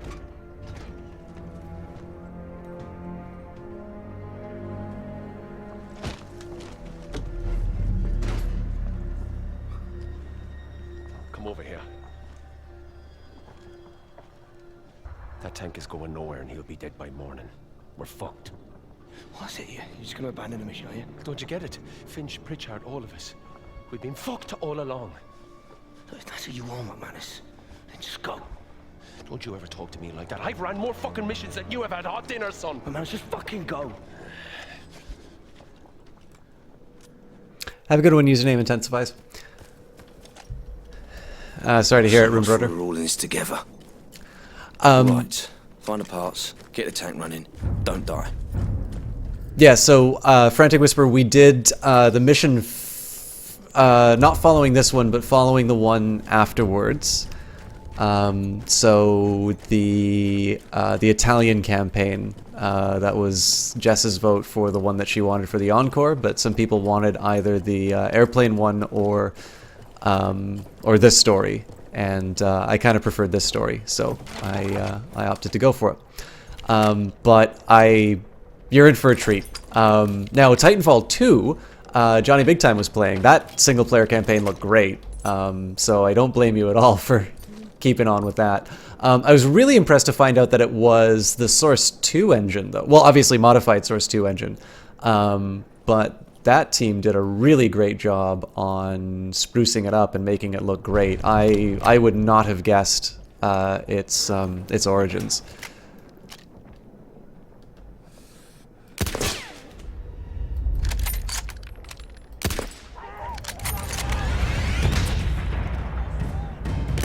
Oh, crap.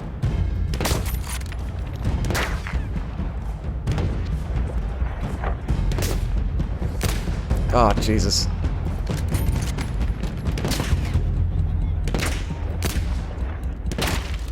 Man, you really do need to use that holding breath. Fortunately, you get away with murder in this mode, so...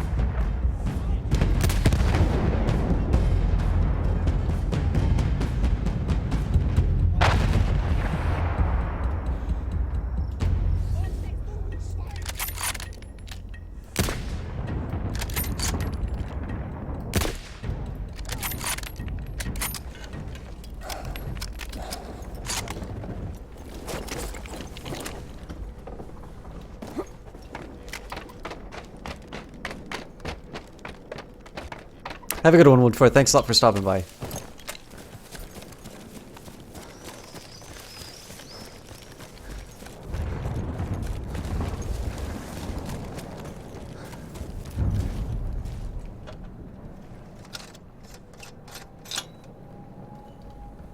Nice one. One down, free to go. Let's see if I can do this without any scouting.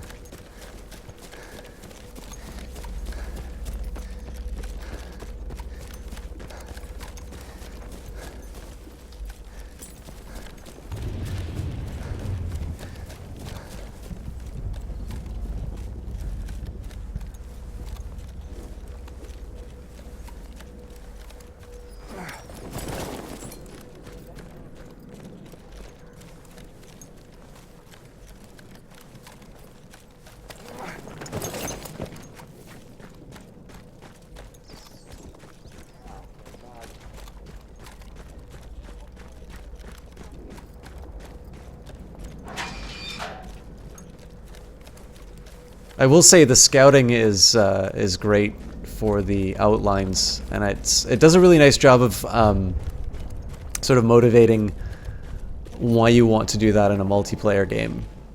You know what? Nope, he's looking straight at me. But now that I said I wanted to do it without scouting, I can't. It'd just be wrong.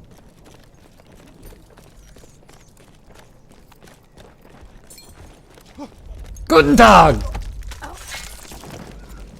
I need a new catchphrase.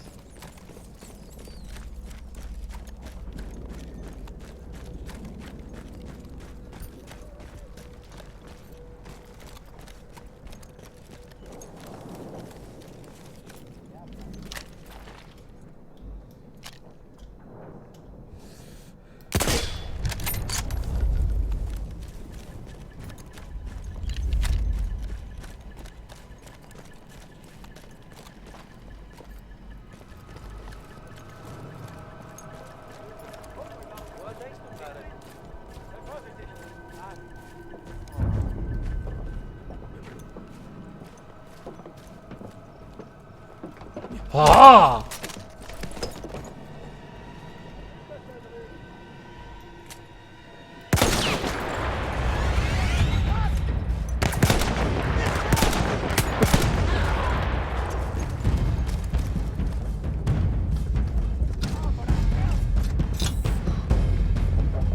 Halfway there.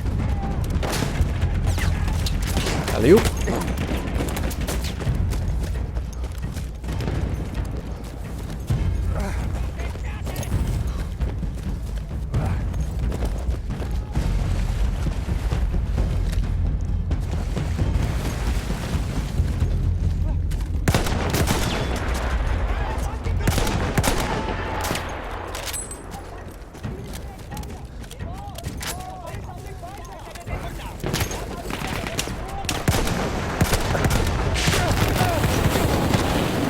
Well, that's what I get.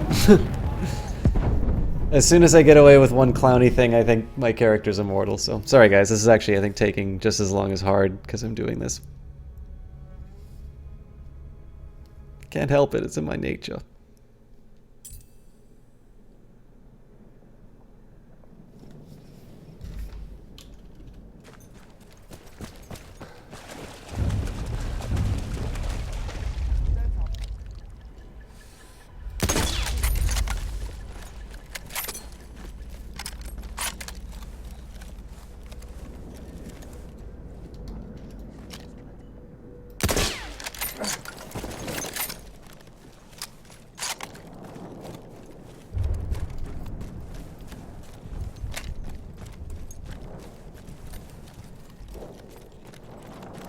You saw nothing.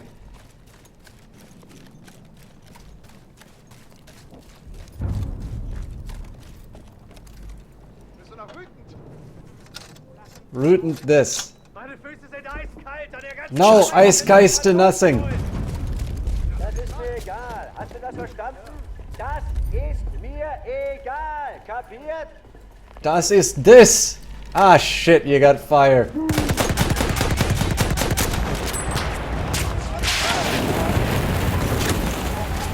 Water is the cure for fire.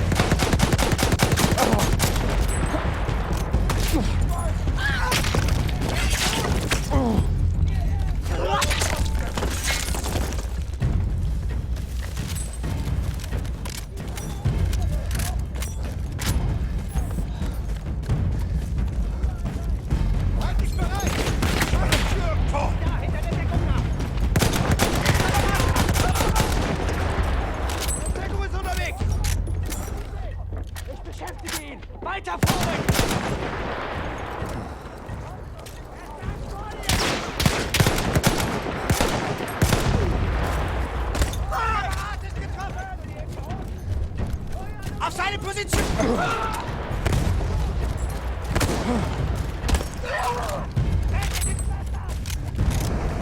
I'm not entirely sure this is the way they intended me to play this.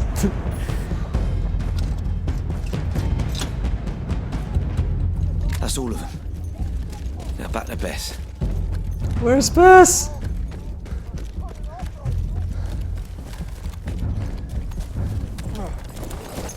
You know, there's a side of me that's a little curious if I could do this on medium or easy, just straight up run through the level, collecting spark plugs and ignoring the enemies.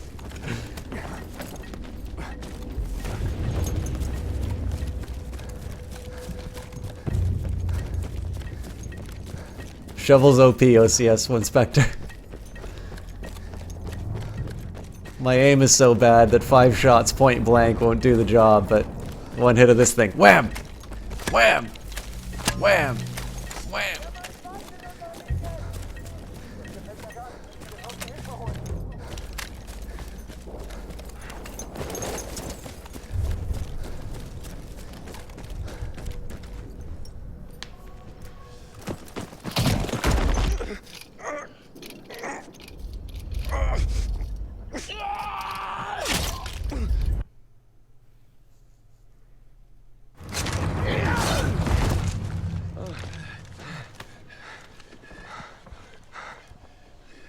I lost my way back there.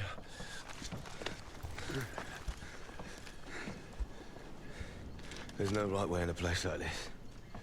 We'll find one. You're the driver.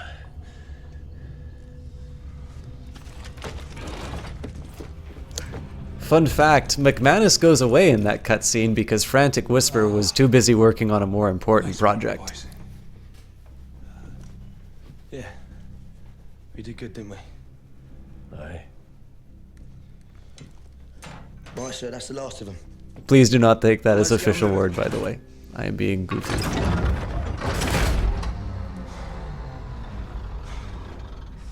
I've done everything right.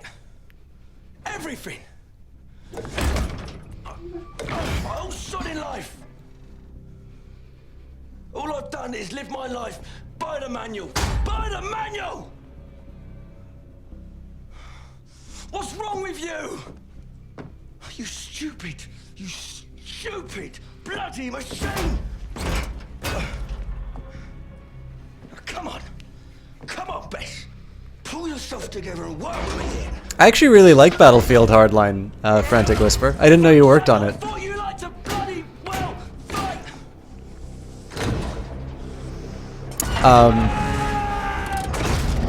Battlefield Hardline was one of the... you know what? This is a triumphant moment. I'm going to shut up for a second.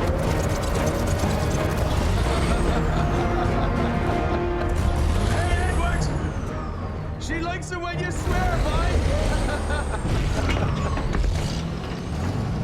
All right, Edwards. Rendezvous is past those hills in the distance. Just mind that village down there. All right, lads. Hang on. Here we go. Left flank. Capture tanks moving into the village. Steady, lads. We're well behind Jerry's lines now. No way of knowing what we're up against. That's a cheerful thought. Come on, lads. We've held together this long. Let's not fall apart now. Old Bess has got us this far. And she'll get us all the way if we do our bit. So, it was one of the first games that I played on this PC, which I built just for streaming. It was the first Battlefield game that I played other than 1492. And I think it still actually holds a special place in my heart for being the one which you could play on hard, and it felt like it was a fair challenge, and it wasn't just the difficulty had kind of been amped up and it was a little bit lumpy. It was actually one where I felt that the hard was enough of a challenge, but it was, you know, either my ability to master the the game as opposed to just being like, well, you know, guys take 2 headshots or something like that. But yeah, that's a cool little bit of your resume that I didn't know about. Sorry if I outed you to the chat.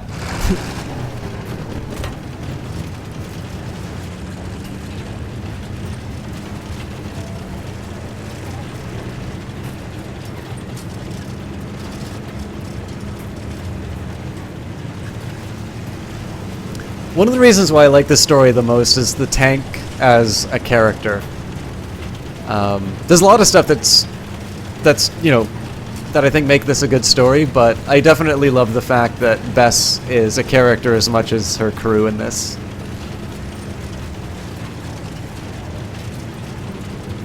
Come on, let's get to that rendezvous and be done with all this.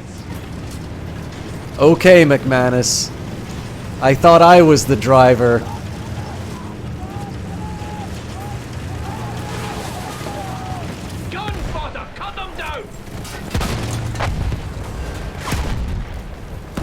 That's just rude.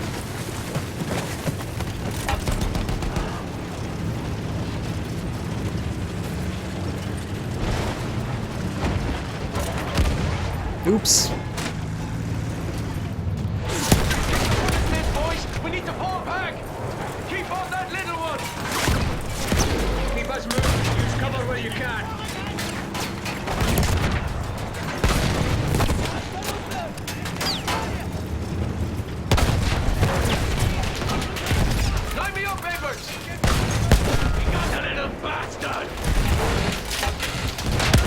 Alright.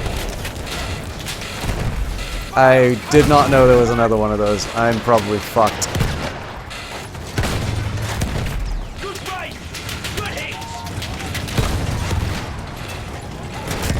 Yeah. Did a bunch of multiplayer achievement stuff, lots of bug fixing and such. That's what happens when you come into a project near the end. Anyway, you have to admit it was the only game that you didn't play on your extra live stream. That's fair. I mean,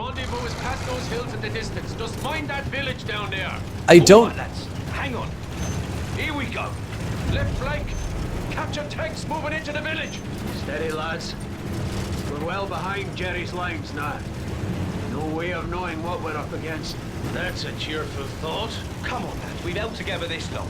Let's not fall apart now. Old Bess has got us this far. And she'll get us all the way if we do our bit. So, I don't know if it was because people had kind of created a lower expectation for me. But a couple of things that I like about Battlefield Hardline is it had, like, so I like the fact that there was an arrest mechanic in it, that it was not, you know, American cops just going in and blowing everyone away. Again, I thought the crime story was interesting, so I did it as part of my crime week. I like the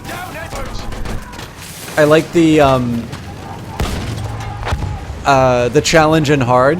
I thought that was reasonably well balanced. I will admit I've not played a lot of multiplayer. I played a little bit, but not enough to say I really got the experience.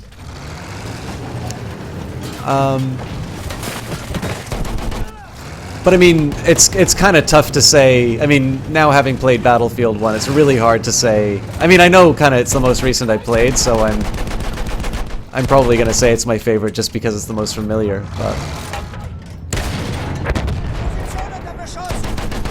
Dapper shows this.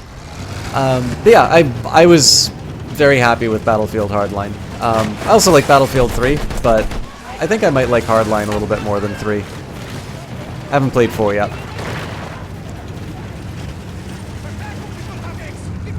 Run them over if you have to.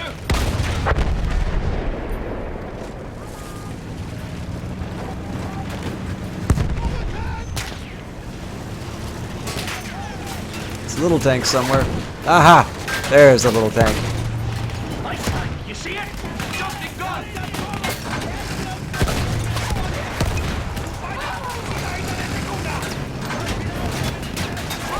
Get him.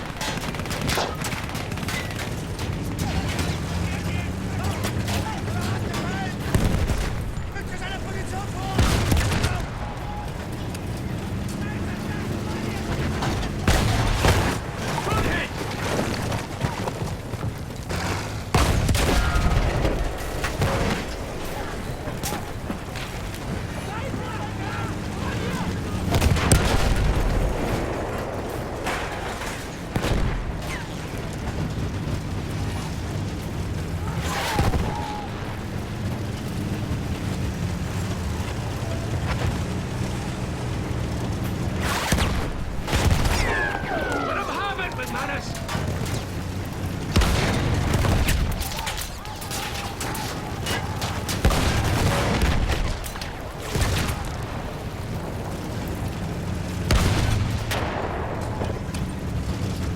Gotta try and get out of their range if I can. I've got the advantage of the fact that their treads are down, so... Yes, that's it. Good work, but let's not get cocky. Getting cocky? That sounds so unlike me.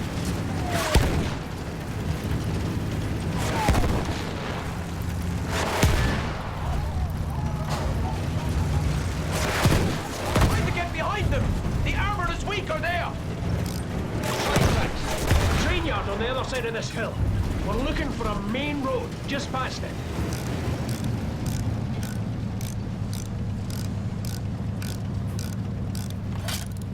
I will admit I'm somewhat exploiting the fact that if you get to the checkpoint, all the enemies go away, so... Good job, let's go!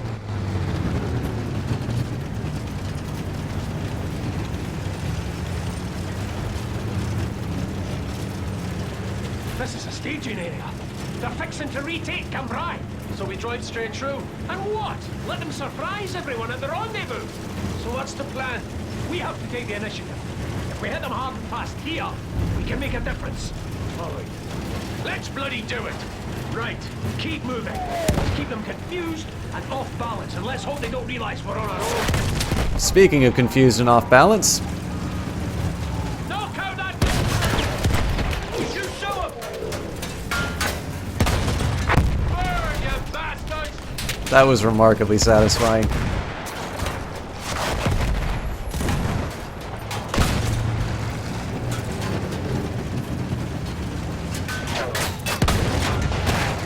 That's it, McManus! You've got it! Hey, gents!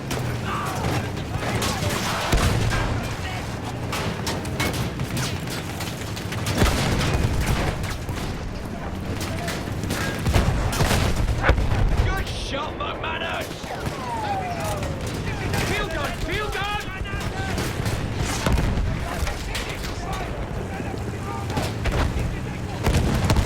Take that, you bastards!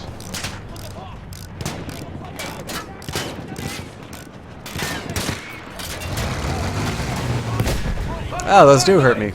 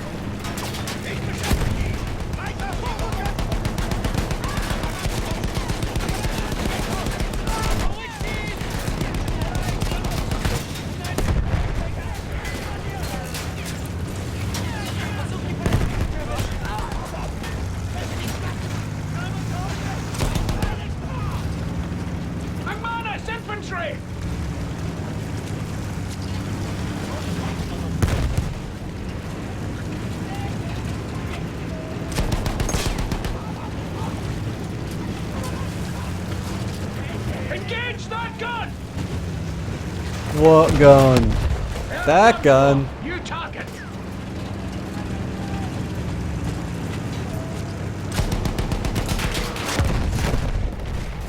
That was a good hit. This is it, lads.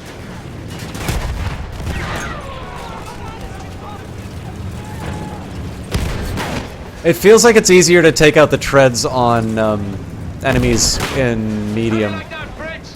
Which, obviously, as soon as you can get in the right angle, it's pretty much GG against even a bigger tank than you.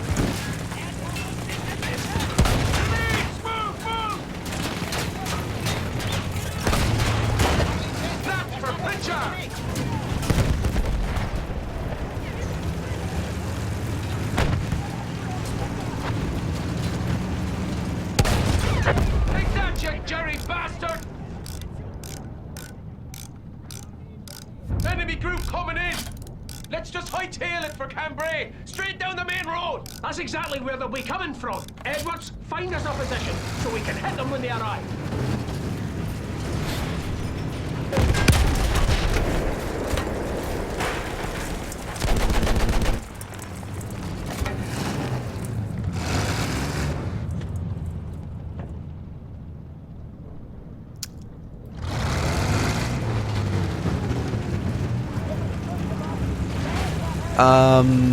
Runebroder, I'm not sure if I have any more Danes in chat at the moment.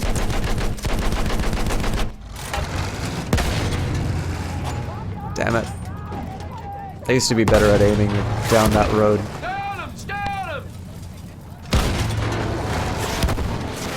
Ah! Alright, we got one.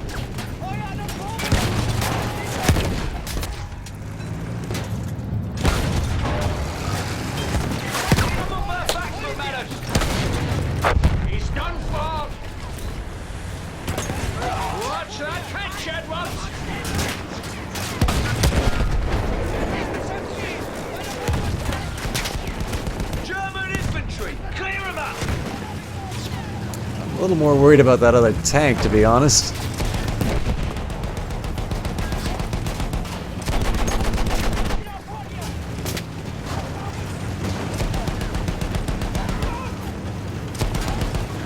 Oh, it's just the light?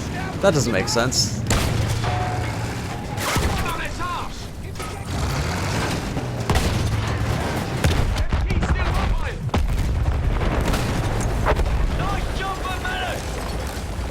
Oh, there it is.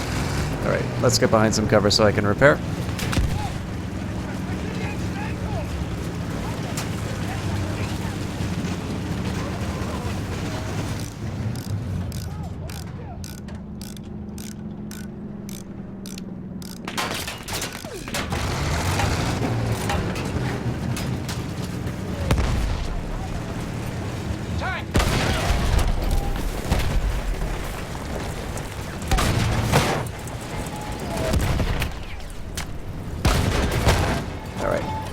Should be enough to take it down.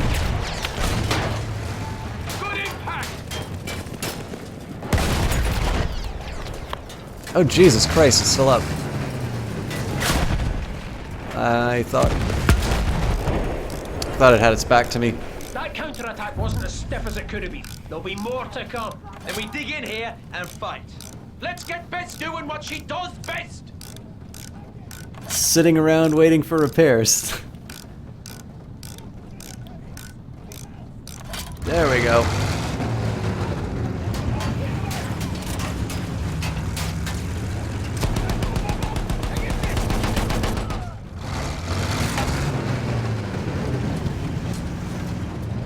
Alright. I think I gotta leave it a little bit like that. Ah, god damn it. There we go.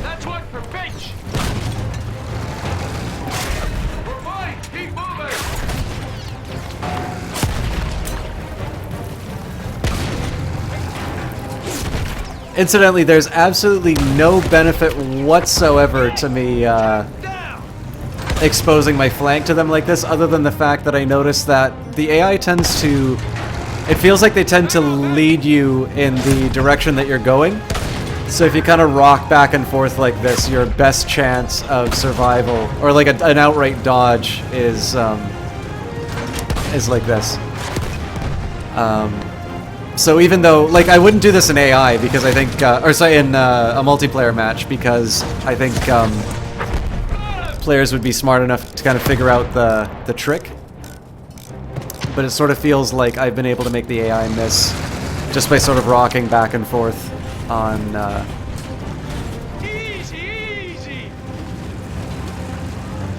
on a level like this. Obviously, again, I'm saying this from hard. Medium, I think you could just man-fight the tanks, and as long as you hit consistently, you'll be okay. You definitely would not be able to do that in hard, though, because those these heavy tanks, these ones, they take a lot from up front.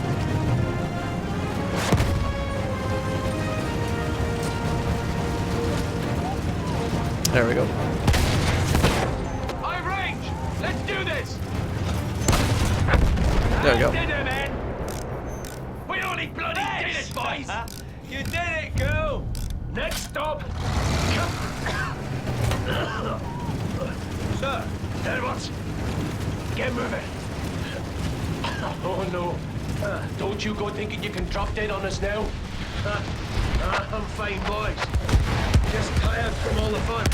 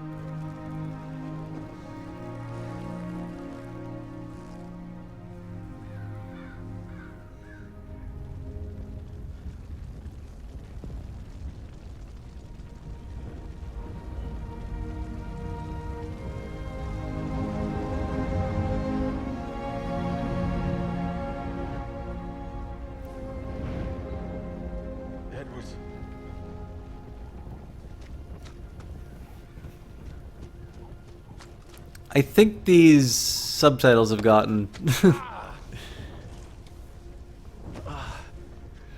misaligned. So, what do we do? Oh no, that's now? fine. Driver. We walk.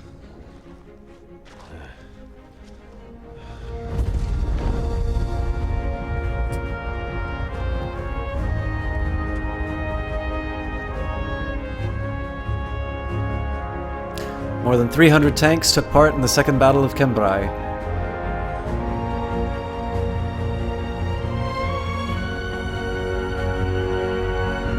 The war ended 1 month later.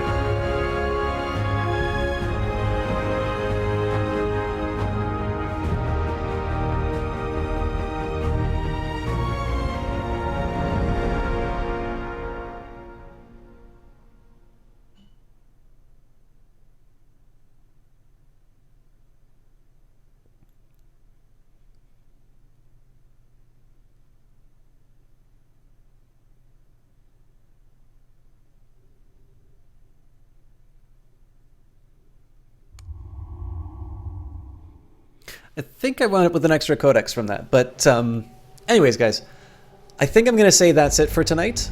I will say sorry to Frantic Whisper because I was hoping to show something that you may not have seen already.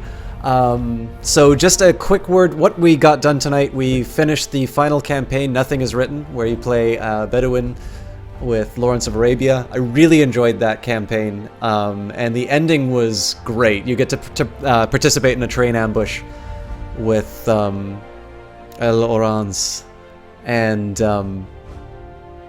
it was challenging at the end, but it was really satisfying to get that win, especially because it was so close to the like it could have gone either way at the end there. So if you haven't checked the VOD, or if you don't normally check the VODs, you might want to check the one for that, because I had a lot of fun with that finisher. Audience Choice Awards seem to go to Avanti Savoia. That was Jesse Quill's request for the Encore. And then we got 0.5 each for Friends in High Places and Through Mud and Blood. I preferred Through Mud and Blood to Friends in High Places, and then we got a bonus request for Through Mud and Blood. Obviously, we did the prologue again, because if I want to hook people on the game, you show them Storm of Steel at the very start. This game is fantastic. I was kind of hoping to do some multiplayer for you tonight, but I am quite tired, and I've actually been casting for 5 hours, so that's an hour later than I normally go. I do have some stuff I kind of wanted to do tonight as well, so I loved casting this for you. I'm not sure if I'm going to do a lot of multiplayer online, but I do recommend, like, if you guys like first-person shooters, if you like Battlefield, if you've ever liked Battlefield, pick this up. I think the single player is worth it on its own, personally. I will say, so if somebody says that the single player experience was short, tell them to play it on hard. That's all that I can say. Like, I don't know what easy would be like. When I wasn't doing stupid stuff, medium was quite straightforward, although I also kind of knew what to expect, so I don't think that's a very fair estimation of the difficulty of the campaign. But I'd say, you know, hard has some frustrating moments, especially in the runner. I thought was probably the part where there was kind of the cliff. But again, these are all just like minor comments on a game that I'm just absolutely floored by. I really enjoyed it. It's actually the first Battlefield game that I've put a little bit of time into the multiplayer on its own. I can't say it enough. Thank you so much, Frantic Whisper, for this game. I really, really do enjoy it, and I've loved putting it on the stream. I kind of regret that when it, like, I get so absorbed in the game that I kind of regret during some of the climaxes, it's basically just been like an hour of me sitting there swearing. Because I don't normally swear that much during games, but this one seems to have pushed me over the edge. But I suppose one of the things I do enjoy about casting is getting a chance to share games that I really enjoy with you, and this ranks right up there. So again, if you could all give Frantic Whisper a very big thank you. Certainly I owe him one, and be sure to drop him a follow as well, because if you like watching me play games, you almost certainly will enjoy this wonderful man's cast, and I for one am looking forward to his future stuff. I think so. We are very quickly knocking down some of the outstanding games. I think Dark Souls 2 is the last big game that I have got queued up, and I haven't finished yet. I'm kind of considering a few different options. Sorry to make the music go away. I just wanted a quick view of my Steam library. I don't have any promises yet. I know some are asking for XCOM. I think there was a little bit of demand for me doing redoing Skyrim, because now the enhanced edition is out. I've got a couple of secrets up my sleeve that I'd really like to share. But I think probably what I will be doing is wrapping up Dark Souls 2. If I can actually manage to clear out the games that are outstanding by the end of January, then that means the rest of 2017 we get to do new games, and I definitely have some stuff I'm really excited to put up for you. But they're all going to have a very high bar to pass now that I've had this wonderful experience. Any anticipations on the new release front in terms of things that I would like to play? I'll be honest with you, I've not checked out that much. I haven't really checked out that much that's coming out this year. I should probably do that. But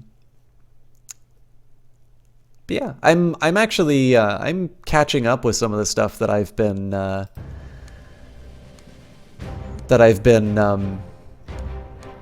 catching up with. I gotta catch up with some of the stuff that I've been buying on like sales and that. I've been sitting on two big releases that I haven't even played them because I want them to kind of be a bit blind on the cast, but I should think into that. And guys, by the way, I do, so I had a bit of an unfortunate case where I had said I would look into a game with somebody, and the next message I got was, yeah, exactly, Frantic Whisper. So the message that I got afterwards was, oh, so are you going to play the game like you promised today? The answer very clearly was no, because I wanted to do Battlefield 1.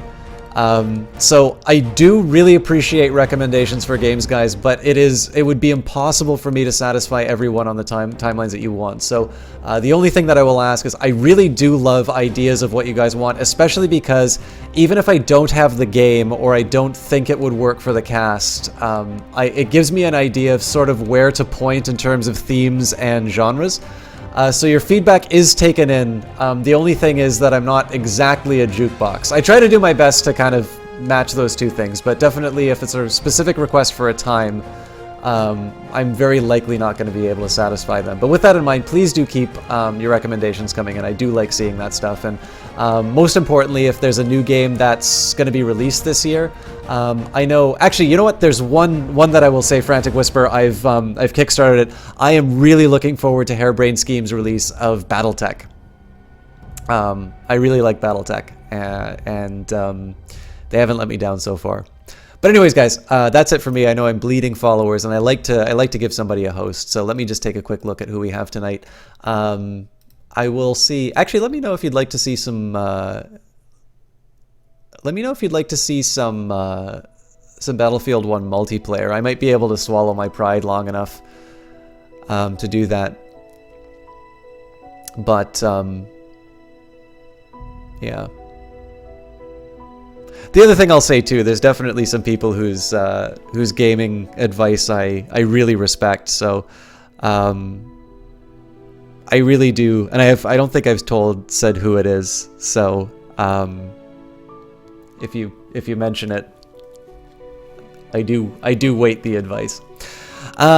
Looks like, I mean, I have two options here. I've got Kilgore Trout on Half-Life 2 and W. Shand on Crusher Continue. I actually haven't done a lot of time with Shand's Crusher Continue, but Kilgore Trout's a fantastic caster. If you do want to check him out, he's doing Half-Life 2 right now. It's very enjoyable. I'm going to do W. Shand just because I still host him quite a bit, but I haven't seen this new series that he's doing here, and I always like the shows that he puts on. So I will try and be back tomorrow. I don't know. I really do want to try and do something this weekend, and it's cold. It's going to get like -21 here in Ottawa, so I have every reason not to go outside for the weekend, and that usually means that I'll get a little bit more casting in. But as always, check out Twitter, and I will be back for sure on Monday. We've already founded the Kingdom of Denmark, and so Monday will be interesting as we consolidate power and try to wrest it away from the factions that are being built up inside of our kingdom. As always, guys, our raid message is, we're tired of system talk, heard this place was better. I do encourage you guys to check out W. Shand. He is an outstanding caster. Again, between Frantic Whisper and W. Shand, I had a lot to miss when I moved to Ottawa, but I'm very lucky to have at least half of that duo stop by the cast pretty frequently. So have a great night, everybody. It was outstanding sharing this game with you, and let's pass on the love to a great caster, W. Shand. Have a good night.